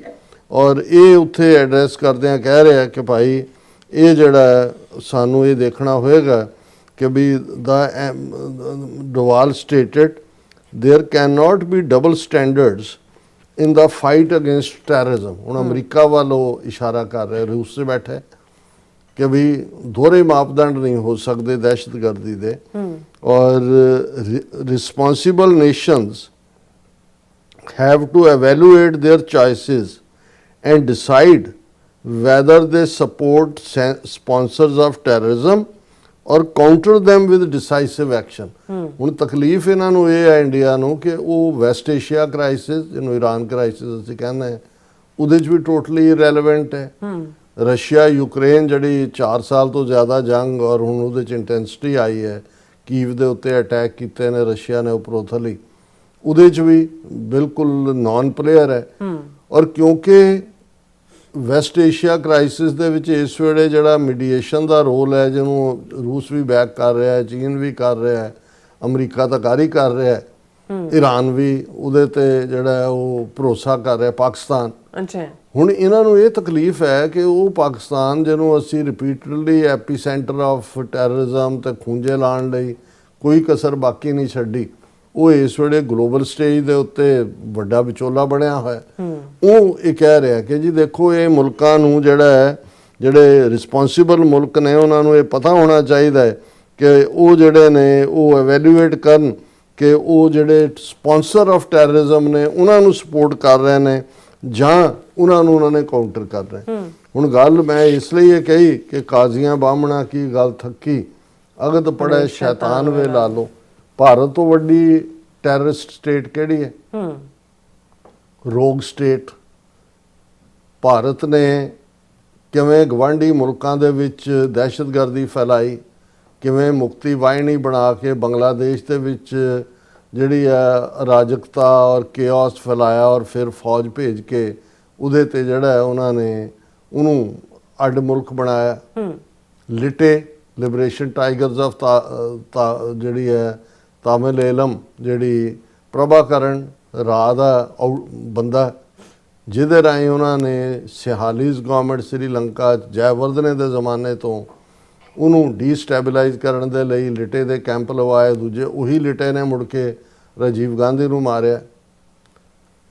ਸਿੱਕਮ ਕਿਵੇਂ ਉਹਨਾਂ ਨੇ ਸਿੱਕਮ ਦੇ ਵਿੱਚ ਚੋਗਿਆਲ ਔਰ ਦੂਸਰੇ ਨੂੰ ਘੇਰ ਕੇ ਸਿੱਕਮ ਨੂੰ ਇੰਡੀਆ 'ਚ ਅਨੈਕਸ ਕੀਤਾ, ਰਾਹ ਦਾ ਪਹਿਲਾ ਆਪਰੇਸ਼ਨ। ਤੁਸੀਂ ਜਦੋਂ ਇਹਨਾਂ ਦੇ ਕਾਰਨਾਮੇ ਦੇਖੋਗੇ, ਔਰ ਅੱਜ ਜਿਹੜੇ ਸਭ ਤੋਂ ਜ਼ਿਆਦਾ ਜਿਸ ਹਕੂਮਤ ਦੇ ਬੰਦੇ UN ਦੀ ਟੈਰਰਿਸਟ ਲਿਸਟ ਨੇ, ਤਾਲਿਬਾਨ ਰਜੀਮ ਅਫਗਾਨਿਸਤਾਨ 'ਚ, ਉਹ ਭਾਰਤ ਦੇ ਸਭ ਤੋਂ ਵੱਡੇ ਯਾਰ ਬਣੇ ਹੋਏ ਨੇ। ਉਹਨਾਂ ਦੇ ਫੋਰਨ ਮਿਨਿਸਟਰ ਮਤੱਕੀ ਨੂੰ ਸੱਦ ਕੇ ਜਵਾਈਆਂ ਵਾਂਗ ਉੱਥੇ ਇੱਕ ਹਫ਼ਤਾ ਰੱਖ ਕੇ ਸੈਰ ਕਰਵਾਉਂਦੇ ਰਹੇ। ਔਰ ਤਹਿਰੀਕੇ ਤਾਲਿਬਾਨ ਪਾਕਿਸਤਾਨ ਵੀ ਔਰ Balochistan liberation army so called, ਇਹ ਇਹਨਾਂ ਦੀਆਂ ਹੀ ਆਊਟਫਿਟਸ ਨੇ ਜਿਹੜੀਆਂ ਅਫਗਾਨਿਸਤਾਨ 'ਚ ਬੈਠ ਕੇ ਵਿਦਨ ਪਾਕਿਸਤਾਨ ਜਿਹੜਾ ਉਹ ਟੈਰਰਿਜ਼ਮ ਕਰ ਰਹੀਆਂ ਨੇ। ਜੋ ਕੁਛ ਉਹਨਾਂ ਨੇ ਪਿਛਲੇ ਦਿਨਾਂ 'ਚ ਕੀ ਉਹਨਾਂ ਦੀ ਜਾਫਰ ਐਕਸਪ੍ਰੈਸ ਜਾਂ ਗੱਡੀ ਦੇ ਕੀਤਾ, ਫੌਜੀ ਮਾਰੇ ਨੇ। ਉਸ ਤੋਂ ਪਹਿਲਾਂ ਇਹਨਾਂ ਨੇ ਹਾਈਜੈਕ ਕੀਤਾ। ਫਿਰ ਜਿਹੜੇ ਨੇ ਲਗਾਤਾਰਤਾ ਨਾਲ ਖੁਦਕਸ਼ ਹਮਲੇ, ਔਰ ਕੌਣ ਇਹਨਾਂ ਨੂੰ ਇਹ ਇਹਨਾਂ ਦਾ ਪਿਓ ਹੈ ਅਜੀਤ ਡੋਵਾਲ, ਜਿਹਨੇ ਖੁਦ ਫਖਰ ਕੀਤਾ ਹੋਇਆ ਬੜਾ ਕਿ ਜੀ ਮੈਂ ਪਾਕਿਸਤਾਨ ਦੀ ਫਲਾਣੀ ਮਸਜਿਦ ਦੇ ਵਿੱਚ ਫਲਾਣਾ ਬਣ ਕੇ ਰਹਿੰਦਾ ਸੀ ਤੇ ਮੈਂ ਉੱਥੇ ਇਹ ਕੀਤਾ ਉਹ ਈਵਨ ਪੰਜਾਬ 'ਚ ਸਿੱਖਾਂ ਨੂੰ ਮਾਰਨ ਦੇ ਲਈ 1988 ਦੇ ਵਿੱਚ ਜਿਹੜਾ so called operation black thunder ਸੀ, ਉਹਦੇ 'ਚੋਂ ਕਹਿੰਦਾ ਮੈਂ ਤਾਂ ਅੰਮ੍ਰਿਤਸਰ ਸੀ, ਰਿਕਸ਼ਾ ਚਲਾਉਂਦਾ ਸੀ, ਮੈਂ ਅੰਦਰ ਵਾਲਿਆਂ ਨੂੰ ਇਹ ਪ੍ਰਭਾਵ ਦਿੱਤਾ ਸੀ ਕਿ ਮੈਂ ISI ਦਾ ਕਰਨਲ ਹੈ ਔਰ ਸਾਰਾ ਜਿਹੜਾ ਮੈਂ ਹੀ ਆਪਰੇਟ ਕਰਦਾ ਸੀ। ਔਰ ਫਿਰ ਬਲੈਕ ਥੰਡਰ ਉੱਥੇ ਫੌਜ ਅੰਦਰ ਗਈ, ਕਮਾਂਡੋ ਉਹਨਾਂ ਦੇ ਔਰ ਦੂਜੇ ਤੀਜੇ। ਹੁਣ ਟਰਾਂਸਨੈਸ਼ਨਲ ਰਿਪਰੈਸ਼ਨ ਲਈ ਇਹ ਤਾਂ ਮੋਦੀ ਦੇ ਨਾਲ ਆਇਆ ਨਹੀਂ ਸੀ ਅਮਰੀਕਾ ਦੇ ਦੌਰੇ ਵੇਲੇ, ਕਿਉਂਕਿ ਕੇਸ ਇਹਦੇ ਖਿਲਾਫ ਅੱਜ ਵੀ ਹੈ ਕਿ ਆ ਜਿਹੜਾ ਟਰਾਂਸਨੈਸ਼ਨਲ ਰਿਪਰੈਸ਼ਨ ਅਮਰੀਕਨ ਸਿਟੀਜ਼ਨ ਨੂੰ ਮਾਰਨ ਦਾ ਕੈਨੇਡਾ ਦੇ ਵਿੱਚ, UK ਦੇ ਵਿੱਚ। ਸੋ ਕਹਿਣ ਦਾ ਮਤਲਬ ਇਹ ਹੈ ਵੀ ਕਿਸ ਲੈਵਲ ਤੇ ਐਂਡ ਵਿਦਨ ਇਹ ਕੀ ਕਰ ਰਹੀਆਂ ਇਹਨਾਂ ਦੀਆਂ ਏਜੰਸੀਆਂ। ਸੋ ਜਿਹਨੂੰ ਕਹਿੰਦੇ ਨੇ ਵੀ ਛੱਜ ਤਾਂ ਬੋਲੇ, ਛਾਨਣੀ ਕੀ ਬੋਲੇ, ਜਿਹਦੇ 'ਚ 100 ਛੇਕ। ਸੋ ਮੈਂ ਕਿਹਾ ਵੀ ਇਹ ਹੈ ਕਿ ਵੀ ਕਾਜ਼ੀਆਂ ਬਾਹਮਣਾ ਕੀ ਗੱਲ ਥੱਕੀ, ਅਗਦ ਪੜੇ ਸ਼ੈਤਾਨ ਵੇ ਲਾ ਲੋ। ਅਜੀਤ ਡੋਵਾਲ ਦੱਸ ਰਿਹਾ ਕਿ ਵੀ ਦਹਿਸ਼ਤਗਰਦ ਕੌਣ ਹੈ ਤੇ ਕੌਣ ਨਹੀਂ, ਲੇਕਿਨ ਇਹ ਰੋਗ ਸਟੇਟ ਇੰਡੀਆ ਜਿਹੜੀ ਹੈ ਇਹ ਐਕਸਪੋਜ਼ ਹੋ ਰਹੀ ਹੈ ਉਸ ਰਸਤੇ ਤੇ ਜਿੱਤੇ ਤੁਰੇ ਹੋਏ ਨੇ। ਇਵੈਂਚੁਅਲੀ ਇਹ ਵਾਰ ਕ੍ਰਿਮੀਨਲ ਨੇ, ਮੋਦੀ ਵੀ ਵਾਰ ਕ੍ਰਿਮੀਨਲ ਹੈ, ਅਮਿਤ ਸ਼ਾਹ ਵੀ ਵਾਰ ਕ੍ਰਿਮੀਨਲ ਹੈ, ਅਜੀਤ ਡੋਵਾਲ ਵੀ ਵਾਰ ਕ੍ਰਿਮੀਨਲ ਹੈ। ਔਰ ਇਹਨਾਂ ਨੂੰ ਇਹਨਾਂ ਦੇ ਵਾਰ ਕ੍ਰਾਈਮਸ ਦੇ ਲਈ ਜਿਹੜਾ ਉਹ ਸਜ਼ਾਵਾਂ ਹੋਣਗੀਆਂ, ਮਿਲਣਗੀਆਂ। ਇਸ ਗੱਲ ਬਾਰੇ ਇਹਨਾਂ ਨੂੰ ਕਿਸੇ ਸ਼ੱਕ ਸ਼ੁਬੇ 'ਚ ਨਹੀਂ ਰਹਿਣਾ ਚਾਹੀਦਾ। ਜੀ ਰਾਣਾ ਸਾਹਿਬ ਬਿਲਕੁਲ। ਸੋ ਥਲੇ ਨੇ ਬ੍ਰੇਕ ਵਿਊਅਰਸ, ਤੁਸੀਂ ਕਿਤੇ ਨਹੀਂ ਜਾਣਾ, ਮਿਲਦੇ ਹਾਂ after this short break.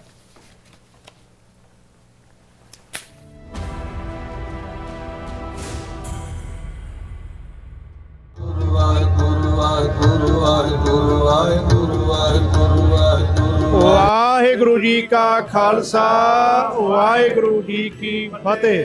ਧਰਨ Gagan ਨਵਖੰਡ ਮੈਂ ਜੋਤ ਸਵਰੂਪੀ ਰਹਿਓ ਭਰ, ਭੰਨ ਮਥੁਰਾ ਕਛ ਭੇਦ ਨਹੀਂ ਗੁਰ ਅਰਜਨ ਪ੍ਰਤੱਖ ਹਰ। ਗੁਰਬਾਣੀ ਕੁਰਬਾਨੀ ਤੇ ਮਿਹਰਬਾਨੀ ਦੇ ਪੁੰਜ, ਭਾਣੇ ਦੀ ਮੂਰਤ, ਧੰਨ ਧੰਨ ਧੰਨ ਸਾਹਿਬ ਸ੍ਰੀ ਗੁਰੂ ਅਰਜਨ ਦੇਵ ਸੱਚੇ ਪਾਤਸ਼ਾਹ ਜੀ। ਤਿਨਾਂ ਦੇ ਸ਼ਹੀਦੀ ਦਿਹਾੜਿਆਂ ਨੂੰ ਸਮਰਪਿਤ ਦਾ Sikh centre of New York Inc, Gurdwara Sahib Flushing ਤੇ ਗੁਰਦੁਆਰਾ ਸਾਹਿਬ ਕਲੀਨ ਵਿਲੇਜ ਦੀਆਂ ਸਮੂਹ ਸਿੱਖ ਸੰਗਤਾਂ ਵੱਲੋਂ ਰਲ ਮਿਲ ਕਰਕੇ ਟਰਾਈ ਸਟੇਟ ਦੀਆਂ ਸਮੂਹ ਸਿੱਖ ਸੰਗਤਾਂ, ਗੁਰਦੁਆਰਾ ਸਾਹਿਬਾਨਾਂ ਦੀਆਂ ਪ੍ਰਬੰਧਕ ਕਮੇਟੀਆਂ ਤੇ ਧਾਰਮਿਕ ਜਥੇਬੰਦੀਆਂ ਦੇ ਸਹਿਯੋਗ ਦੇ ਨਾਲ 13 ਜੂਨ ਦਿਨ ਸ਼ਨੀਚਰਵਾਰ ਨੂੰ ਗੁਰਦੁਆਰਾ ਸਾਹਿਬ ਕਲੀਨ ਵਿਲੇਜ ਵਿਖੇ 11 ਵਜੇ ਨਗਰ ਕੀਰਤਨ ਦੇ ਸਮਾਗਮ ਰੱਖੇ ਗਏ ਹਨ। ਸੋ ਸਮੂਹ ਸੰਗਤਾਂ ਦੇ ਚਰਨਾਂ 'ਚ ਬੇਨਤੀ ਹੈ ਕਿ ਇਹਨਾਂ ਸਮਾਗਮਾਂ ਦੇ ਅੰਦਰ ਸਮੇਂ ਅਨੁਸਾਰ ਹਾਜ਼ਰੀਆਂ ਭਰਨ ਦੀ ਕਿਰਪਾਲਤਾ ਕਰਨੀ ਜੀ। ਸਤਿਕਾਰਯੋਗ ਵੀਰਾਂ ਨੂੰ ਬੇਨਤੀ ਹੈ ਕਿ ਆਪਣੇ ਸਿਰਾਂ ਤੇ ਕੇਸਰੀ ਤੇ ਨੀਲੀਆਂ ਦਸਤਾਰਾਂ ਸਜਾ ਕੇ ਆਉਣ। ਸਤਿਕਾਰਯੋਗ ਭੈਣਾਂ ਨੂੰ ਬੇਨਤੀ ਹੈ ਕਿ ਆਪਣੇ ਸਿਰਾਂ ਤੇ ਕੇਸਰੀ ਤੇ ਨੀਲੇ ਦੁਪੱਟੇ ਲੈ ਕੇ ਆਉਣ ਜੀ। ਵਾਹਿਗੁਰੂ ਜੀ ਕਾ ਖਾਲਸਾ, ਵਾਹਿਗੁਰੂ ਜੀ ਕੀ ਫਤਿਹ। ਬੋਲੇ ਸੋ ਨਿਹਾਲ। ਵਾਹਿਗੁਰੂ ਜੀ ਕਾ ਖਾਲਸਾ, ਵਾਹਿਗੁਰੂ ਜੀ ਕੀ ਫਤਿਹ।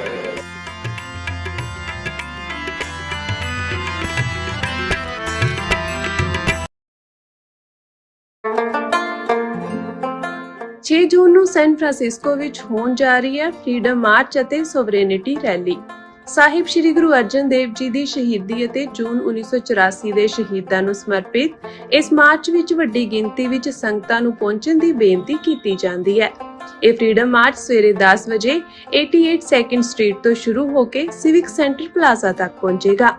ਆਓ ਸ਼ਹੀਦਾਂ ਨੂੰ ਸਤਿਕਾਰ ਭੇਟ ਕਰੀਏ ਅਤੇ ਕੌਮੀ ਏਕਤਾ ਦਾ ਸੰਦੇਸ਼ ਦੁਨੀਆ ਤੱਕ ਪਹੁੰਚਾਈਏ। ਵਧੇਰੇ ਜਾਣਕਾਰੀ ਲਈ ਸਕਰੀਨ ਤੇ ਦਿੱਤੇ ਨੰਬਰਾਂ ਤੇ ਸੰਪਰਕ ਕਰੋ ਜੀ। ਧਰਮ ਦੀ ਰੱਖਿਆ ਤੇ ਕੌਮ ਲਈ ਜਿਨ੍ਹਾਂ ਨੇ ਆਪਣੀਆਂ ਜਾਨਾਂ ਤੱਕ ਵਾਰ ਦਿੱਤੀਆਂ, ਉਹਨਾਂ ਮਹਾਨ ਸਿੰਘਾਂ ਸਿੰਘਣੀਆਂ ਦੀ ਯਾਦ ਨੂੰ ਸਮਰਪਿਤ ਕਰਵਾਇਆ ਜਾ ਰਿਹਾ ਹੈ ਮਹਾਨ ਸ਼ਹੀਦੀ ਸਮਾਗਮ। ਜੂਨ 1984 ਦੇ ਤੀਜੇ ਘੱਲੂਘਾਰੇ ਨੂੰ ਸਮਰਪਿਤ ਇਹ ਸਮਾਗਮ 5, 6 ਅਤੇ 7 ਜੂਨ ਨੂੰ ਸਿੱਖ ਕਲਚਰਲ ਸੁਸਾਇਟੀ ਰਿਚਮੰਡ ਹਿੱਲ ਵਿਖੇ ਹੋਣਗੇ। ਇਹਨਾਂ ਵਿਸ਼ਾਲ ਸਮਾਗਮਾਂ ਵਿੱਚ ਹੋਵੇਗੀ 1984 ਅਤੇ ਸਮੂਹ ਸ਼ਹੀਦਾਂ ਦੀ ਯਾਦ ਵਿੱਚ ਖਾਸ ਐਗਜ਼ੀਬਿਸ਼ਨ ਅਤੇ ਸਲਾਈਡ ਸ਼ੋਅ। ਆਓ ਆਪਣੇ ਸ਼ਹੀਦਾਂ ਨੂੰ ਸਤਿਕਾਰ ਭੇਟ ਕਰੀਏ ਅਤੇ ਆਪਣੇ ਇਤਿਹਾਸ ਨੂੰ ਯਾਦ ਕਰੀਏ। ਵਧੇਰੇ ਜਾਣਕਾਰੀ ਲਈ ਸਕਰੀਨ ਤੇ ਦਿੱਤੇ ਨੰਬਰਾਂ ਤੇ ਸੰਪਰਕ ਕਰੋ ਜੀ। ਧੰਨਵਾਦ।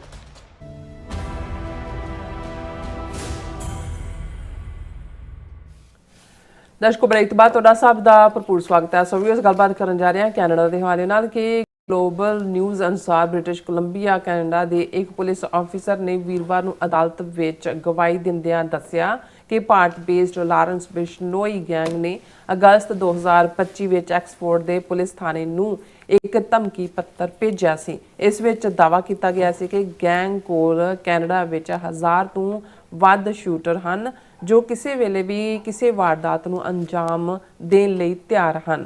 ਇਹ ਹੈ ਅਮਿਤ ਸ਼ਾਹ ਦੀ ਕਮਾਂਡ ਥੱਲੇ ਕੈਨੇਡਾ ਅਮਰੀਕਾ ਵਿੱਚ ਗੈਂਗਸਟਰਾਂ ਨੂੰ ਭੇਜਣਾ। ਸੋ ਇਸ ਬਾਰੇ ਆਪਾਂ ਗੱਲਬਾਤ ਕਰਨ ਜਾ ਰਹੇ ਹਾਂ ਔਰ ਨਾਲ ਜਿਹੜੇ ਤੁਹਾਡੇ ਲਾਈਵ ਮੈਸੇਜ ਨੇ ਉਹ ਵੀ ਆਪਾਂ ਸ਼ੇਅਰ ਕਰਾਂਗੇ।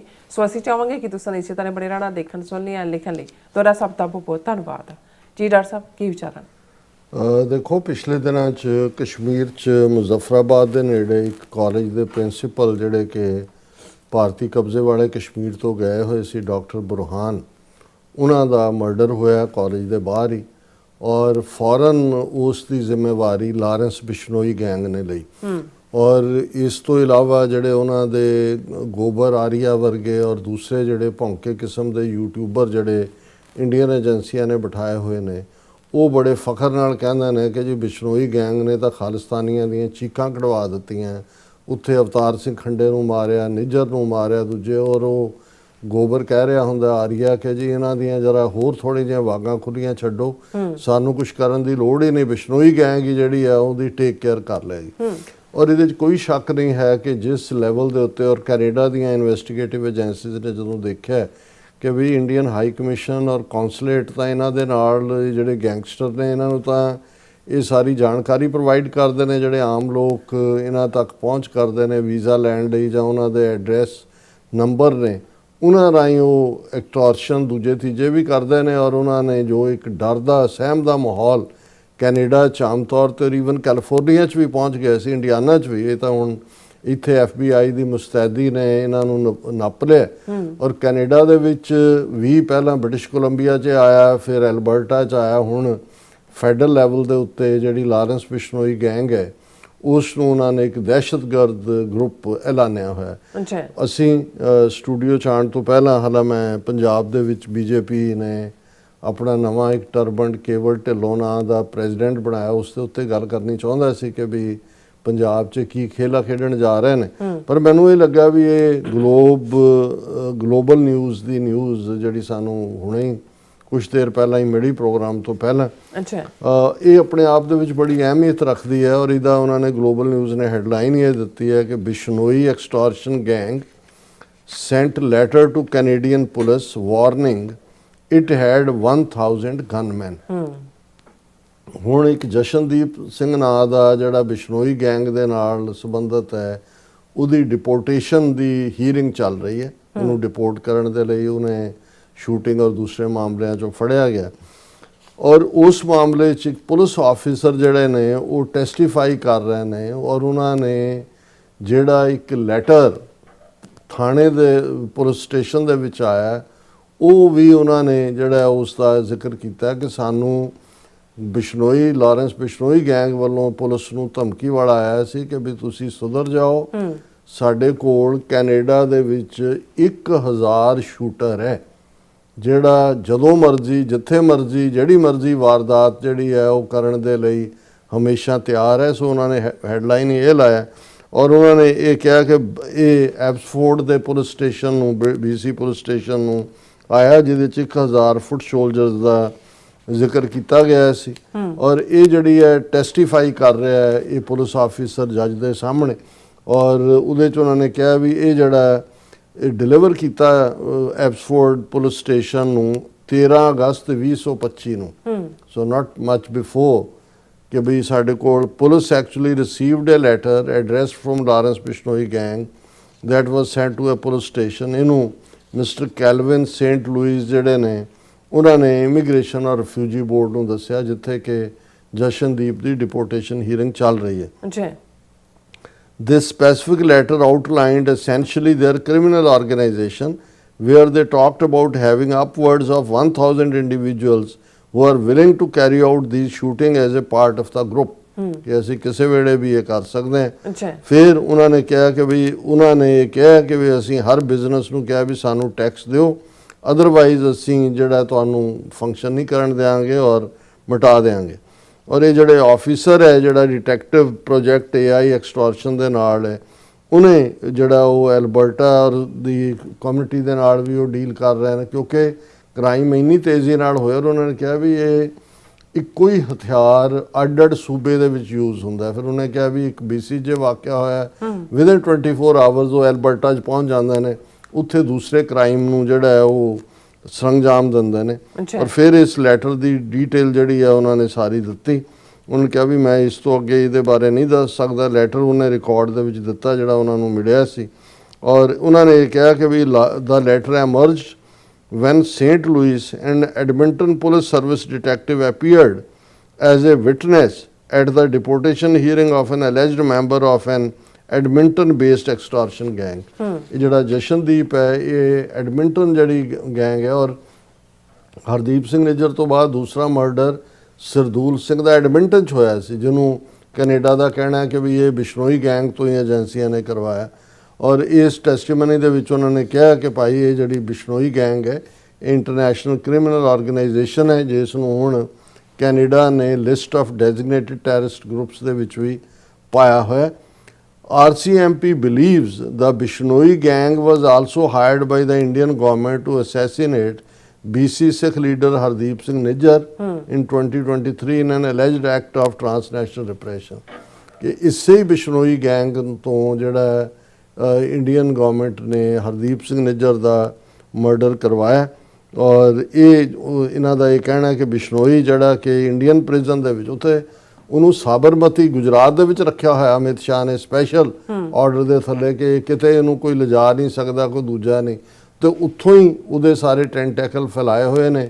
ਉਹਦੇ ਨਾਂ ਦੇ ਥੱਲੇ ਹੀ ਕਿਤੇ ਗੋਲਡੀ ਬਰਾੜ ਬਣਾ ਦਿਓ, ਕਿਤੇ ਜੋਰਾ ਬਣਾ ਦਿਓ, ਕਿਤੇ ਕੋਈ ਹੋਰ ਨਾਂ ਦੇ ਦਿਓ।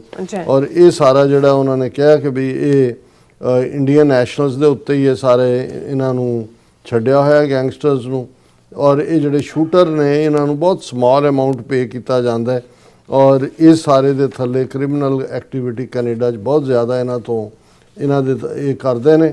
ਔਰ ਇਹ ਉਹਨਾਂ ਨੇ ਕਿਹਾ ਵੀ ਜਿਹੜੀਆਂ ਅਸੀਂ ਕ੍ਰਿਮੀਨਲ ਆਰਗੇਨਾਈਜੇਸ਼ਨਸ ਦੇਖਦੇ ਹਾਂ, ਕਈ ਵਾਰ ਇਵੇਂ ਲੱਗਦਾ ਜਿਵੇਂ ਘਰਾਂ 'ਚ ਹੀ ਬੈਠੇ ਇਸ ਕਿਸਮ ਦਾ ਕੰਮ ਕਰ ਰਹੇ ਨੇ, ਪਰ ਸਾਊਥ ਏਸ਼ੀਅਨ ਬਿਜ਼ਨਸ ਓਨਰਸ ਨੂੰ ਇਹ ਟਾਰਗੇਟ ਕਰਦੇ ਨੇ।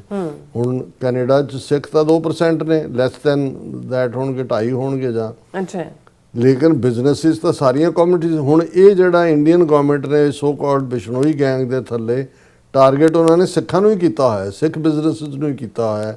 ਔਰ ਇਹ ਸਾਰੇ ਦੇ ਚੱਲਦਿਆਂ ਜਿਹੜਾ demands for money are always made over WhatsApp, ਵੀ WhatsApp ਦੇ ਉੱਤੇ ਪੈਸੇ ਮੰਗਦੇ ਨੇ, ਆਫਟਨ ਰੈਫਰੈਂਸਿੰਗ ਲਾਰੈਂਸ ਬਿਸ਼ਨੋਈ ਔਰ his one time right hand man Goldy Brar, but most of the calls come from another Bishnoi member named Jora Sidhu.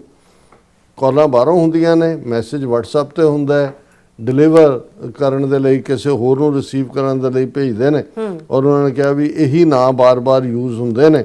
ਔਰ ਇਹ ਸਾਰੇ ਦੇ ਥੱਲੇ ਜਿਹੜਾ ਉਹਨਾਂ ਦਾ Bishnoi group fractured last fall due to falling out between India-based namesake and Brad his Canadian, ਕਿ ਆਪਸ 'ਚ ਕਈ ਵਾਰੀ ਲੜ ਵੀ ਪੈਂਦੇ ਨੇ, ਫਿਰ ਉਹ ਆਪਣੀ ਗੈਂਗ ਬਣਾ ਲੈਂਦੇ। ਔਰ ਇਹ ਰਿਫਟ ਦੇ ਵਿੱਚ ਜਦੋਂ following the rift, gang members began shooting at homes and businesses without first contacting the owners to demand money, which he said may reflect a degree of ਡੀਆਰਗੇਨਾਈਜੇਸ਼ਨ।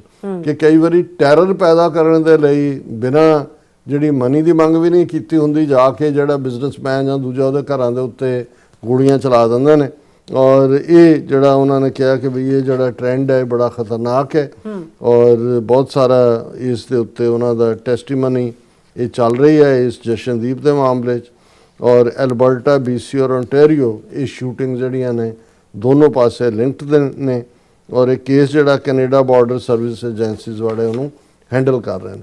ਸੋ ਕਹਿਣ ਦਾ ਮਤਲਬ ਇਹ ਹੈ ਵੀ ਜਿਹੜੀ ਗੱਲ ਅਸੀਂ ਲਗਾਤਾਰਤਾ ਨਾਲ ਕਹਿੰਦੇ ਰਹੇ, ਕੈਨੇਡਾ ਦੀਆਂ ਆਪਣੀਆਂ ਇਨਵੈਸਟੀਗੇਸ਼ਨਸ ਨੇ ਜਿਹਨੂੰ ਪ੍ਰੂਵ ਕੀਤਾ। ਹੁਣ ਈਵਨ ਜਿਹੜਾ ਸਿੱਧੇ ਤੌਰ ਦੇ ਉੱਤੇ ਜਿਹੜੇ ਉਹਨਾਂ ਦੇ ਲਾ ਐਨਫੋਰਸਮੈਂਟ ਵਾਲੇ ਲੋਕ ਨੇ ਉਹ ਟੈਸਟੀਫਾਈ ਕਰ ਰਹੇ ਨੇ ਕਿ ਕਿਸ ਹੱਦ ਤੱਕ ਇੰਟਰਫੀਅਰੈਂਸ ਹੈ। ਔਰ ਹੁਣ ਤੁਸੀਂ ਦੇਖੋ ਕਿ ਵੀ ਕਿਵੇਂ ਇੰਡੀਆ ਦਾ ਹਾਈ ਕਮਿਸ਼ਨਰ ਦਿਨੇਸ਼ ਪਟਨਾਇਕ 2 ਦਿਨ ਪਹਿਲਾਂ ਗਲੋਬ ਐਂਡ ਮੇਲ ਨੂੰ ਇੰਟਰਵਿਊ ਦੇ ਵਿੱਚ ਕਿਵੇਂ ਧੜੱਲੇ ਨਾਲ ਝੂਠ ਬੋਲਦਾ ਹੈ। ਜੇ ਗਲੋਬ ਐਂਡ ਮੇਲ ਉਹਨੂੰ ਛਾਪ ਦਿੰਦਾ ਹੈ ਉਹਦੀ ਠੀਕ ਗੱਲ ਕਿ ਜੀ ਉਹ ਕਹਿੰਦਾ ਜੀ ਇਹ RCMP ਔਰ ਸੀਸਸ ਇਹ ਤਾਂ ਖਾਲਿਸਤਾਨੀਆਂ ਦੀ ਪੇਰੋਲ ਤੇ ਨੇ, ਤੇ 24 ਘੰਟੇ ਬਾਅਦ ਥੁੱਕਿਆ ਚੱਟ ਕੇ ਕਹਿੰਦਾ ਨਹੀਂ ਨਹੀਂ ਨਹੀਂ ਇਹ ਮਿਸ ਰਿਪੋਰਟਿੰਗ ਹੋ ਗਈ। ਮੈਂ ਬਹੁਤ ਸਾਡੇ ਚੰਗੇ ਸੰਬੰਧ ਨੇ ਕੈਨੇਡੀਅਨ ਲਾ। ਹੁਣ ਕੈਨੇਡੀਅਨ ਸਿਸਟਮ ਨੂੰ ਨਹੀਂ ਪਤਾ ਬਿਸ਼ਨੋਈ ਗੈਂਗ ਕੌਣ ਹੈ, ਕੌਣ ਪੁਸ਼ਤਪਨਾਹੀ ਕਰ ਰਿਹਾ ਹੈ। ਅੱਛਾ, ਜੇ ਕ੍ਰਾਈਮ ਕੈਨੇਡਾ 'ਚ ਹੈ ਜਾਂ ਪੰਜਾਬ 'ਚ ਸਿੱਧੂ ਮੂਸੇਵਾਲੇ ਦਾ ਮਰਡਰ ਵੀ ਇਸ ਲਾਰੈਂਸ ਬਿਸ਼ਨੋਈ ਨੇ ਜ਼ਿੰਮੇਵਾਰੀ ਲਈ ਸੀ, ਤੇ ਉਹ ਸਾਬਰਮਤੀ 'ਚ ਕੀ ਕਰ ਰਿਹਾ? ਗੁਜਰਾਤ 'ਚ ਤਾਂ ਉਹਨੇ ਕੋਈ ਕ੍ਰਾਈਮ ਨਹੀਂ ਕੀਤਾ ਹੈ। ਇਹ ਹੈ ਜਦੋਂ ਤੁਸੀਂ ਇੱਕ ਜਿਹੜਾ ਉਹ ਪੈਰਲਲ ਗੁੰਡਾ ਸਿਸਟਮ ਔਰ ਉਹ ਅਜੀਤ ਡੋਵਾਲ ਦੀ ਕਮਾਂਡ ਔਰ ਅਮਿਤ ਸ਼ਾਹ ਬਾਰੇ ਇਹਨਾਂ ਦਾ RSS ਆਈਡੀਆ ਲੋग खुल के कहता वो गुंडा आदमी है, बदमाश आदमी है। उसने जिस जज को उसकी इंक्वायरी के लिए जस्टिस लोया उन्होंने ही मरवाता है। उन्हें क्या गुंडा है, ये जिन्हों मर्जी मरवा दे। और वो जो गंद है अपना उन्होंने इन्होंने मुल्कों तक भी लिया है। जी राज साहब बहुत बहुत शुक्रिया, तुसीं अपने विचार सारे दर्शकों नाल साझे कीते ने। सो हुण आपां अपने व्यूअर्स दे मैसेज ने वो लैण जा रहे हैं। सब का बहुत बहुत शुक्रिया अदा करते हैं। सोनमल जी साडे पहले व्यूअर ने सानू फतेह बुलाते हैं। वाहिगुरू जी का खालसा वाहिगुरू जी की फतेह। खालसा देश पंजाब जी फतेह बुलाते हैं और एमियन जड़े ने खालसा जिंदाबाद कहते हैं। और इसी तरह जड़े आयरिश ने वो भी खालसा जिंदाबाद कहते हैं। फ्री कहते कश्मीर घुसके जी भी जड़े ने खालसा जिंदाबाद कहते हैं। नासर चौधरी जी भी खालसा जिंदाबाद। अमरजीत सैनी जड़े ने वो भी खालसा जिंदाबाद कहते हैं। फिर इस तरह मोमिन ज़ियाद जड़े ने वो भी कहते हैं कि डॉक्टर साहब तुसी गैबर्ड ते इंटरव्यू हाँ जी ते जरूर कहते तबसरा करियो, वेरी इंपॉर्टेंट। मैं देखा नहीं है इंटरव्यू, हाँ जी पर मैं देख लांगा जी। और शायद जावेद जड़े ने वो भी कहते डॉक्टर साहब love your analysis always elaborate with historical background. बहुत शुक्रिया भाई साहब। और TC जड़े ने वो भी फतेह बुलाते हैं और साड़ा धन्यवाद करते हैं। Thank you so much. और Nasar Chaudhary ji salute to the martyrs of 1984। So इसी तरह TC जड़े ने वो भी प्रणाम टू ऑल शहीदां नूं। सब का बहुत बहुत शुक्रिया। हुण आपां अपने जड़े TV 84 USA ते भी अपने व्यूअर्स के जड़े कमेंट ने वो भी देखते हैं। साडे कोल पहले व्यूअर इहदे विच ने हाँ जी धर्म सिंह जी फतेह बुलाते हैं। वाहिगुरू जी का खालसा वाहिगुरू जी की फतेह। इंद्रजीत सिंह संधू जी भी, फिर खालसा देश पंजाब जी भी, और चरणजीत बाजवा जी भी, और मिश्रा सिंह जी भी, घुसकर जी भी, और जगपाल जी भी, और फिर इसी तरह ऑल अबाउट ट्रूथ सिखिज्म जी भी, और सुखदेव सिंह जी भी, बलविंदर सिंह जी भी, और फिर इस तरह जूजर जी भी, और सतनाम सिंह जी भी, और गुरविंदर मान जी भी, परमजीत सिंह जी भी, और गुरजित सिंह जी भी, बलवीर सिंह जी भी, और फिर इसी तरह साढ़े कोल हैगे है ब्रह्मलीन भुपिंदर जी भी, और जगदेव सिंह जी भी, कुलविंदर सिंह जी भी, और बलविंदर सिंह जी भी, और फिर इस तरह दमप्रीत सिंह जी भी। वेरी गुड कहते इन्फॉर्मेशन डॉक्टर साहब।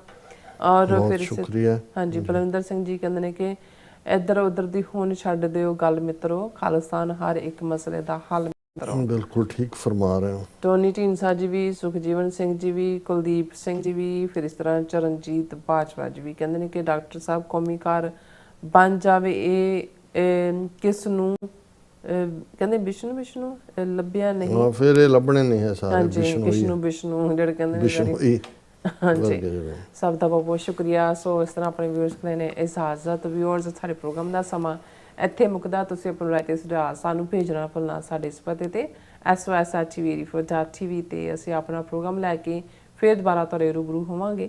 ਤਦ ਤੱਕ ਲਈ ਮੈਨੂੰ ਤੇ ਆਪਣਾ ਸੁਣਾ ਗਿਆ ਦੋ ਦੇਖਦੇ ਰਹੋ TV84 ਬੁਲਾ ਦਿਓ ਫਤਿਹ। ਵਾਹਿਗੁਰੂ ਜੀ ਕਾ ਖਾਲਸਾ ਵਾਹਿਗੁਰੂ ਜੀ ਕੀ ਫਤਿਹ। ਰੱਬ ਰਾਖਾ।